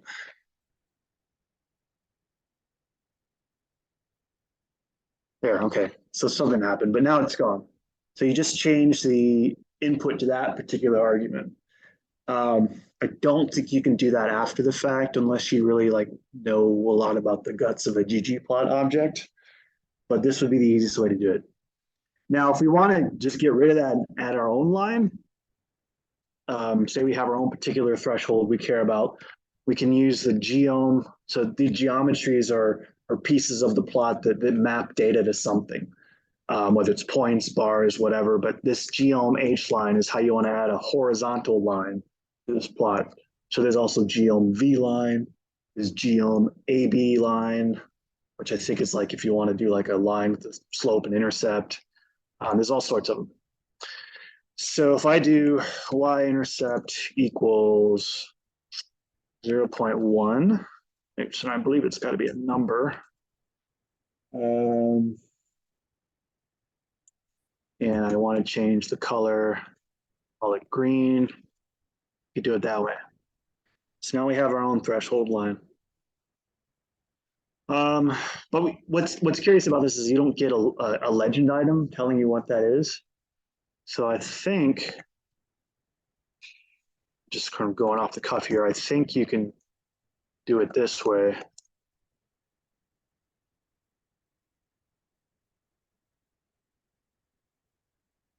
Oops. Maybe not. All right, I don't want to waste your time with that then. But anyway, then you can make a custom line and just won't have a legend. Okay, other ggplot things. We talked about the theme a little bit earlier. So the default theme for ggplot is theme gray. But we've actually within the MassWateR functions, we've, as Ben was saying, sort of tried to make a plot with various theme attributes that look nice, but you might not like it. So you can actually apply any of the ggplot themes to this. Now we're back to our old school gray look. Or you can use theme minimal. That gets rid of a lot of stuff. So the plot borders, it's minimal. So again, if you don't know what theme you want, you can do this. You can just actually type theme underscore and then tab. And you'll see a list of a lot of the things that the ggplot provides for you. Let's try it. Oh, themetron. That's a different package. Dang. Dark. So there you go. Chord Cartesian, if we want to change the axis limits, do it that way. So chord Cartesian, what are the Cartesian coordinates? We can do ylim equals 0.05 to 0.15. Okay, so there we go. And then one final extreme thing we can do is flip the coordinates. So put the y-axis on the x-axis and vice versa. If you want your bar plots that way. Simple stuff. Okay. So all of the plotting functions will pretty much be like that. Give it data, change the arguments to your liking, or you add various ggplot functions to the end of it. But most of the time, we don't really expect you doing this to your plot additions. We think the basic function is probably going to be most of the needs, but that's, really it. If you're feeling motivated, if you're interested, if you're feeling good with our visual stuff. Yep. And of course, you could always build your ggplot graphics completely from scratch. If you want to take your results data input file, make your own ggplot, you totally can. That's, I think, the beauty of using something like OARS. All these tools they're at your disposal. It just takes a little more time to learn, to customize everything. So do you want to take a 10-minute break? Going and then as needed, use bathroom break, and 3 months. Or yogurt or whatever, but I think we should keep going. We should have 3 more now. Okay. Yeah, these should all go fairly quickly, as I said. I mean, the structure is the same. But the next function I want to show you is analyze MassWateR date. So I'm going to make a new section here. I'm going to call it MassWateR date. Just enter. So again, you make that section by Control-Shift-R, or under code, insert section. Now I see it up here in my table of contents. I'm actually going to minimize everything else I'm not using and just focus on the date function. So analyze MWR date. This lets you look at basically just time series. So rather than grouping things by season, by month or week, it actually plots the data on the dates they were collected. So if you want to know how the water quality has been changing at a particular site or groups of sites you've been monitoring over, say, the summer or a year, this would be the function you want to use. So we do fset equals fset ls. Again, select our parameter. We'll do pH. We'll select freshwater threshold. In this case, we'll start out by filtering by location group. So again, this will pull out all of the sites that fall in this location group column in your site file. So we'll do ACASAK. And then we're actually going to group by site. So this one, you can group by a couple different ways. And it'll be clear when you see the plot what this means, but essentially you can look at individual site time series or averages of the time series by a location group. And I guess that's it, or average across sites as well. So what we're saying here is we want to pull out basically all the sites in the ACASAK watershed, but keep all of the time series for the site, so grouping by site. So this is the plot you get. Each line represents the actual pH values for a particular plot or a particular site, and you get the site name at the end of where that time series stops. And you see some of these actually overlap each other, and there's a way to deal with that. I thought this was the default, but we can say repel equals true.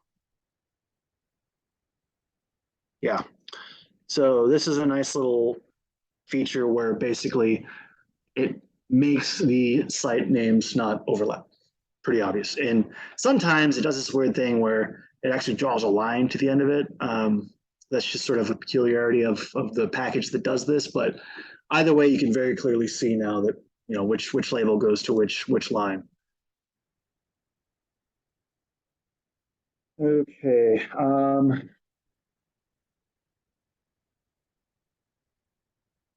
So another way to look at this is we can actually, again, pull out, individual sites. So if I want to get rid of the location group, I can actually just plot particular sites. So site equals, and then put the name of the sites there as characters. So I'm going to do ABT 077 and then ABT 144, and then finally ABT 312. All the experts on the course. Now, if I just run this, you'll see that those are the sites I told it to plot. But if we take this, this grouping variable out, it's going to just plot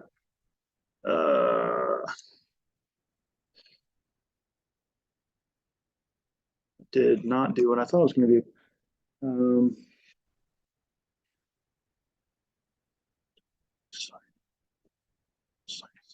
Okay, so even though I've written this function, I've forgotten what it does.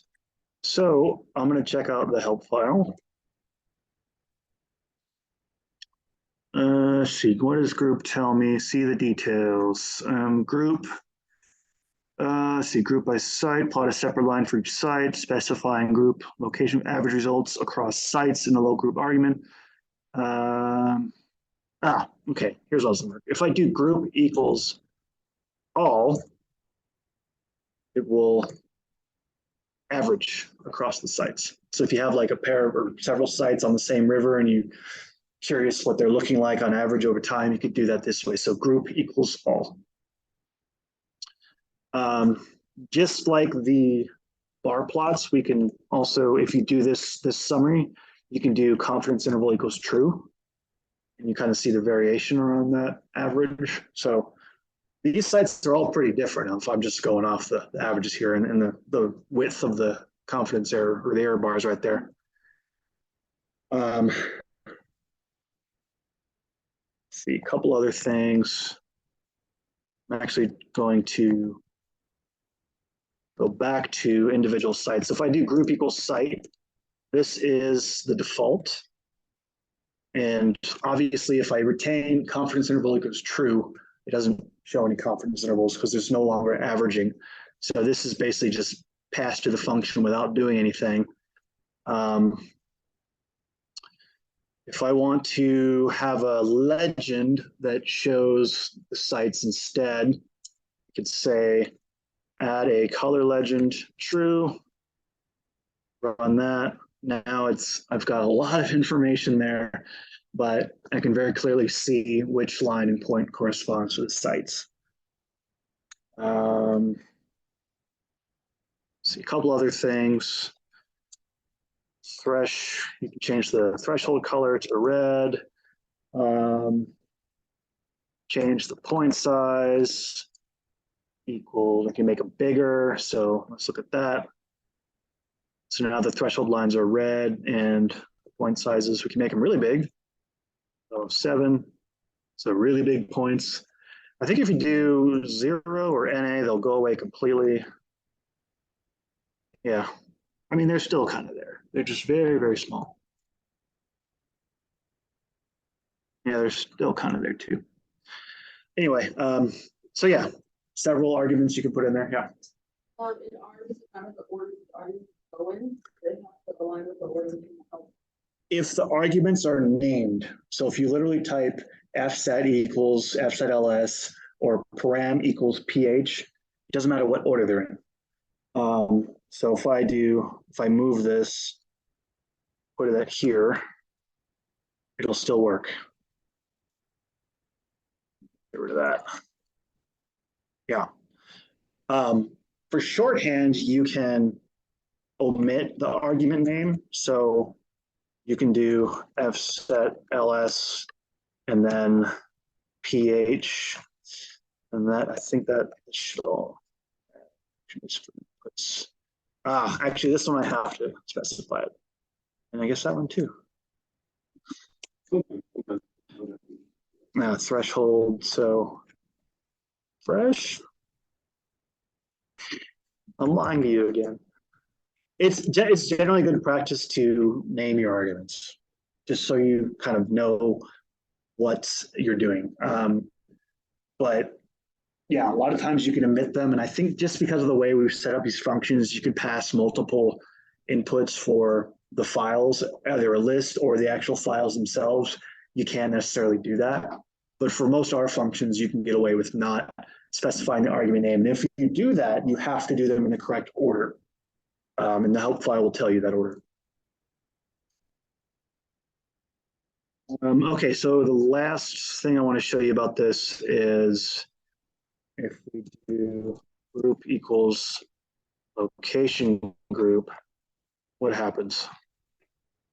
So now we've basically just taken all of the sites that were in this previous slide or previous plot and averaged them by the location group column in that site input file.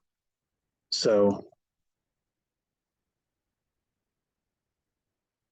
yeah, you can't see it here, but this is the site input file and there's another column here. It's just, again, abbreviated things based on the limitations of what it can print on the console. But running this will average by the location groups. We can add confidence intervals, whatever. Okay. All right, last one of these plots is we're going to show you how to plot results by site. So instead of having site as a line or averaging across sites and bar plots, we're going to actually have site on the x-axis if you want to do a quick evaluation of how the sites compare by box plots or bars or whatever. So new section, analyze sites. I'm going to minimize this. And this is analyze MWR site. Fset equals Fset LS. I'm going to do dissolved oxygen. We're going to do box plots for this one, but we can do the same 5 options we had for the seasonal function. So we can do box, jitterbox, bar, jitter bar, or just jitter. But we'll start with box.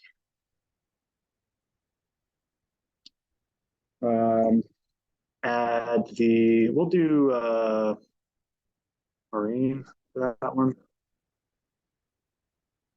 Yeah. And locational group.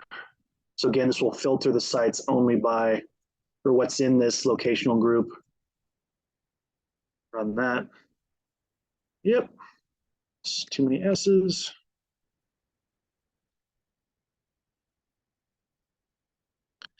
So these are all the sites that are in the ACASAK. Again, showing box plot summaries of them. And you can very quickly see that, okay, the ABT 77 has, the highest average DO, ABT 237 lowest. So very simple. Let's see, what can we change with this one? We can change, let's look at the different parameters first. So let's do E. coli. And let's get rid of location group. And I'll just run that. Notice one thing I want to say is a lot of times the y-axis will be automatically transformed for you. So this being E. coli, it's kind of got that log distribution, a lot of small values and very small high values. And the reason it knows to plot this in a logarithmic space is because of the accuracy GQO files that actually in the standards for this particular variable, it says log. So it automatically looks in that file and says, oh, what is this, log or arithmetic scale? If it has log, it'll plot this automatically as log, if not arithmetic. We can change that by y-scale argument. So the default is just to look in the DQO file and figure it out from there. But if you don't want the default, you can do linear, so basically arithmetic scale. And in this case, it's not that different, because these are not that log distributed, but you can see that now the spacing between the grid lines is linear. So I just wanted to point that out if you ever want to change that feature, if you don't like the way the plots look.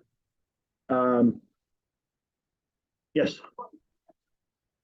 Yeah.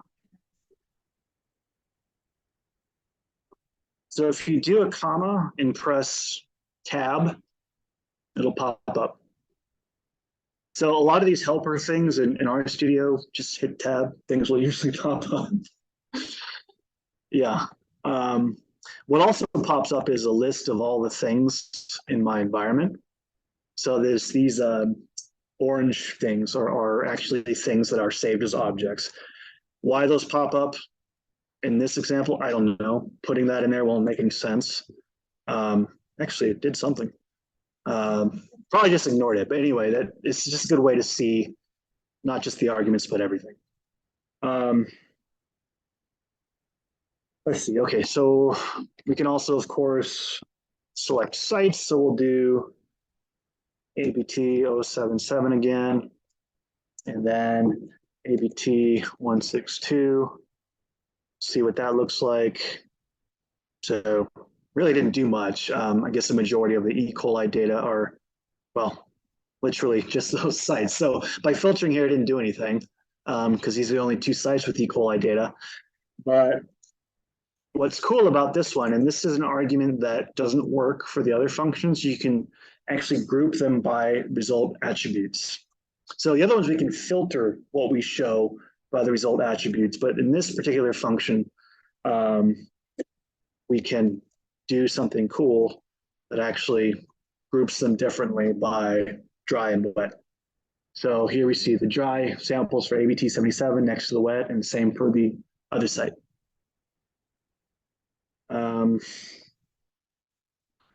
We can also, so I was saying, like with the other functions, we can filter by the result attribute. We can also do that here if we just want to look at wet.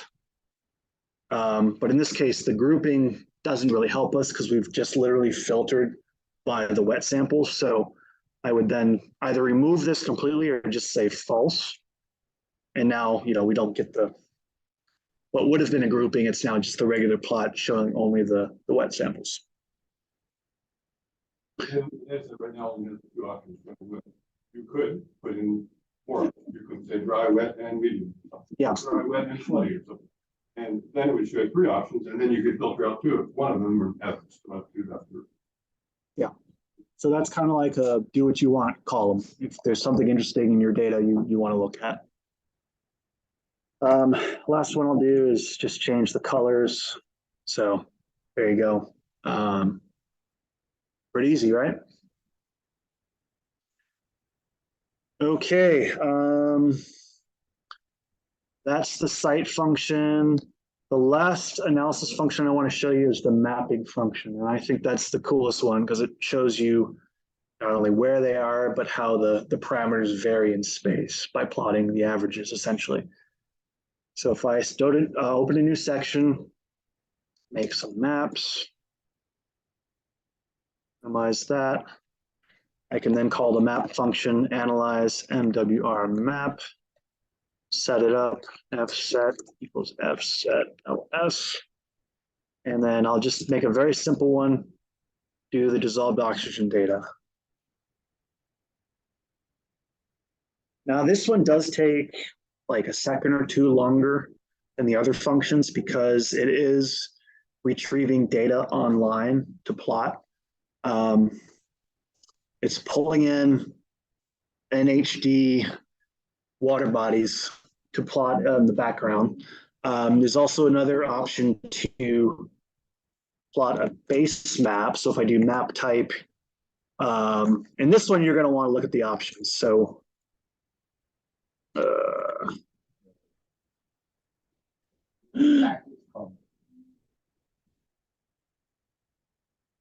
interesting.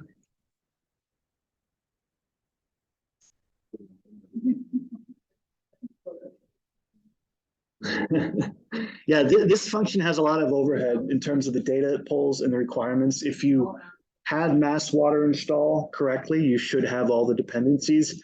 Like if you see an error that says SF not available, just literally install that package because that should have come with MassWater, but sometimes it just doesn't. Or E1071, you could try to install that one separately.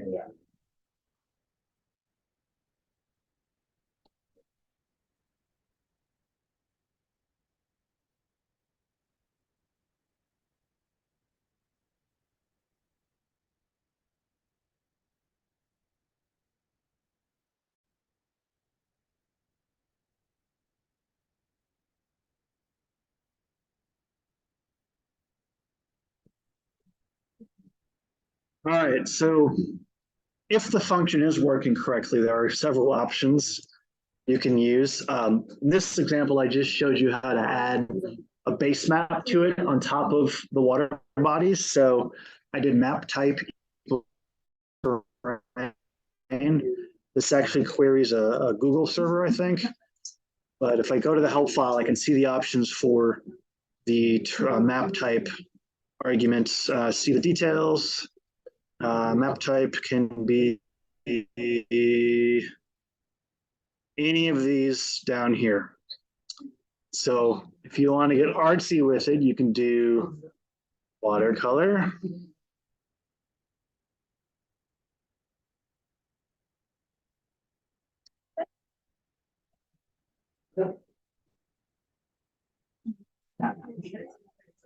So there's your watercolor map. Keep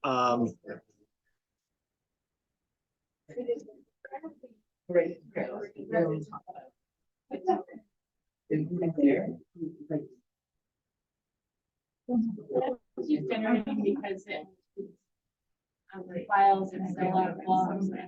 Yeah, it basically pulls out the bound for your sites, goes to the server to pull that map, and clips it to the plot.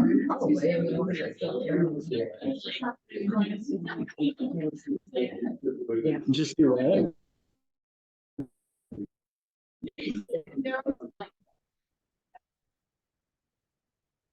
Yeah. There is one of these Zoom. That's not right. Buffer distance. That's it. So if you do that one, I forget what the default value is, but it's a very small buffer around the points. I didn't do anything, so try 5.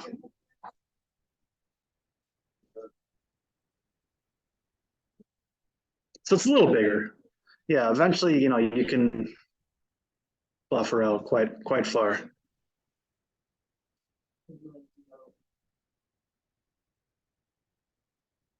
But yeah, just be careful because this is pulling in a lot of data. If you do a really large buffer distance, it can take a second.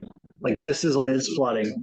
It's already been simplified a little bit, but so how do you find out what map options there are, right? Like there's like I wouldn't even know to put that watercolor setting for this, but how do you know that there's what you can do with this map?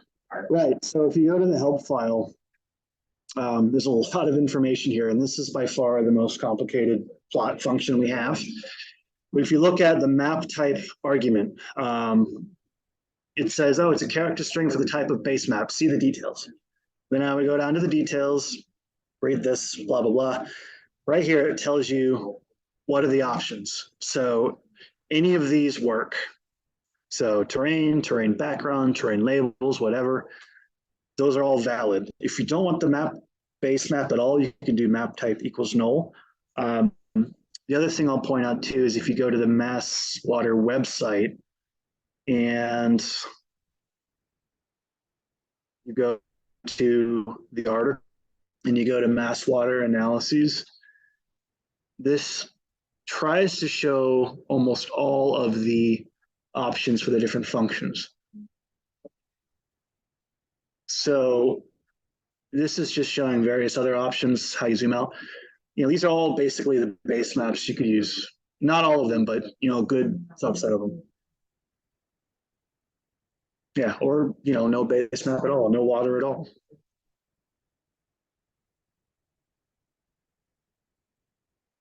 Yeah. It's up to you what you want to put as the base map. If it's helpful, great. If not, you can omit it. You can plot multiple, can you plot dissolved oxygen and salinity on the same map? No. Only one at a time. One at a time. You can put them side by side. You could create 2 maps at once and then put them side by side. But let's try that. So we'll do DO. I'm going to call this P1. I'll make another one, 2. I'll do, what is it, Sal? I don't even have salinity in this data set, so I'll do conductance. Yeah, pH, whatever. Okay. Okay, so it's getting that map. It's going to take a second. Then I want to get this other map. And this is really beyond the scope of this workshop, but there's this other package called Patchwork, which I don't know how well it will play with the MassWateR plot functions, but it lets you combine ggplots into the same frame. So this is just saying combine these two plots together and put it in 2 columns as opposed to 1 column and 2 rows.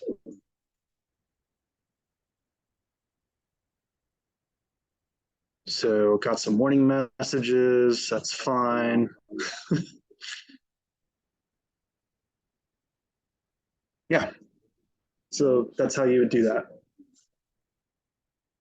You have to install that package. It doesn't come with MassWateR, but I do use that package all the time for combining ggplot objects. How do you Install that package's Patchwork. Oh, okay. Yeah, okay. So the same way you'd install any other package. Nope.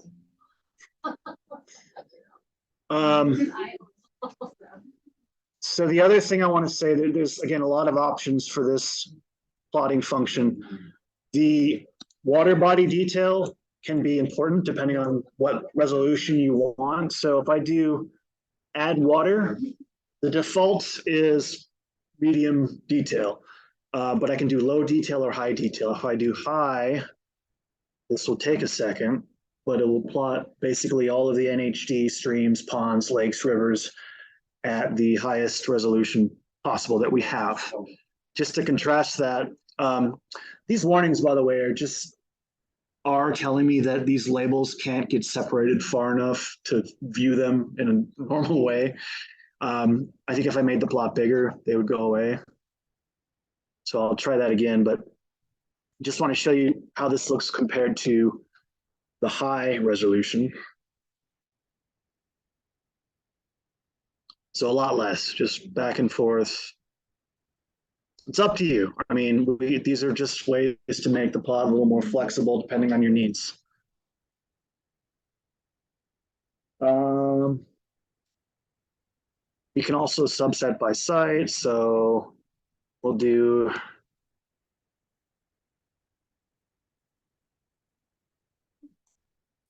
ABT 301. So this should be plotting a lot quicker because it's a much smaller area. So I just selected 2 sites here. I can change where the map references go. So the north bar and the scale bar, these are pretty simple. So there's the north location function. Basically, it just takes a character string to say whether top left, top right, bottom left, bottom right. Right now it's top left. If I wanted it bottom left, I'd say BL. So it's just a 2-letter abbreviation. Same for the scale bar. If I wanted that top left, I could say TL. Or you can omit them completely. I think you just leave it blank or put null, I forget, but you see where they've changed locations now. Let me try null. So if I don't want the scale bar, I think this will work. Right, so now the scale bar is gone.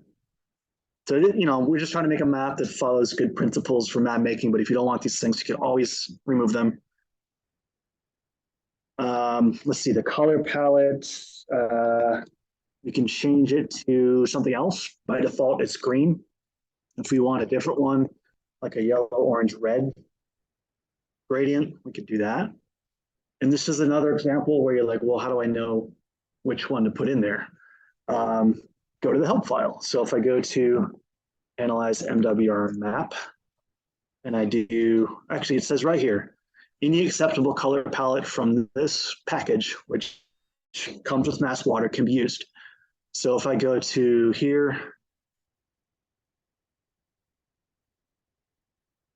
where is it? This isn't helpful at all. Okay. There it is. Okay, yeah. So any of these will work. These are like continuous gradient colors, which makes sense for water quality variables if they're just going up or down. If you have, I mean, this wouldn't really apply for our data, but if you have qualitative information like high, medium, low, you can use these qualitative palettes, or you can use what's called these diverging palettes if you want to say, something is going above or below some centralized value. I mean, you can use any of these, but like from a perspective of understanding the data, you generally want to stick to these that are just, that linear gradient. Let's just try another one to see what it does. So I'll try color, what is it? Palette color. This is one of the qualitative ones. I don't know if it'll work.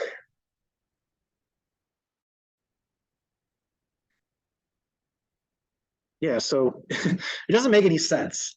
But if you want a lot of brightly colored points on your map, you could do that. So yeah, stick to the yellows, the reds, the blues, the greens. I'll just do blues. And actually, another thing to note is the value that is mapped to color here is the average of all the observations at a particular site. So if a site was sampled more than once in the data set, it's going to be the average of those values.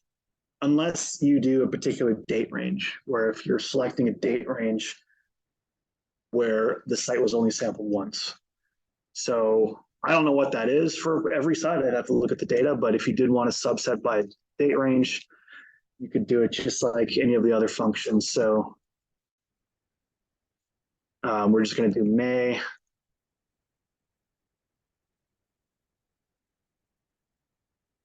This should be a lot fewer sites.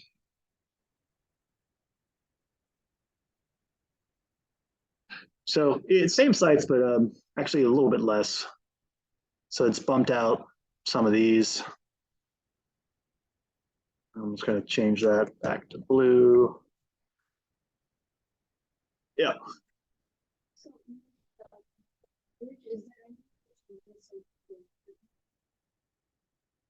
There is, but it's not included in the package yet.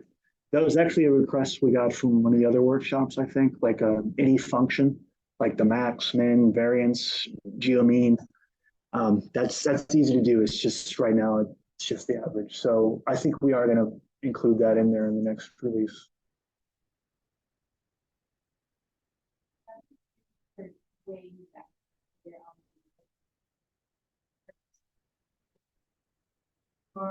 And the average, that one, is it still only the average? Yeah, that actually would be a good one for geomean too. Yeah, those would be good things to add. It's definitely doable. It just hasn't come up yet. So we have a laundry list of items that we were going to add to the package after these workshops based on some of the feedback we've gotten from everybody. So later this year, there's going to be more features. Okay, I think the last thing I want to show you is this argument called buff dist. So the buffer distance around these points. Basically, when it makes the map, it takes the bounding box around the locations of the points and does a very small buffer around it to actually put them in a frame that makes sense. But if we want to increase that, I forget what the default value is, but it's fairly small. So if I go to my arguments here, buff dist is 2. I think that's decimal degrees. I don't know, but it's a fairly meaningless number. But if you do 20, we can actually increase the bounding box size around the plot. So it's kilometers. Okay. Did I write that in the help file? All right. It's kilometers. So yeah, a much larger space. I think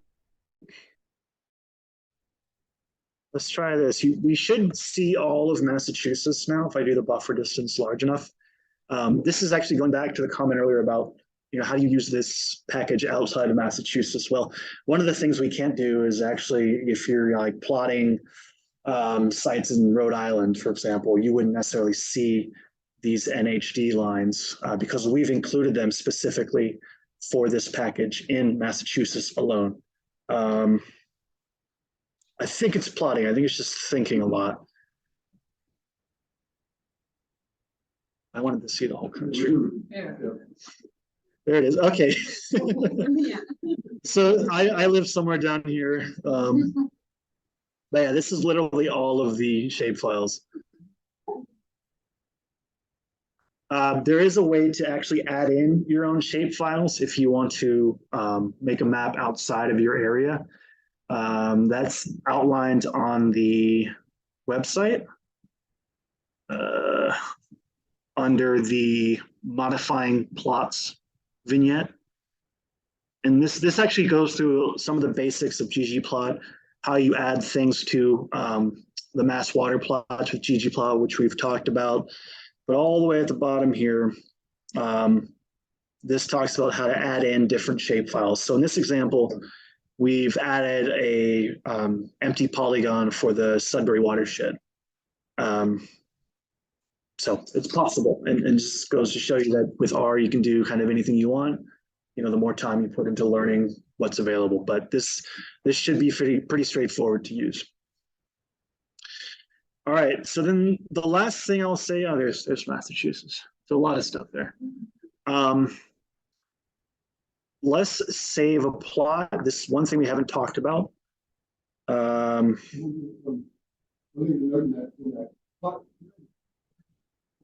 Is that Upper Merrimack is approved.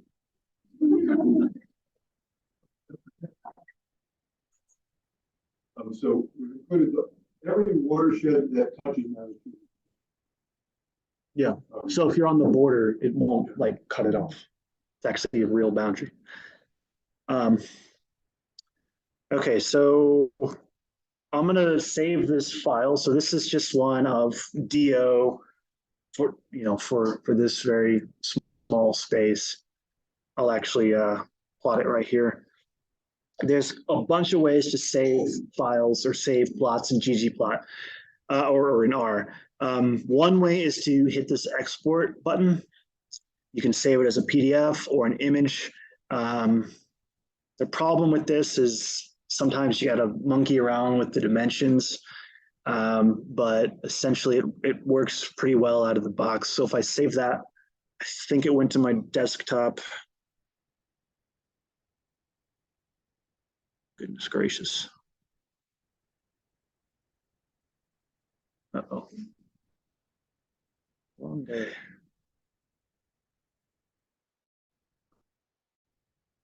Okay, we're getting there. I don't know where it went. Went somewhere. Oh, here it is. It went to my working directory. So it just by default saves it as rplot. Now it's a little JPEG file. The resolution is pretty bad. So that's sort of the downfall of using the button option in RStudio.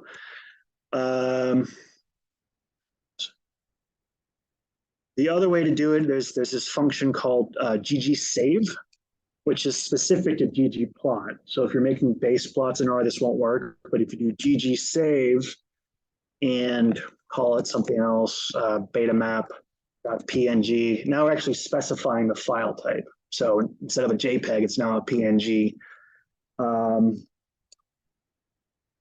You can actually do any of a number of plots to save, but by default, if you just use this last plot function, it will plot the last thing that was, or save the last thing that was plotted. I think you can actually, like if I just did plot equals P2, pretty sure it would save that one instead, but just as a convenience, you could just do the last plot. See, device is going to be PNG. So I've got to specify that in addition to the file path in the first part. Width, this is going to be in inches, so 6.5 inches wide by 7 inches high, and then I have to say the width and height unit, they're in inches. You also do pixels, like px is one way. Centimeters you probably can do. But basically, if I run this, it should do the same thing. It'll now save it in my working directory, beta map. Open that, there we go. So a lot better resolution. A lot of these things you can specify the actual like dots per inch if you want like a 1000 DPI image, but it's very flexible. So I think that's it.